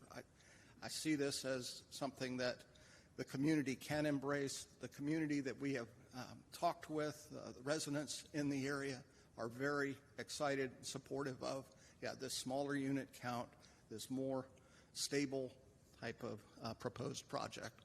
Looking forward to bringing that to fruition. As far as affordability, rents will top out at $798 a month. As you can see, this picture was taken from the existing motel. They used to charge $400 a week. Yeah, we're $1,600 a month. We're less than half than that. We'll serve residents that are at 60% of area median income. Again, that's the max, and we expect to reach lower income residents through the voucher program. Our timeline moving forward, assuming that we receive your blessing this evening, we'll then move to the county commission decision in February. We'll start the drawings process. We'll begin the process of loan closing and pre-construction, start construction no later than the fall. Hopefully in the spring we'll begin leasing up, and in a little over a year we'll have the project finished and contributing to the health and well-being of the community. Okay. Last part. Okay, this is just to tell you a little bit about what the savings will be, because this is a big price tag, and we realize that. But there's also a lot of cost when someone either goes undiagnosed or untreated when they're living with HIV. And the biggest thing that we're talking about here is access to medication. If someone is living with HIV and they have access to their medication, they go into a state that we call undetectable. That means that there are less than 200 copies of the virus in their body. That's a very simplistic way of putting it, right? But what that means is that they can no longer transmit HIV. And so I wouldn't talk about this in every room, but in this room, I will let you know that even though it's a bit stigmatizing to talk about, it is a public health risk when people go untreated for HIV because they do not stop having sexual encounters. And so there is a spread that happens in the community when people are going untreated, and it can be a big risk factor for our community. And so when we look at cost and we're talking about where do people go when they're not on their medications, when they don't have access to medications, they go to our emergency rooms, right? And they go to maybe an urgent care, but they mostly go to the emergency room, especially now. We see our people do this, and right now when they're unhoused, they go there too, because then they maybe get a warm bed for the night, right? And so we're thinking about what this will save us in the community in the long run. If we prevent 20 new infections, then we're talking about a $4.6 million savings. So there's a lot, and that's just 20 new infections, right? And public health risk, it increases pretty exponentially. I think we saw that with COVID, right? Now you do have to do a little bit more to transmit HIV, so I don't want to put that out there than you did with COVID. But I'm just saying people are still interacting with one another. They're still spreading STIs, even when they're not medicated. And so this is an important number to keep in mind as you're looking about what are the costs here that we're talking about investing, especially when we have funds that are specifically for people living with HIV. A little chart. So what's the goal? We want this to be a beautiful reimagined residency for people. We want people to be there and really feel loved and cared for when they walk into the places that they're living. We want them to have space. We want to make sure that corner is no longer blighted. It's a bit of a mess there. We have people who go and just try to stay there anyway, right? And then we want safe, supportive housing for people with HIV in our community. And we will continue this with a great partnership with one another and with you all. So, thank you. Thank you. Are there any questions from council? Any comments you'd like to make? If not, Ms. Thurm? I have Ms. Roth wanting one to be in a moment. Okay. You know, this project was a long time in coming. We've been working on this for several years. I want to thank you all for bringing it to fruition and making it a reality. You know, when David Levy left Affordable Home Management and retired, many of us worried about what does that mean for affordable housing in our community. And I just want to say you all will have done him proud, and he would be thrilled. And thank you for helping us with this project and making it a reality. As someone that dealt with several people that eventually passed due to AIDS, it's very near and dear to my heart. And I want folks to realize that these are funds, we are spending funds that are specifically for helping those individuals that have AIDS and HIV. That this can't be used for these monies can't be used for some other project. It's monies that we get from the federal government specifically to serve this population. If we weren't using these funds, we have to send these funds back. And we have people in our community that desperately need them. And I'm so excited that this is finally going to become a reality. And thank you all for all the work. I know it hasn't been easy, and we've gone back to the drawing board a couple times, and it's an expensive project for 10 units. But at the same time, it is a wise investment. So thank you for all that you've done to make this a reality for our community. It's a huge, huge thing. I can't wait till we have the ribbon cutting. Thank you. Great. Thank you, Mr. Holston, Ms. Crawford, and then Mayor Pro Tem Roth. Absolutely. I also want to say thank you all for bringing this project. Many of us remember what the Executive Summit Center is famous for, in a sense. And it was a true blight on Summit Avenue. It was a blight in our community. And to see this project come out of the ground like a phoenix, like a renaissance, giving folks who need some assistance that extra assistance to get there. And you did it in a way that there was a case we had, or a public hearing we had earlier, in that you went to the community, transparently, with accountability. And I said earlier, you're not really going for agreement, you're going to make sure they understand what's happening. You get the chance to hear them, and you heard them. You had 25, 24 units, and they said it's too many. And a lot of times people think, well, they're not going to do anything about that. But you stopped and you pumped your brakes, and you thought about it and said, maybe it is too many, in the sense that the service we're providing isn't going far enough for these residents. And he took it from a little kitchenette to a full kitchen. I mean, that makes the world of difference. It goes from, I use the terms loosely, it goes from a room to a home. And that's what more folks need that opportunity for. And you all have brought that to the community. You brought it to District 2, and that's important also. My office is right around the corner there, and I drive by there on a regular basis. And I look forward to the re-energizing of that whole strip, the entire strip, up and down Summit Avenue. And how do you eat an elephant? One bite at a time. This is a big bite. And I know I couldn't be any happier. And you mentioned Thomas Clodfelter. I think most of us know Thomas.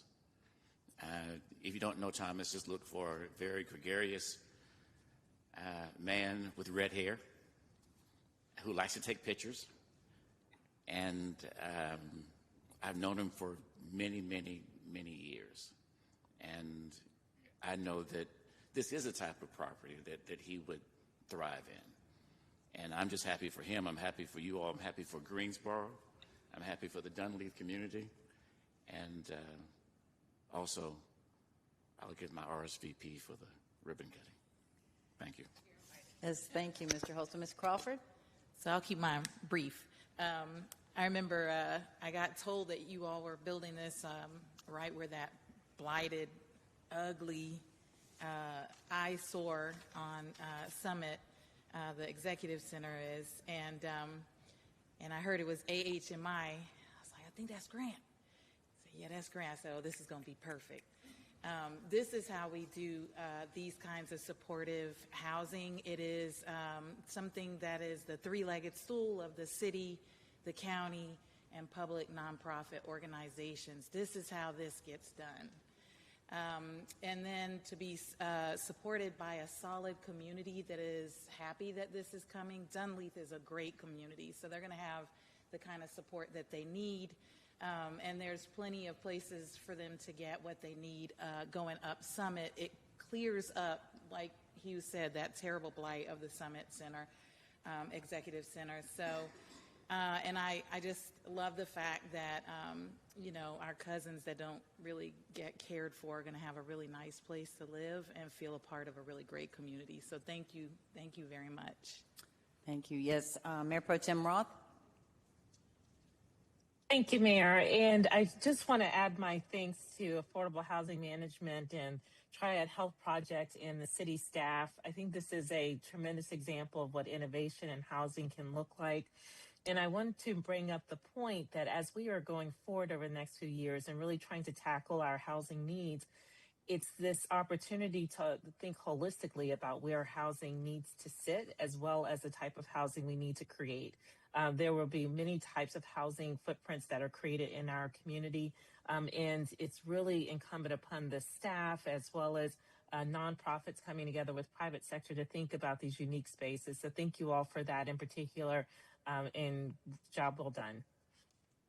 Thank you, and I would just like to echo all of the sentiments that Council has expressed, and I too know Thomas Clodfelter. I've known him probably about 30 years or more, dating myself, but he is a wonderful character. He is amazing in the community. So any other council like to say anything?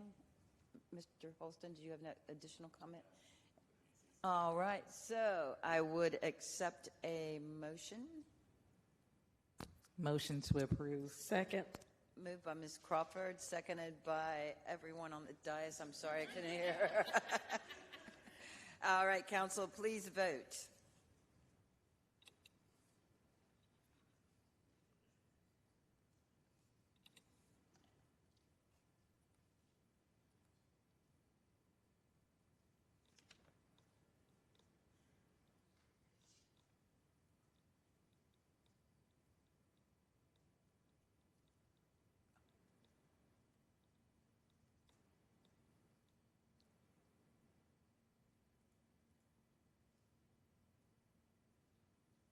And that passes 9-0. Congratulations. We've been waiting a long time for that one, that vote.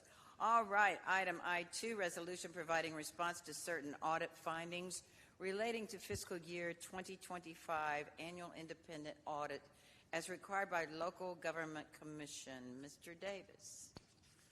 So, Council, we've recently completed our audit for fiscal year 24-25. We received a clean audit from a new auditor. We also received several recommendations for improvements going forward. You've been given a long document with the responses from the audit and our the changes that we are prepared to make going forward. And tonight we just bring you this publicly for your review, and this will also go to the local government commission.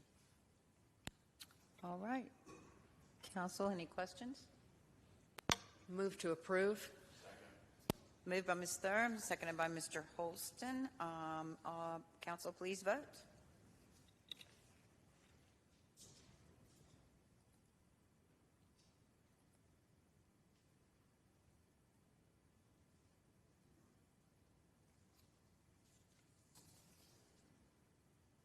And that passes 9-0. Moving on to item I3, ordinance to approve funding for Mitchell Water Treatment Plant Emerging Contaminants Project in the amount of $151,226,372.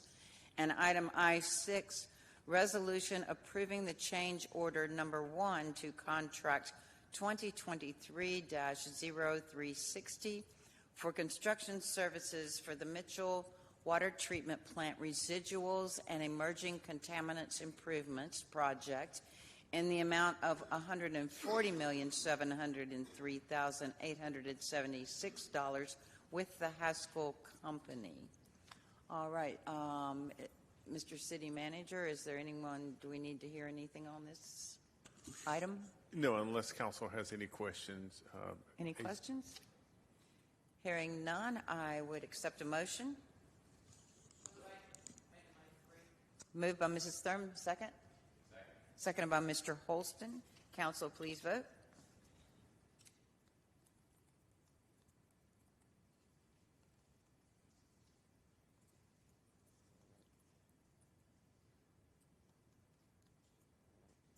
That carries 9-0. I realize that this may look out of order, but it's really not.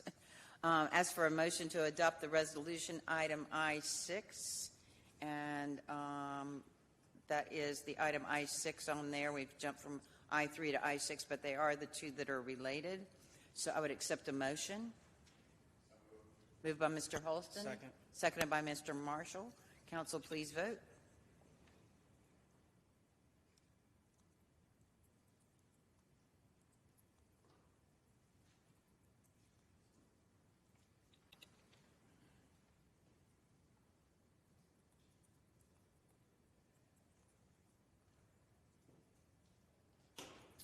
And that passes 9-0.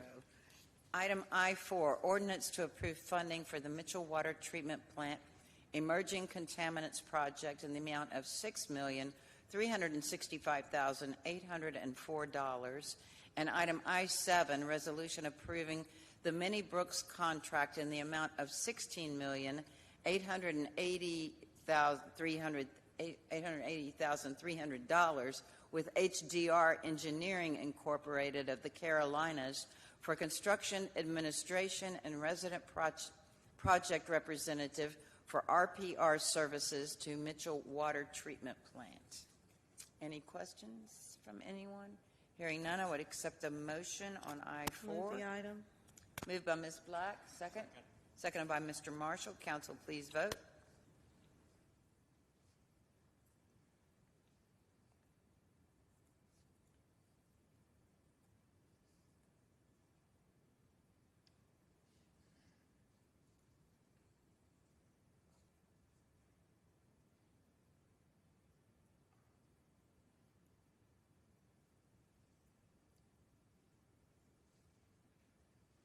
And that passes 9-0.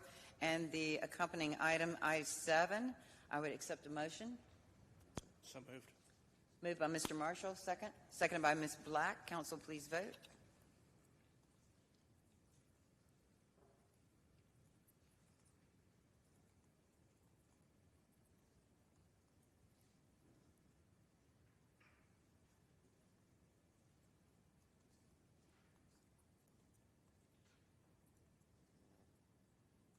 And that passes 9-0. Item I-5, ordinance amending Chapter 18, offenses and miscellaneous provisions, and Chapter 26, street and sidewalks of the Greensboro Code of Ordinances. Any questions from council? I did. Ms. Parker? I know that I personally work with a lot of the food truck community, and now I know that our city really appreciates these non-brick and mortars. But I was curious. I'm aware of, from 11 to 2.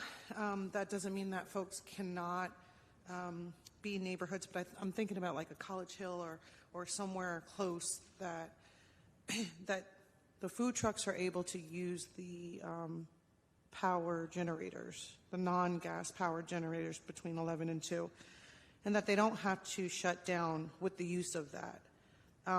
But I am concerned that if we don't have formal notification to those business owners, what I do know is that there's a lot of potential for them to have spoiled food. Like if someone comes up to them and says, hey, you have to shut this down at midnight, but they've prepared, to serve people until 2 a.m., if they don't receive that notice, they could potentially lose hundreds. So I'm curious about how we can notify the food truck community formally?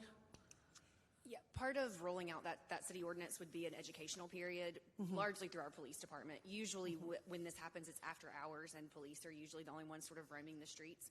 A lot of this relates to trying to increase some of our downtown presence, some College Hill presence, some just increasing density in the areas where we get a lot of traffic in the evenings. The problem that generates is some of the gas power generators are very loud, and so the folks who do move into those areas, then they can't sleep. And so we're trying to kind of meet in the middle and say, absolutely, we want your food trucks, we want the density, we want the excitement, around food trucks, but just please don't use these gas power generators that are higher than a certain decibel if you're within a certain distance from a residential area. So again, there will be some educational piece to this. This is something that we had been working on for some months at this point, and so probably should have been on an agenda in the fall when it was a little more forefront. But it is something that we feel like we need to go ahead and adopt, and then that way this spring, as we get busier in some of these areas, we can go ahead and let folks know what is and is not allowed. I'd love to be a part of that rollout for the community. Absolutely. I Yes. appreciate you. Thank you. Yeah, of course. Thank you. Thank you. Any other comments, questions? Ms. Black? I just wanted to follow up on the question that Councilmember Parker had when it came to the food trucks in residential areas. So if there was an HOA that decided to have a food truck in their community, is that permitted? Because I know that some HOA they will invite a food truck to come into their community, which may not meet the hourly guidelines. So is it by permission of that community for it to be there? Sure. We know some things like the Food Truck Festival, like people pulling any type of special event permit, that may supersede the provisions of this ordinance. And so we've considered that. So if a neighborhood were to say, we're going to have a big food truck festival, and we pull a special event permit for that, and there's a noise piece in that says they can operate the food trucks until 2 in the morning, then that would override this provision. So they would have to have a special event permit? Yes, but that would be the case. Anytime you want to shut a street down or you want to have lots of people in an area where traffic could be affected, you're going to want to pull a special event permit anyway. That is pretty common for any type of festival like that. So let me just give a little bit more context. A cul-de-sac in a community, you're not shutting the street down. It's a community where maybe everyone in that cul-de-sac is participating in that one food truck. They still would have to go through a special permit? Not necessarily in a situation like that. Really, in a residential neighborhood like that on a cul-de-sac, it's unlikely any police officer is going to be there unless they're called there. So if everyone is in agreement to hold the food truck and there are no complaints, there would be no reason for the police department to come to measure the sound or to find anyone in violation. Okay, I just wanted to get clarity on that. Thank you. Yes, ma'am. Of course. All right. Any other questions? Hearing none, I would accept a motion. Moved by Ms. Parker, seconded by Ms. Crawford. Council, please vote.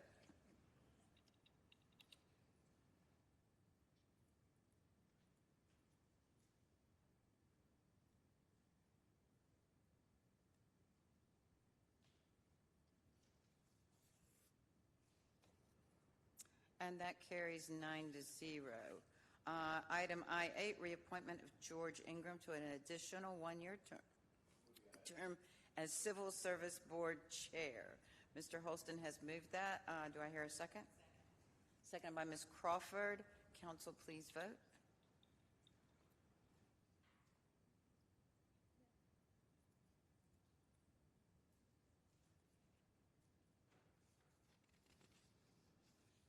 And that passes 9-0. That ends our agenda for that, but we do have item I-9, boards and commission appointments, if anyone has any. I'll go down the line. Ms. Parker? Mr. Marshall? Yes, I have one. I would like to appoint former council member Nancy Hoffman to the Greensboro ABC Board. Do I hear a second? Seconded by Mr. Holston. All in favor, please say aye. Ms. Roth? Aye. Thank you. Ms. Crawford, do you have anyone? I do. I have Elizabeth Chartron for Community Sustainability Council. Oh, good. Do I hear a second? Seconded by Mr. Holston. All in favor, please say aye. All right. Ms. Aye. Roth, thank you. Your vote was an aye. Thank you. Ms. Crawford, you're done. Do you have any more? All right, moving on down, I'll go from Ms. Black. Do you have anyone? Mr. Allen? Mr. Holston? Ms. Thurm? Okay, I have two for the Greensboro Housing Authority, and the first one is, they are reappointments. The first one is Sandra Neerman, and I would like to make that motion. Do I hear a second? Seconded by Ms. Thurm. All in favor, please say aye. Aye. And Ms. Roth? Aye. Thank you. My second one is also for the Greensboro Housing Authority, Christopher Boozer, and it is a reappointment. And I would accept a second. Seconded by Mr. Allen. All in favor, please say aye. Aye. And Ms. Aye. Thank you. And those pass unanimously. All right, we will now go down with council comments. And I will start with District 1. Ms. Black. Don't have much to comment tonight. Glad we made it through this council meeting, so I will pass it on to the next. All right, Ms. Crawford, I'm going to go by district tonight. District 2. I just want to say I was really glad to be with my fellow council members yesterday on Martin Luther King Jr. Day. We hit up the Martin Luther King breakfast by Human Rights Commission. They did an amazing job this year, y'all. We had a really great speaker, and then we made our way to the parade, which the NAACP did an amazing job as well. That thing was long, but it was really great to have the street really full of our neighbors. And then that day was long. Well, yes, it was just yesterday. St. James with a really great speaker. I'll let someone else talk on that. And then last night, something that I will remember for the rest of my life was getting to see the monks come into Greensboro. So that's it for me.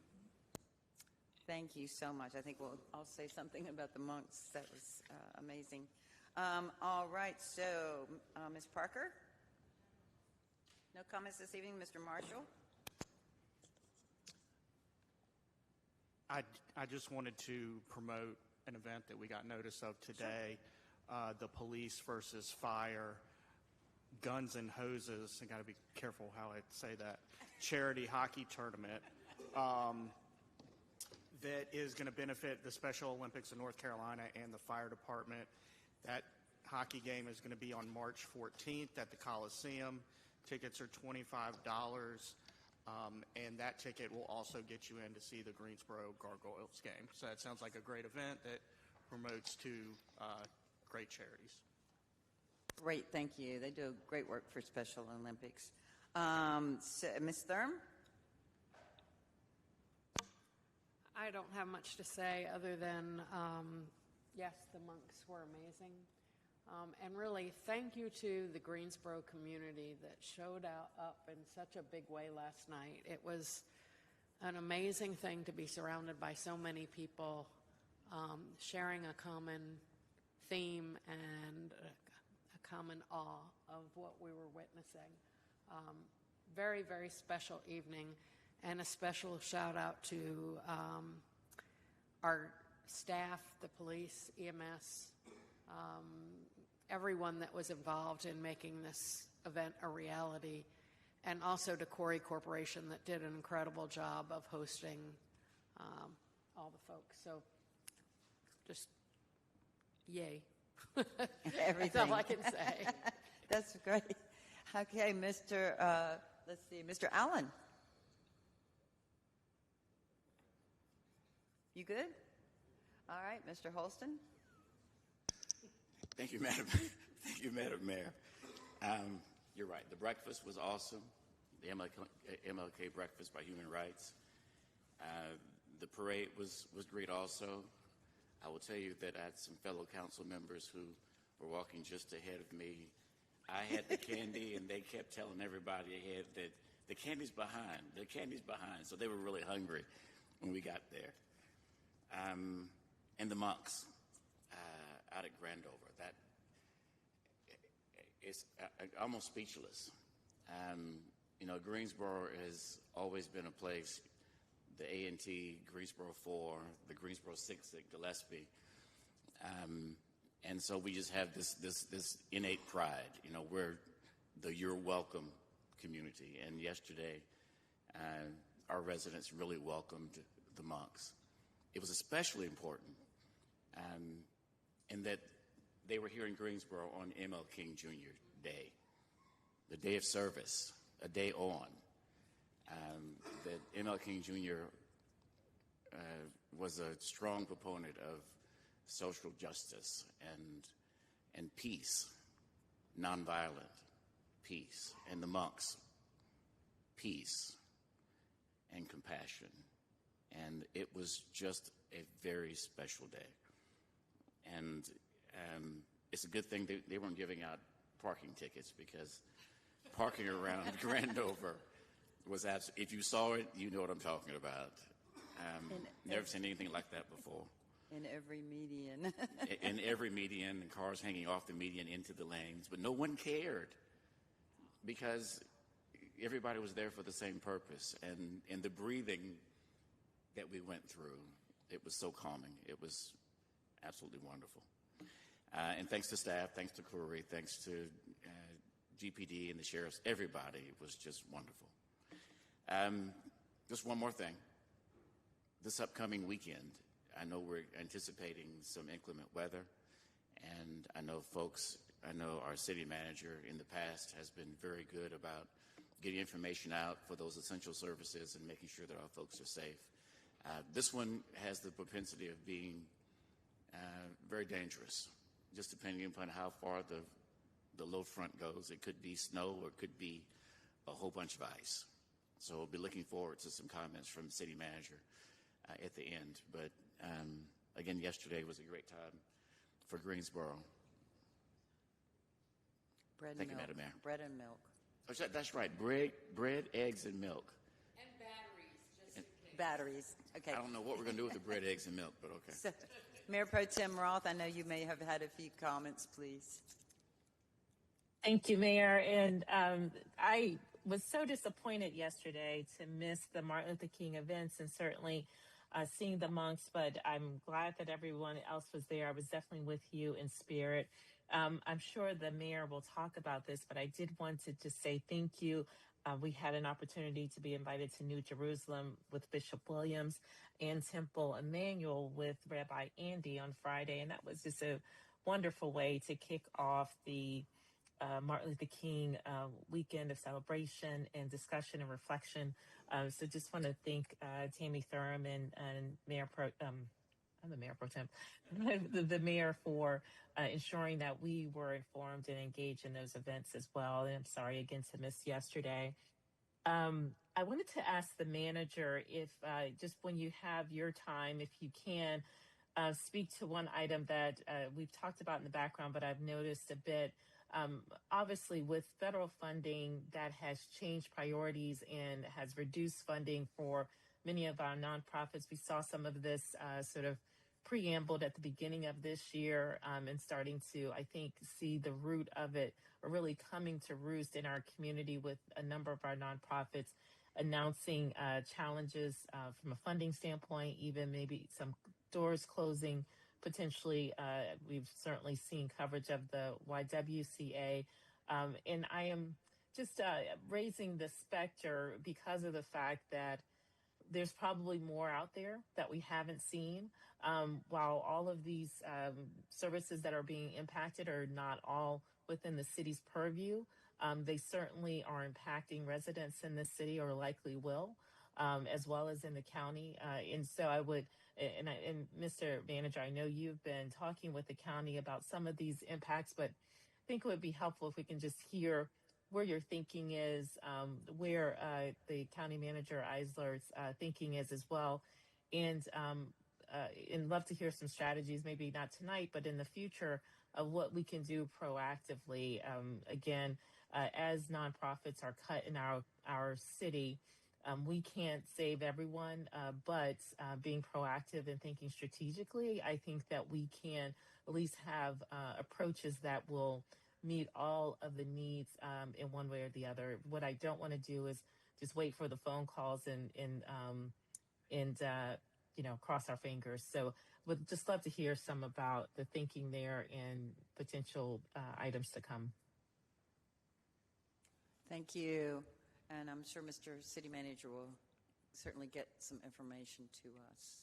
Yes, and I do have just a few comments. I don't want us to forget about the great ribbon cutting in Willow Oaks that we attended, was it last week? The weeks are kind of running together right now. The ribbon cutting with the amazing townhomes that are there. It was very, very enlightening to see what can be done in certain spaces to give extra amenities to homes. And I think it's something great that's going on in that area. And, I spoke very briefly, and Ms. Black spoke, that's in her district.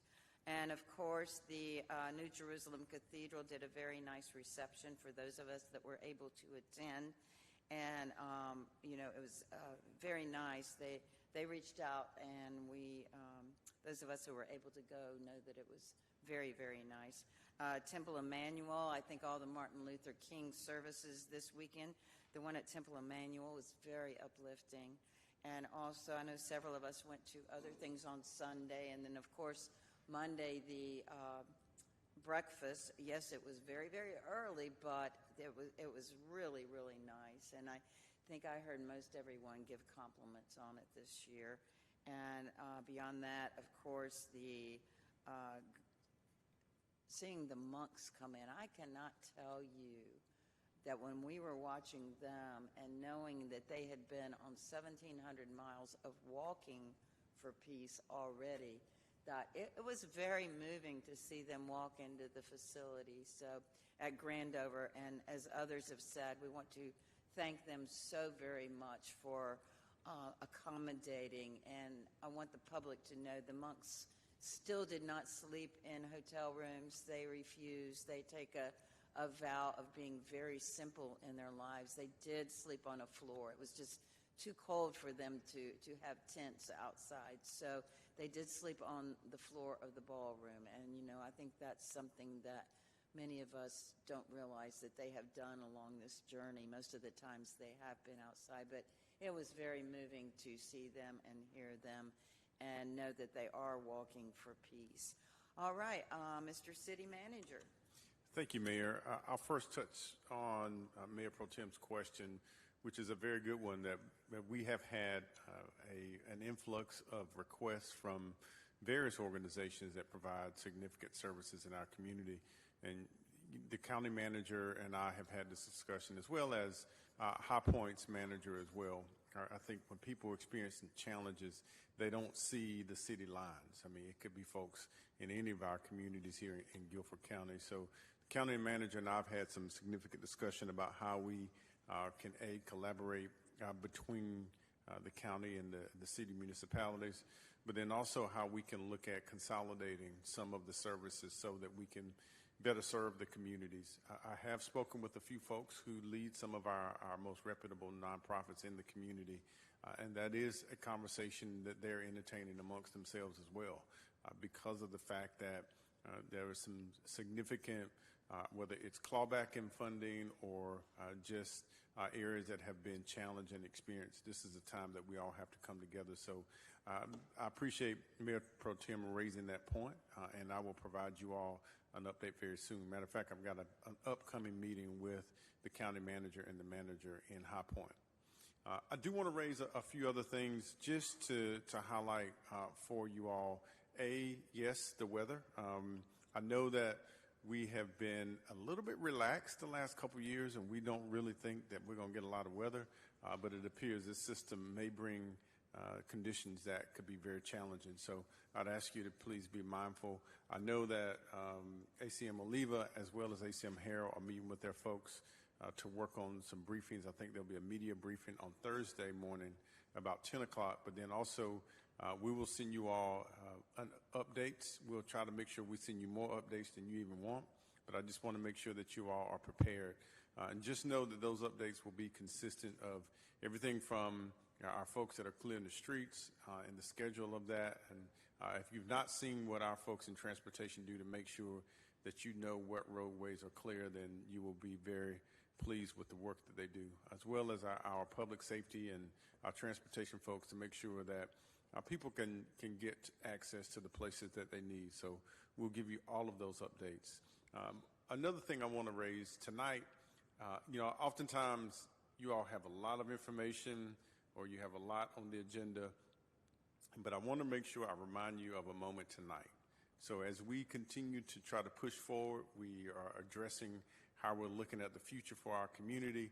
There's small touch points that really mean a lot. So tonight, the text amendment that you pass is what I believe is a strong signal in the direction that you want to go as a council.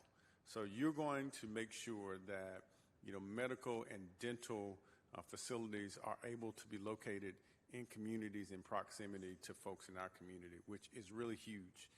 Not only does it do that, but also I think it signals to folks that are coming to our community to develop that this is what our council wants to see in our community. And I think it's really something that people should applaud. I know sometimes it doesn't get, a lot of, people don't think it's some grand, fancy thing, but these are the definitive things that I feel like will continue to shape our community in the direction that you all as a council want to take us. Just one more thing also, I would say, what you did with the Summit Exec, I think one of you said it, I couldn't say it any better. This is what true public-private partnership means. Mm-hmm. And again, that also is a signal of where you all as a council are setting the tone for our community, for builders, for developers. And I would say also to that particular situation, she doesn't like to get credit, but I'm going to credit our city attorney and her office for working with the staff to identify innovative legal ways to make sure that we were able to achieve something that's going to be really important to our community, to a segment of our population that's often forgotten about, but just bring some great things that we really need in our community. And lastly, I want to take the city manager's privilege of recognizing someone who served our organization for 31 and a half years. So Marlene Druga, our finance director, will be soon retiring. And how befitting tonight that we have significant items for our Coliseum, our audit, and our garage. And she has served this city and this community so well for many years. She will be missed. Please help me and give her a hand. Yes.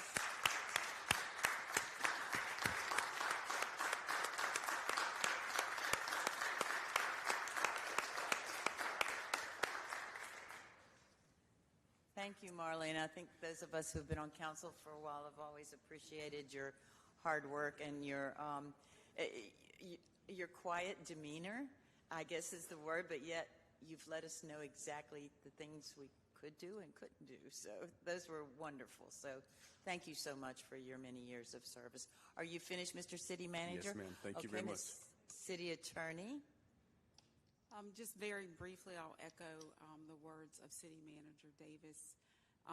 I know that 6 of you are new, and you come to my office quite often and want to know, you're doing things. And as City Manager said, we want you to know that sitting out here, how you're going and leading us in the direction that you want to go and how great it looks, right? So I know Mayor Pro Tem has spoken about the ways that we can help our nonprofits. But Mayor Pro Tem, I want to assure you that your Councilwoman Black already has legal already on it.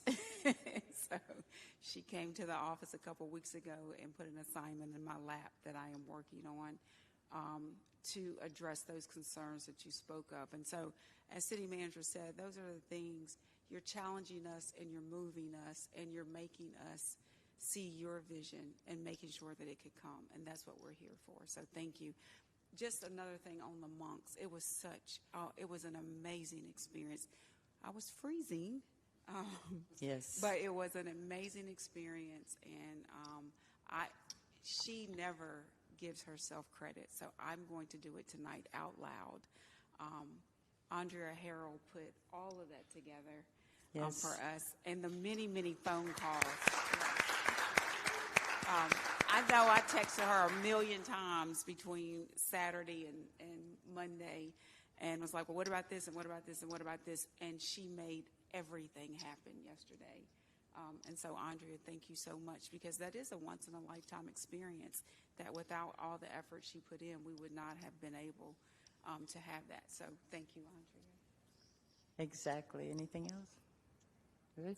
I did have one thing that I did fail to mention, and I think it's very important for our city because so many in the city are concerned about sustainability. But Friday morning, several of us were at the Live Green Awards and the Office of Sustainability and Resiliency, and it was a very nice event. So in the last week and a half, we've had a lot of major events. So I thank everyone for pitching in when needed. So at this time, if there's nothing else, I would accept a motion to adjourn.